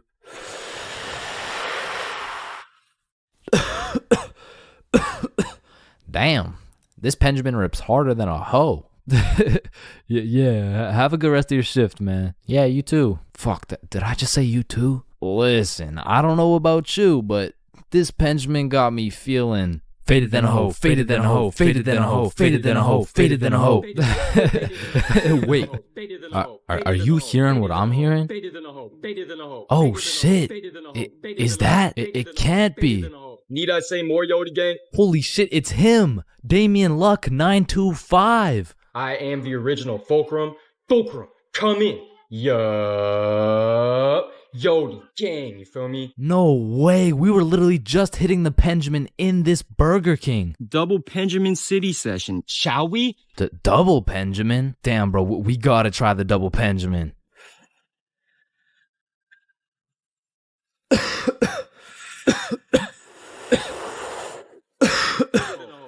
Yo, where are we? I'm faded out here in Yodi land, you feel me? No fucking way. It's a city full of Damien 925. Yo, this is crazy. Bro, these munchies are crazy. Facts, let's go cop some food. Holy shit. 7-Eleven is just full of motherfuckers hitting the Benjamin. The whole goddamn store is hotboxed. Yo, quick, buy the Doritos before I pass out. Oh, fuck. Hey, wake up. Wake up, hey, please wake up. I just, hey, it's gonna be okay, just got 5 things to say. Yeah, what is it? What is it? Faded in a hole, faded in a hole, faded in a hole, faded in a hole, faded in a hole. Need I say more? Hey, but you gentlemen have a good rest of your day. Man, you could be the 47th president of the United States and you'd still get flamed at school. It's just inevitable. It could be your haircut, your clothes, and bro, even when there's nothing to roast, somebody's gonna try and spit out some bullshit anyways. Hey, yo, why does Carl's face look like Spider-Man's left nut? Yo, I can't see it. Why do you know what his nuts look like? And bro, when I was in middle school, all my clothes were hand-me-downs I got from my neighbor, and this motherfucker just didn't want to see me win, bro. Cause I was getting piles of V-neck shirts and jeans that didn't even fit. And not only did my neighbor have no drip, but dude was 10 years older than me, so every fit I made was just a decade too late. And pulling up to school and that shit had me feeling like a rotisserie chicken, the way I was getting cooked at a 360-degree angle, bruh. But my fit wasn't even the only thing that was outdated, cause my phone looked like the first phone ever created. And it acted like it too. I mean, I would have to click the screen 5 times and then send a prayer to the heavens just to turn that shit on. And only real G's know the pain of having to whip out an old ass phone around someone else. Like, I remember this one time a girl came up to me and asked if she could add me on Snapchat, and when I gave her my phone, my shit crashed, bro. I think your phone just ran out of battery. Oh no, don't worry, sometimes you just gotta. Yeah, here you go. Actually, I have a boyfriend, so... Wait, what the fuck? And ever since that day, that phone was my #1 op, bro. So much so that the next time a girl came up and asked for my Snapchat, I started fucking malfunctioning, bro. Hey, can I get your Snapchat? No. Oh.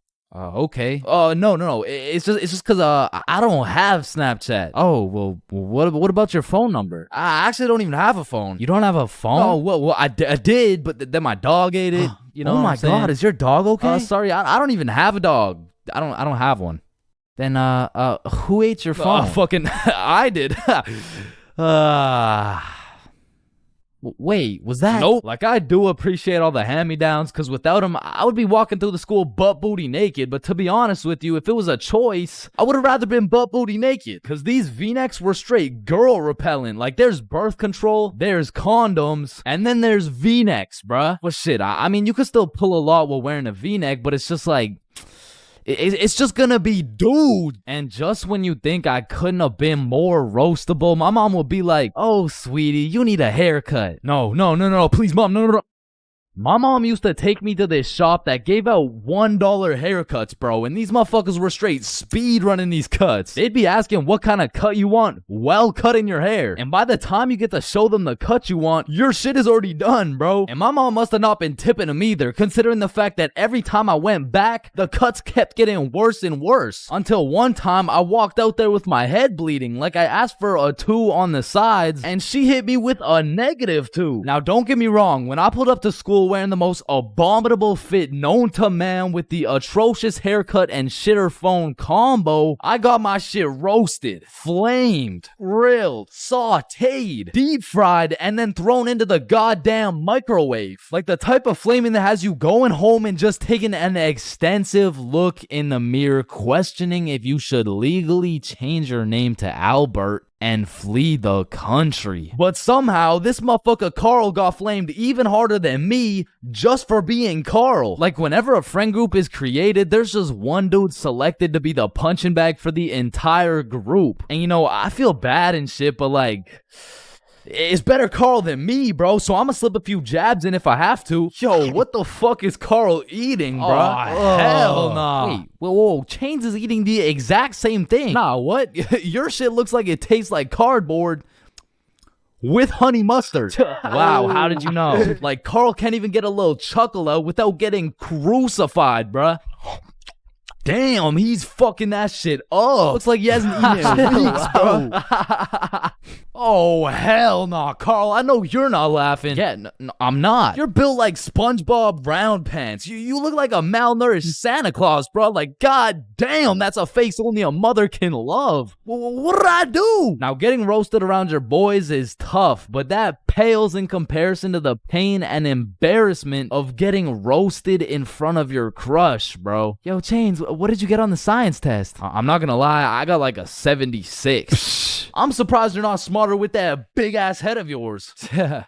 Good one, Joe. No, like for real, your shit is massive. Well, like the sheer amount of brain you could fit in that bitch should make you Einstein. You look like you should be pulling 10,000 IQ plays right now. You look like you got the solution to world hunger somewhere hidden in that big ass noggin. Like how do you even stand up straight with that absolute cranium for a head? But I remember this one time I got my shit flamed so hard in front of an entire audience that I was brought to tears. But I mean, I was 6. I was 6 years old. And the day was December 24th, Christmas Eve. So my mom brought me and my brother to this improv play, and as we sat and waited for the show to begin, this little elf walked up to us like, hey, do you guys want to be a part of the show? Yeah, let's do it. Okay, yeah, I'll do it. And once the show began, they called me and my brother up to the stage and asked us a very simple question. So, what do you guys want for Christmas? Oh, I want a Minecraft sword and a creeper stuffy. And, what about you, little man? And as I looked into that crowd with dead silence, my brain stopped braining, bro. Hey,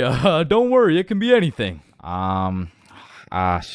I want, Just, kid, what do you want? I wanna... Man, I wanna...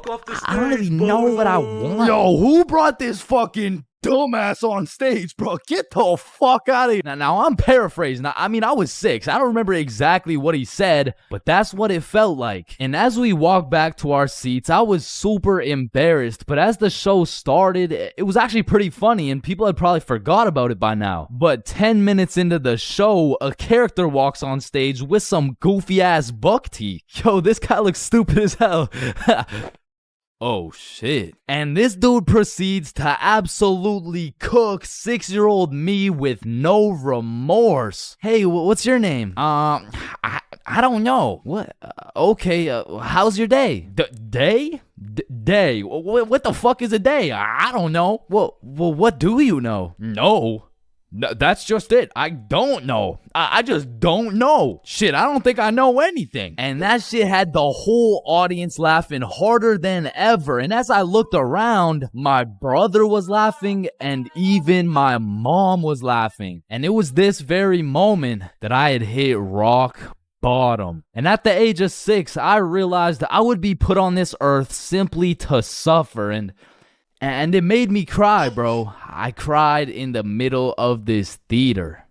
Then the next morning I woke up and it was Christmas. And under the Christmas tree, I saw the best gift of all. It was a Bob pocket tee from ChainsClub.shop. That's right, it's brand new. You can wear it around your homies. You can wear it at school. You can wear it around your mom, your grandma, your great-grandma, maybe not your great-grandma, but damn near anywhere else, and Bob will be posted in your pocket the whole time. Wow, what a perfect thing to get someone for Christmas, am I right?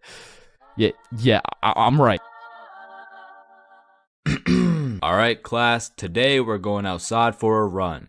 But it's literally 0 degrees. Oh, Chains, don't be a bitch. It's not even that cold. See? I told you guys it's not even that cold. Yeah, for you. Cause you're out here dressed like the Michelin Man. High school PE is something different. And every PE class has 5 different types of people. Like the group of kids who just stand in the corner and occasionally get sniped in the head with a dodgeball, or the kids who participate and make sure everyone is included, or the legend who's chilling on Instagram. He follows at ChainsFR. There's also the dude who just never shows up, and of course we got the sweats. These motherfuckers treat PE like they're in the military. These motherfuckers treat PE like they're training for the Olympics.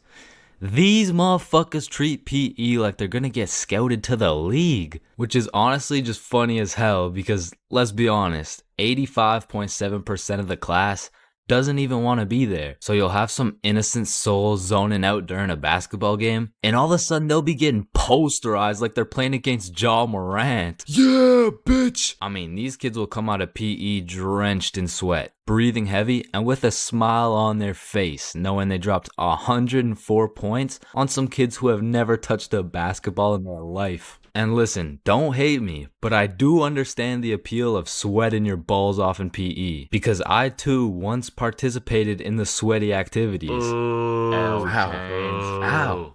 I know, but there's just something so exhilarating about hearing the snapping of an unsuspecting freshman's ankles. But as I matured, I realized there was only one thing better than shitting on random students, and that was shitting on sweats. I became the anti-sweat. I would act like an innocent soul waiting to get posterized, but when the sweat would come in trying to end my career with a windmill dunk, I stuffed that boy like a Thanksgiving turkey. Pause. And don't get me started on the fitness gram pacer. Whoever created this legal form of torture will catch these hands. Oh, Chains, no, I heard he sadly passed away a little while ago. You could be having a good day and you'd pull up to PE like, hey bro, you know what we're doing today? I'm not sure, but I think we're playing soccer. No, it can't be. Alright class, today we will be doing the beep test. Fuck.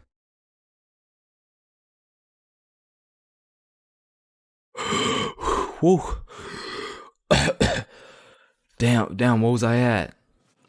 Chains, we haven't even started. That was just our warm-up. But one thing that did bring me a little bit of joy was looking at everyone during the push-up section. Like, there was always some dude doing the neck push-ups, some dude who thinks he's Mike Tyson, the guy who takes breaks when the teacher isn't watching, and there was always at least one dude who was out here looking like he was hitting it raw. James, I don't think that's how you do it. Oh, yeah, you're right. Yeah, bitch. There's a lot of things in life that I don't really understand, but if there's one thing I can truly comprehend, it's being grounded. Because in my time, I've served a total of 547 days and 16 hours in the slammer. And through a year and a half of extensive first-hand research, I've come to the professional conclusion that getting grounded is straight ass, bro. You're locked in your room with no phone, no computer. Like, what do you want me to do? Think about my actions?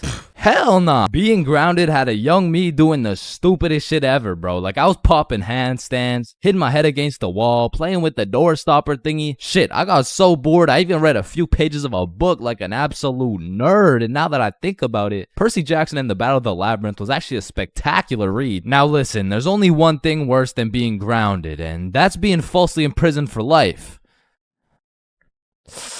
Well, now that I think about it, there's a lot of things worse than being grounded, but one of which is being grounded during summer, bro. There's something about being able to hear all the happy children, the ice cream trucks, your homies having fun, the hoes throwing rocks at your window, asking you to come outside, or you just cry yourself to sleep because there never was any hoes throwing rocks at your window asking you to come outside. It's just you, your Percy Jackson books, some used toilet paper, and the existential thoughts in your head questioning if it's even worth it. And listen, I'm sure everyone can pick up on the fact that I'm a really intelligent dude. Smart all around, really, but trust me when I say, I wasn't always this smart, bro. In fact, in kindergarten, my dumbass fully believed with my whole heart that being grounded meant your parents would just dig a decent-sized hole in your backyard, toss you in, and bury you alive for the time being. And so I'm sure you could imagine my surprise when my OG friend of 5 days said, yeah, I got grounded for 2 whole weeks. Holy fucking shitballs, dude, are you okay? No, man, it's really hard. I didn't get to touch any of my toys or anything. Damn, how long ago was that, man? Oh, I'm still grounded. What?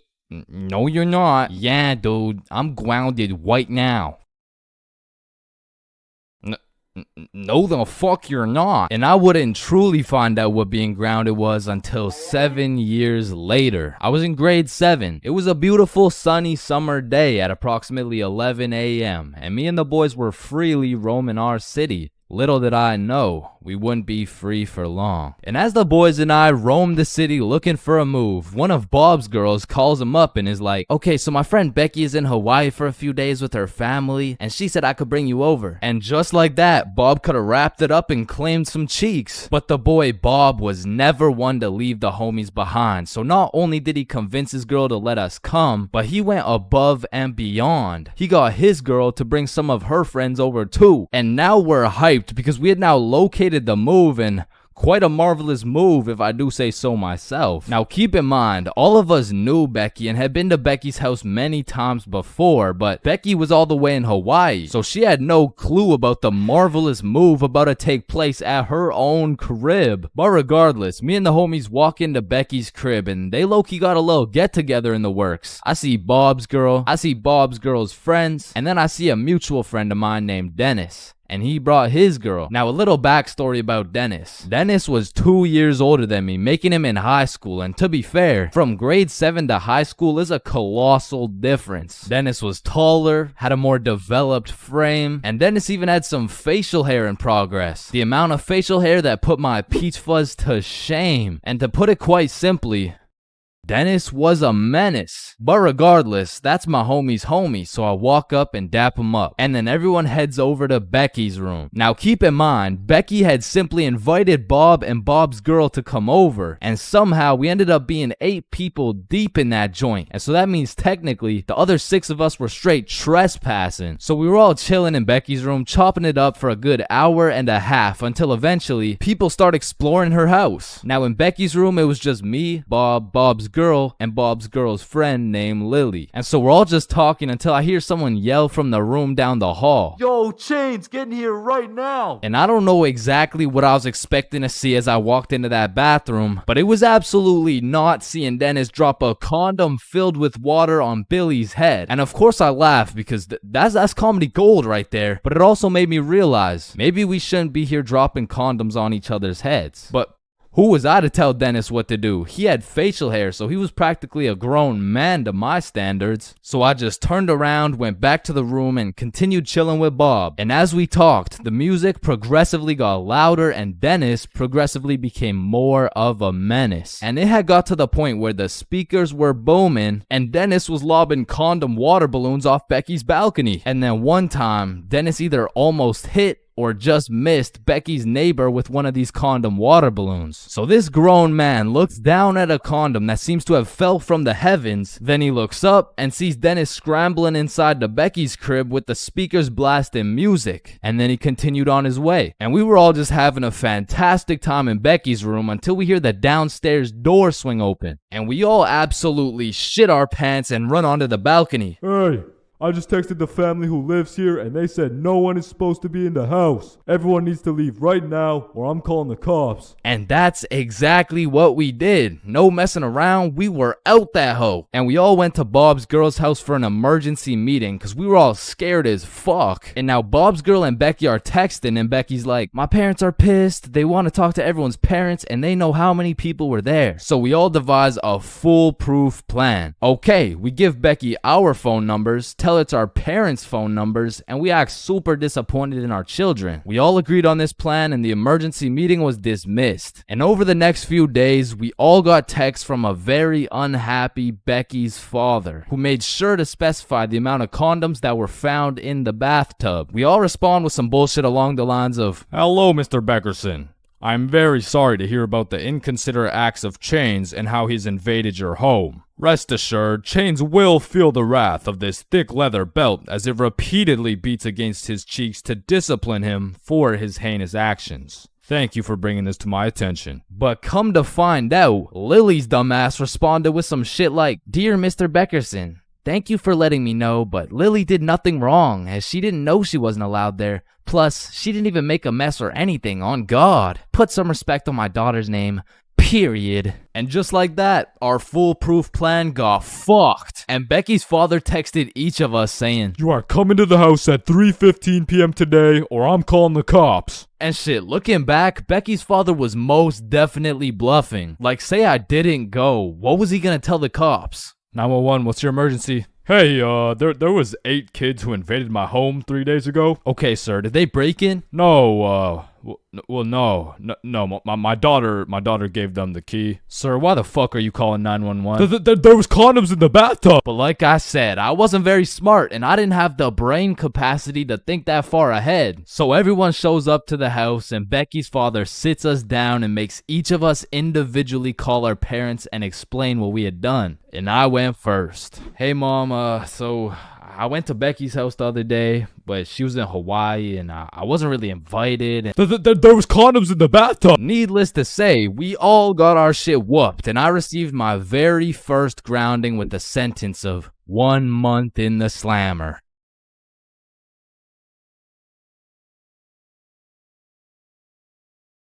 Okay, Chains, welcome to your first day at Jim Jordan's. These are our new product, Bieber Bites. Just smile and remember. The customer is always right. Okay, yeah. Yeah, nah, I could do that. All right, I'll leave you to it. Okay, yeah. Hey, sir, Hey what can there, can I get some Bieber bites? Yeah, how many? Right. How about this? Hey, let me get a pack of Justin Bieber's balls. Funny, yeah. How many you want? Hey, let me get a pack of Bieber's sack. Okay, yeah, how many, bro? Hey, let me get a taste of Justin Bieber's wiener. Back in my day, I used to work at a fast food place called Jim Jordan's. Now, for legal reasons, this is not Tim Hortons, okay? It has J's and shit. Like, they don't even look that similar, bruh.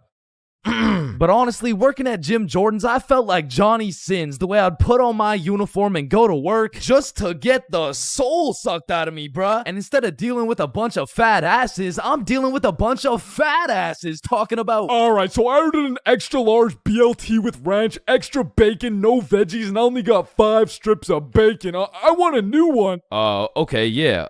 Where's the sandwich? I ate it. Of course you did, bruh. Like, you do not need more food. I don't think your arteries could compensate for any more bacon. No, my doctor said I'm in shape. I mean, yeah, bro, you're in the shape of a circle. I mean, I don't even know how you made it through the door. Oh, shit, damn. Now, believe it or not, I was a Jim Jordan's Hall of Fame employee. Shit, I was the best in that whole goddamn establishment, bruh. And no, it's not because I was the sexiest, hardest working, strongest, most intelligent dude they'd ever seen. It's because everyone else was ass, bruh. On the drive-thru, we had the Indian homie Dill Preet, and the only English he knew was the Jim Jordan's menu, bruh. Welcome to Jim Jordan's. What can I get for you? Hey, just give me a moment. I give you donut. No, I need time to think. You need chai, tea, drink? No, can you wait or not? Okay. 1 tater tot. No! Wait! You want 8? No! Okay, stop it. You know what? Okay. Chocolate donut. Then over making the food, we had this sweet 83-year-old lady, Linda, who was 20 years too old to be doing this shit. Okay, Chains, here's the cheese bagel. Thank you, Linda. But, yeah, this is the 9th cheese bagel you've given me in 20 minutes. Oh my good gracious, I'm sorry. I'm sorry. Oh, what's this? Oh, cheese bagel coming right up. And overworking the counter, we had Sebastian. Now, don't get me wrong, Sebastian was a really nice guy, but... He had a little hint of the tism, you know, no, he had a lot of the tism. Like, it was more like the tism had a hint of Sebastian, which is cool, of course, but it did mean that he would absolutely yap at every single customer who came in the store. Shit, I'll never forget this one time a girl came in the store and just ordered a muffin, like, welcome to Jimmy's, what can I get for you? Hey, can I just get a fruit explosion muffin? Can you guess what Sebastian said next, bruh? Maybe your total is $175? Cash or card? For here or to go? None of the above, bruh. The sentence that came out of this motherfucker's mouth was... A food explosion muffin? Yes, please. That sounds an awful lot like a hate crime to me. Yeah, can I get my muffin, please? Do you get it? Yeah, you get it? Yeah, I get it. Okay, listen. It's like, you really don't need to explain. Explosion, okay? Sir, it's like if you took a bunch of gay people. So that's Sebastian. And over on drinks, we had this dumbass 15-year-old who's always spilling and shit. That was me. Yeah, that was me. I was ass too, but like I was still the best by default though. So the point is, our Jim Jordan's crew was looking like a group of clumsy villains from a Disney movie. But just because we were all really ass at our jobs doesn't mean we were useless. Because if there's one thing we knew how to do, it was making people's days even worse than they already were. You pull up to our drive-thru all happy, just wanting a small coffee? Shit, you're leaving with a small hot tea and some suppressed anger you'll probably bring home and let out on your wife and children. You pull up to our drive-thru just wanting a breakfast sandwich? You're leaving with nothing because we ran out of eggs and cheese and bread and the breakfast and the sandwich. You pull up to our drive-thru pissed off, complaining about how there's not enough mayo in your wrap? Bro, you're leaving with a wrap filled with super special secret Sebastian Sebastian saw. So I'm sure you could probably tell, but we had to do a lot of customer service and talk our way out of a lot of mistakes. And by we, I mean me, bruh. I was the designated customer service dude, because before it was me, it was Dilpreet, and that shit would usually go something like, "Hey, I just took a bite out of my chicken wrap, and it literally tastes like someone busted a nut in that shit." A nut? Yes, someone busted a nut in my goddamn food. You want a donut? No! And then before Dilpreet, it was Linda. "Hey, I just took a bite out of my chicken wrap, and it literally tastes like someone busted a nut in that shit." Oh my heavens, that's horrible. I'm sorry, I'll get you a refund right away. Thank you. Hello? Hello. Welcome to Jim Jordan's. What can I get for you? God damn it. And before Linda, it was Sebastian. "Hey, I just took a bite out of my chicken wrap, and it literally tastes like someone busted a nut in that shit." Oh yeah, that was me. Now, of course, our elite Jim Jordan's crew had a manager, Magnus. Now, Magnus was strict as hell, but she would only show up like once a month. But whenever she did show up, she was running this Jim Jordan's like it was the military or some shit. Because usually I'd be 54 minutes into my 30-minute break playing Clash Royale. But when Magnus was there, bruh, shit, I'd clock into my break, make eye contact with her, shit my pants, and then clock right back out. She was so intimidating that whenever she would show up, I would never spill a drink. Sebastian used real mayo. Dilpreet spoke fluent English, and Linda would be so stressed out, she'd forget to forget. She was running this place so much like the military, she had my ass waking up at 4:30 every day. And when Magnus was teaching me to do customer service, she really loved to say, "The customer is always right." So of course I listened, but it was low-key a crazy statement, because honestly, the customer is never right, bro. It doesn't even matter what we're talking about. It could be like, "Hey, how you doing?" "Hey, I'm doing good, can't complain. I mean, it's a nice sunny day outside and all." Damn, this chicken wrap is good as hell. I am 100% sure nobody busted a nut in this. And I don't know about you, but I personally have never complained about my fast food order ever. I usually just get my order, check the bag, realize instead of a Big Mac, they gave me a McChicken with a bite taken out of it, cut my losses, and I keep it pushing. But some of these motherfuckers in the Jim Jordan's drive-thru come in like you just murdered their entire family and then took a shit in their coffee. Oh, shit. Hey, you! There's not enough sugar in my fucking coffee! Oh, okay, yeah, sorry about that. Do you want me to add more sugar in? No, this is unbelievable! Now, I swear these angry customers love to throw around the word unbelievable. But I'm not gonna lie, we forgot to put sugar in your coffee. It's pretty fucking believable, bruh. I mean, look at the staff. We're getting paid minimum wage. The guy who took your order doesn't speak English. The guy who made your order's a 15-year-old running off 2 hours of sleep. And the rest of our staff is playing fucking patty cake. You're lucky we even had enough brain cells to get you the coffee. And I'm gonna be honest, it was a blessing that I was broke as shit and really needed that job, because if I didn't, I would have crashed out for sure. Hey, some dumbass forgot to put cheese in my fucking grilled cheese. Oh, hell no. Yo, Linda, you hear this ungrateful piece of shit? Oh, hell no. You keep running your mouth, I'm about to grill your cheese, bitch. What the fuck is your old ass gonna do? Not talk shit about Linda! Like that, and I busted in your sandwich last week. Wait, what?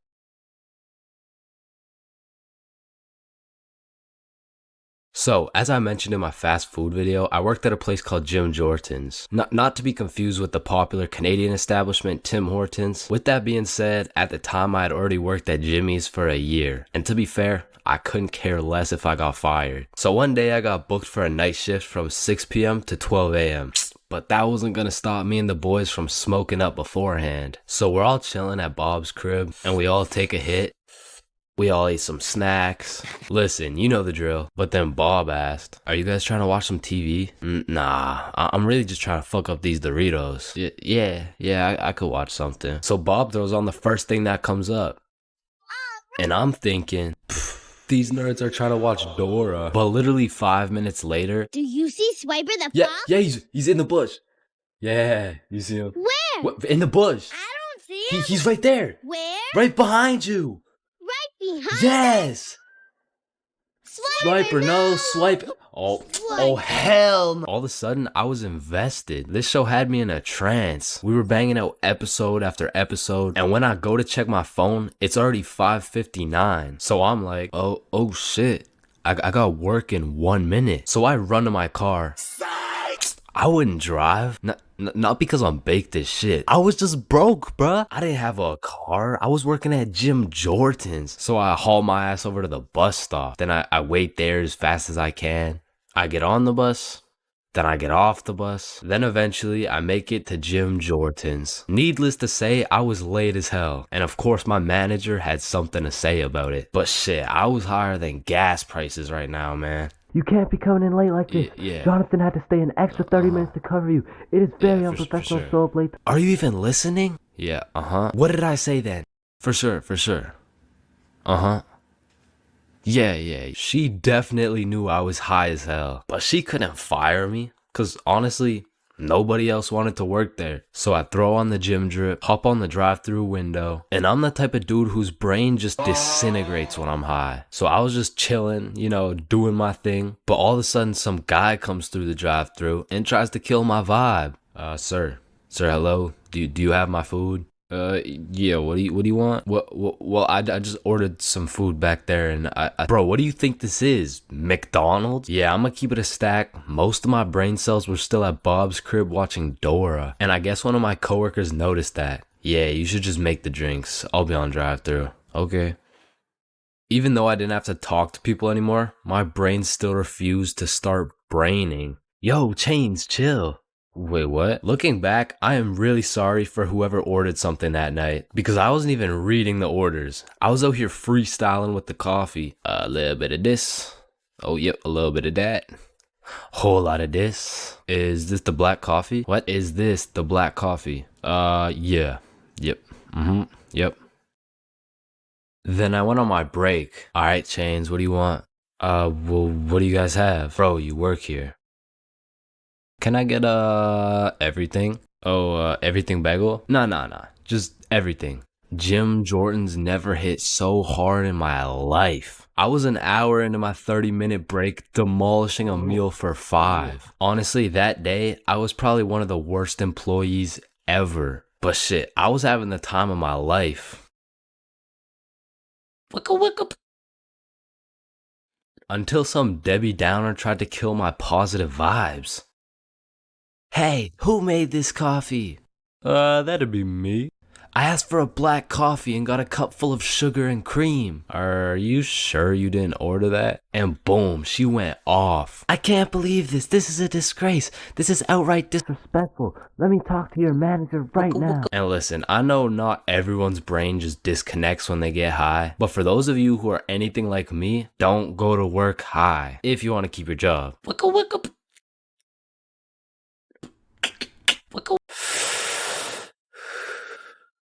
Yo, you can live the rest of your life without breathing. What? No, you need to breathe. Hey, watch and learn, my friend.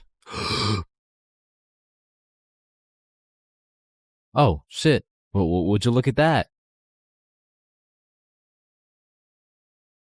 Okay, class, today we're gonna be studying atoms. Yes, Chains. If we're made out of atoms, and we're studying atoms, does that mean atoms are studying themselves? Chains, are you high? No. No. Damn. You know how everyone says, oh, I took a shit. No, you never take a shit. You leave it. Yo, guys, I just took the meanest shit I've ever seen. Hell no. Bro, isn't it crazy that you can imagine what it would feel like to lick any object you look at? Bro, why are you looking at my balls like that? Oh, hell no.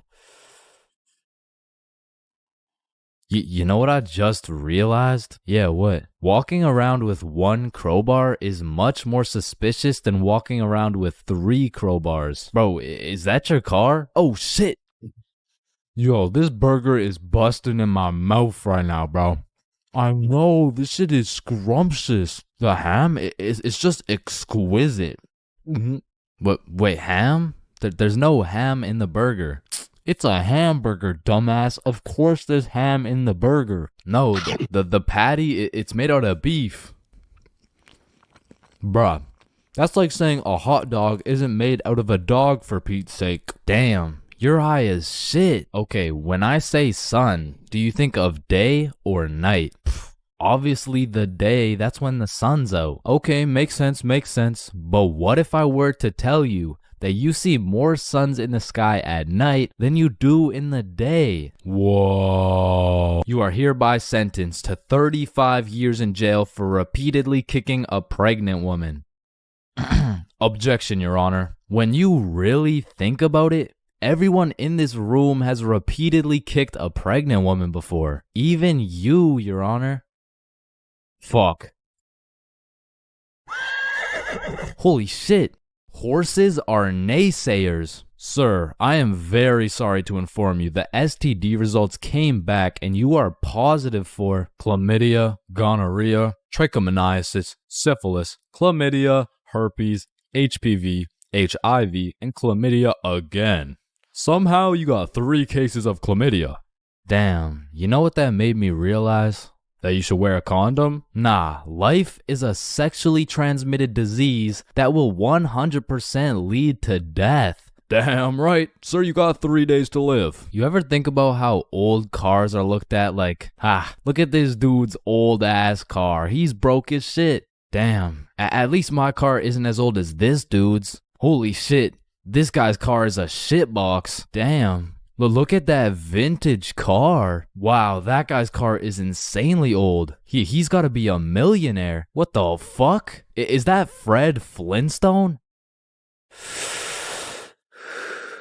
Whether we like it or not, we were all once inside some balls. Facts. I'm talking in the testes. Damn. I'm talking in the family jewels. I'm talking in the nut storage. I'm talking in the semen spheres. God damn, Todd's really laying down some mean pipe over there. You know, Todd beating down those doonies really got me thinking. Most people are made in a bed, born in a bed, and die in a bed. Damn. Bro, stairs were made to make a really big fall into a bunch of small falls. Oh, shit, are you good? You know, someone probably still gotcha knows from years and years ago. Gotcha knows, give it back. It's me. What do you mean? It's me. I am the one who gotcha knows. Wait, are you serious? Yes. Dude, give it back. Or what? Give it back. No, it's my nose now. You gotta eat the frog. No, just eat the frog. Nope, 1 bite. Not doing it. You just gotta try it. I'm not eating the frog. It tastes like chicken. Yo, mama tastes like chicken. Come on, it's tradition. You have to eat the frog. Damn, traditions are really just dead people peer pressuring us. Eat the frog, pussy.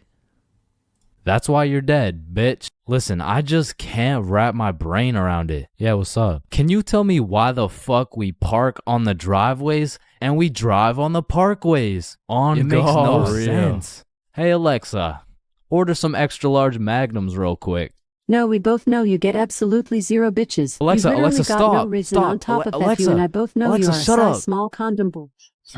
Bro, over the next generation, we're gonna see a serious decline in the number of people who are named Alexa. Damn. Wow, that's quite a beautiful birdhouse right there. Yeah, do you think it's made out of wood? Oh yeah, for sure. And where does wood come from? Fuck do you mean where does wood come from? It comes from a tree. Exactly. Are you thinking what I'm thinking? People cut down birds' houses to make bird houses. Oh, fuck? Yeah, I meant people cut down bird houses to make bird houses.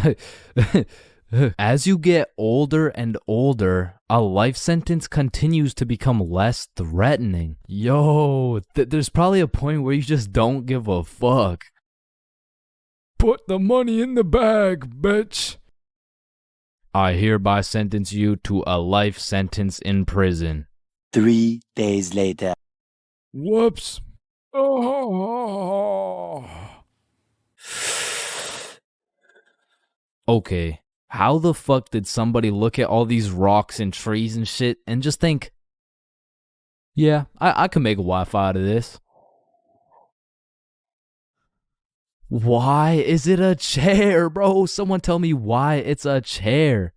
You see, the word chair actually originates from the word cathedra, which is a combination of Latin words that mean sit and down. Incidentally, the word cathedral got its name as it is the seat or chair of the bishop. Oh, damn, this sandwich is about to go crazy, bro. Wait, that sandwich would hit way harder if we smoked before you eat it. Oh, okay, yeah, you right. A few moments later. Damn. What? Damn. My sandwich went bad. Nah, when you think about it, your sandwich didn't go bad. Something just started eating it before you did. Whoa, that's crazy to think about. Wait. Are you eating my sandwich right now? You gotta be faster than that, bro. I'm talking inside the cum factories. For real. I'm talking inside the sperm bank. For real. I'm talking inside these nuts. I'm talking in the Dwayne The Rock Johnsons. Damn. Nah, fuck you. Hey, fuck you then. That's why you eat meat. I don't eat meat. I'm vegan. Oh shit, same. But you're still a bitch. Okay, and I still laid pipe on your mom. Yo, what's going on here? He called me a bitch, and he said he had sexual intercourse with my mom. Yo, calm down. I thought you guys were both vegan. Yeah, we are. What about it? If you guys are both vegan, are you guys really beefing? Damn, that was unfunny as fuck. Should we just beat his ass? Yeah, we should. Shit, damn. I see here. Looks like your toothpaste hasn't been doing the job. Try this one. 9 out of 10 dentists recommend this toothpaste. Wait a minute. If dentists make their money off people having bad teeth, and 9 out of 10 dentists recommend this toothpaste, why would I choose to use this one? Go. Shit, he knows. Man, you ever think about how the ocean is just some really big soup? Damn, I guess you're right. Or have you ever thought about how there's more airplanes in the ocean than submarines in the sky? Oh shit, apparently not. Damn, we're high as fuck. Man, you know what I just realized? What's up? Your balls are kind of like a body bag of sorts. You know what I'm saying? You gotta stop looking at my balls, bro.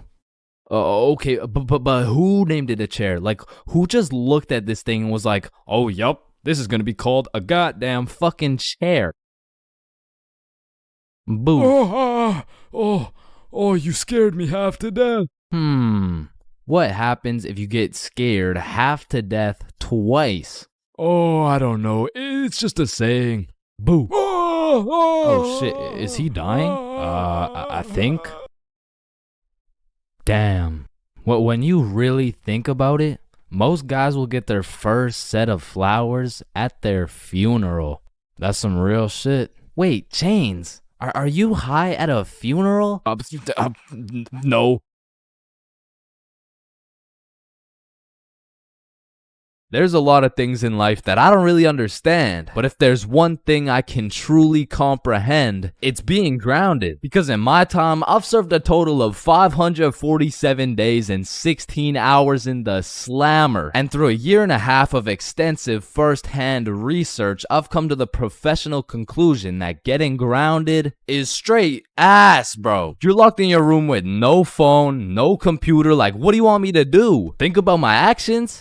Hell nah. Being grounded had a young me doing the stupidest shit ever, bro. Like, I was popping handstands, hitting my head against the wall, playing with the door stopper thingy. Shit, I got so bored, I even read a few pages of a book like an absolute nerd. And now that I think about it, Percy Jackson and the Battle of the Labyrinth was actually a spectacular read. Now listen, there's only one thing worse than being grounded, and that's being falsely imprisoned for life.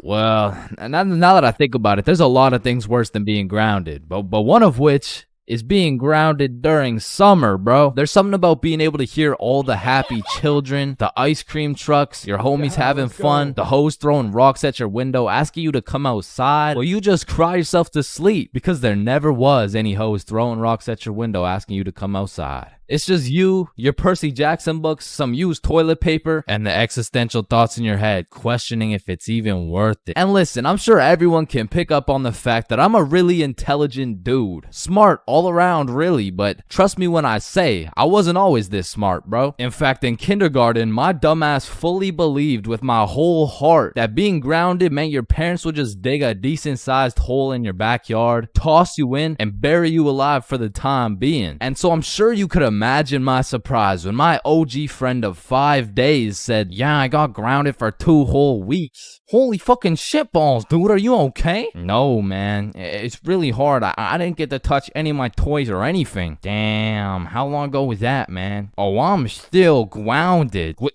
No, you're not. Yeah, dude, I'm grounded right now.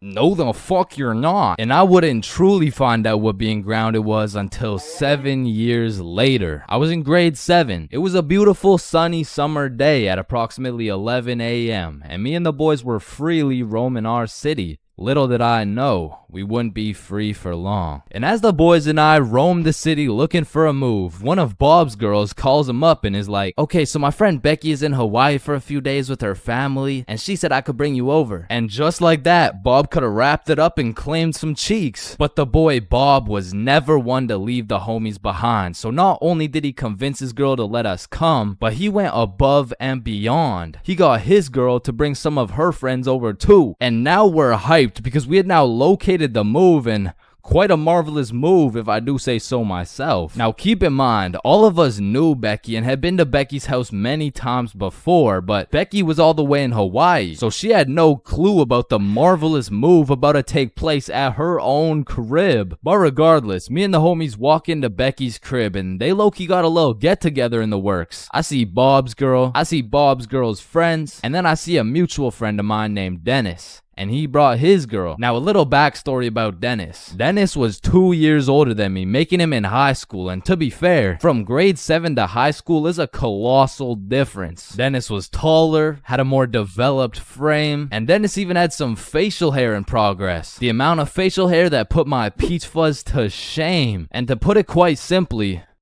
Dennis was a menace. But regardless, that's my homie's homie, so I walk up and dap him up. And then everyone heads over to Becky's room. Now keep in mind, Becky had simply invited Bob and Bob's girl to come over, and somehow we ended up being 8 people deep in that joint. And so that means technically the other 6 of us were straight trespassing. So we were all chilling in Becky's room, chopping it up for a good hour and a half until eventually people start exploring her house. Now in Becky's room, it was just me, Bob's girl, and Bob's girl's friend named Lily. And so we're all just talking until I hear someone yell from the room down the hall, Yo, Chains, get in here right now. And I don't know exactly what I was expecting to see as I walked into that bathroom, but it was absolutely not seeing Dennis drop a condom filled with water on Billy's head. And of course I laughed because that's comedy gold right there, but it also made me realize maybe we shouldn't be here dropping condoms on each other's heads. But who was I to tell Dennis what to do? He had facial hair, so he was practically a grown man to my standards. So I just turned around, went back to the room, and continued chilling with Bob. And as we talked, the music progressively got louder, and Dennis progressively became more of a menace. And it had got to the point where the speakers were booming, and Dennis was lobbing condom water balloons off Becky's balcony. And then one time, Dennis either almost hit or just missed Becky's neighbor with one of these condom water balloons. So this grown man looks down at a condom that seems to have fell from the heavens, then he looks up and sees Dennis scrambling inside the Becky's crib with the speakers blasting music, and then he continued on his way. And we were all just having a fantastic time in Becky's room until we hear the downstairs door swing open, and we all absolutely shit our pants and run onto the balcony. Hey,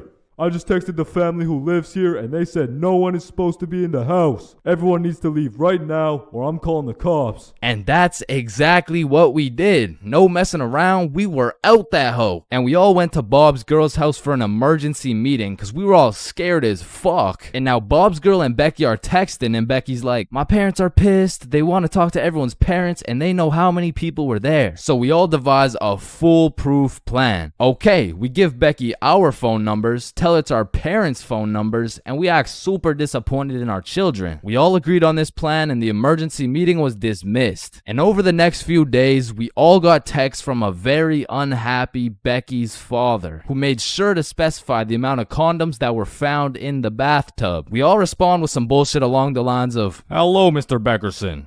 I'm very sorry to hear about the inconsiderate acts of Chains and how he's invaded your home. Rest assured, Chains will feel the wrath of this thick leather belt as it repeatedly beats against his cheeks to discipline him for his heinous actions. Thank you for bringing this to my attention." But come to find out, Lily's dumbass responded with some shit like, "Dear Mr. Beckerson, thank you for letting me know, but Lily did nothing wrong as she didn't know she wasn't allowed there. Plus, she didn't even make a mess or anything, on God. Put some respect on my daughter's name.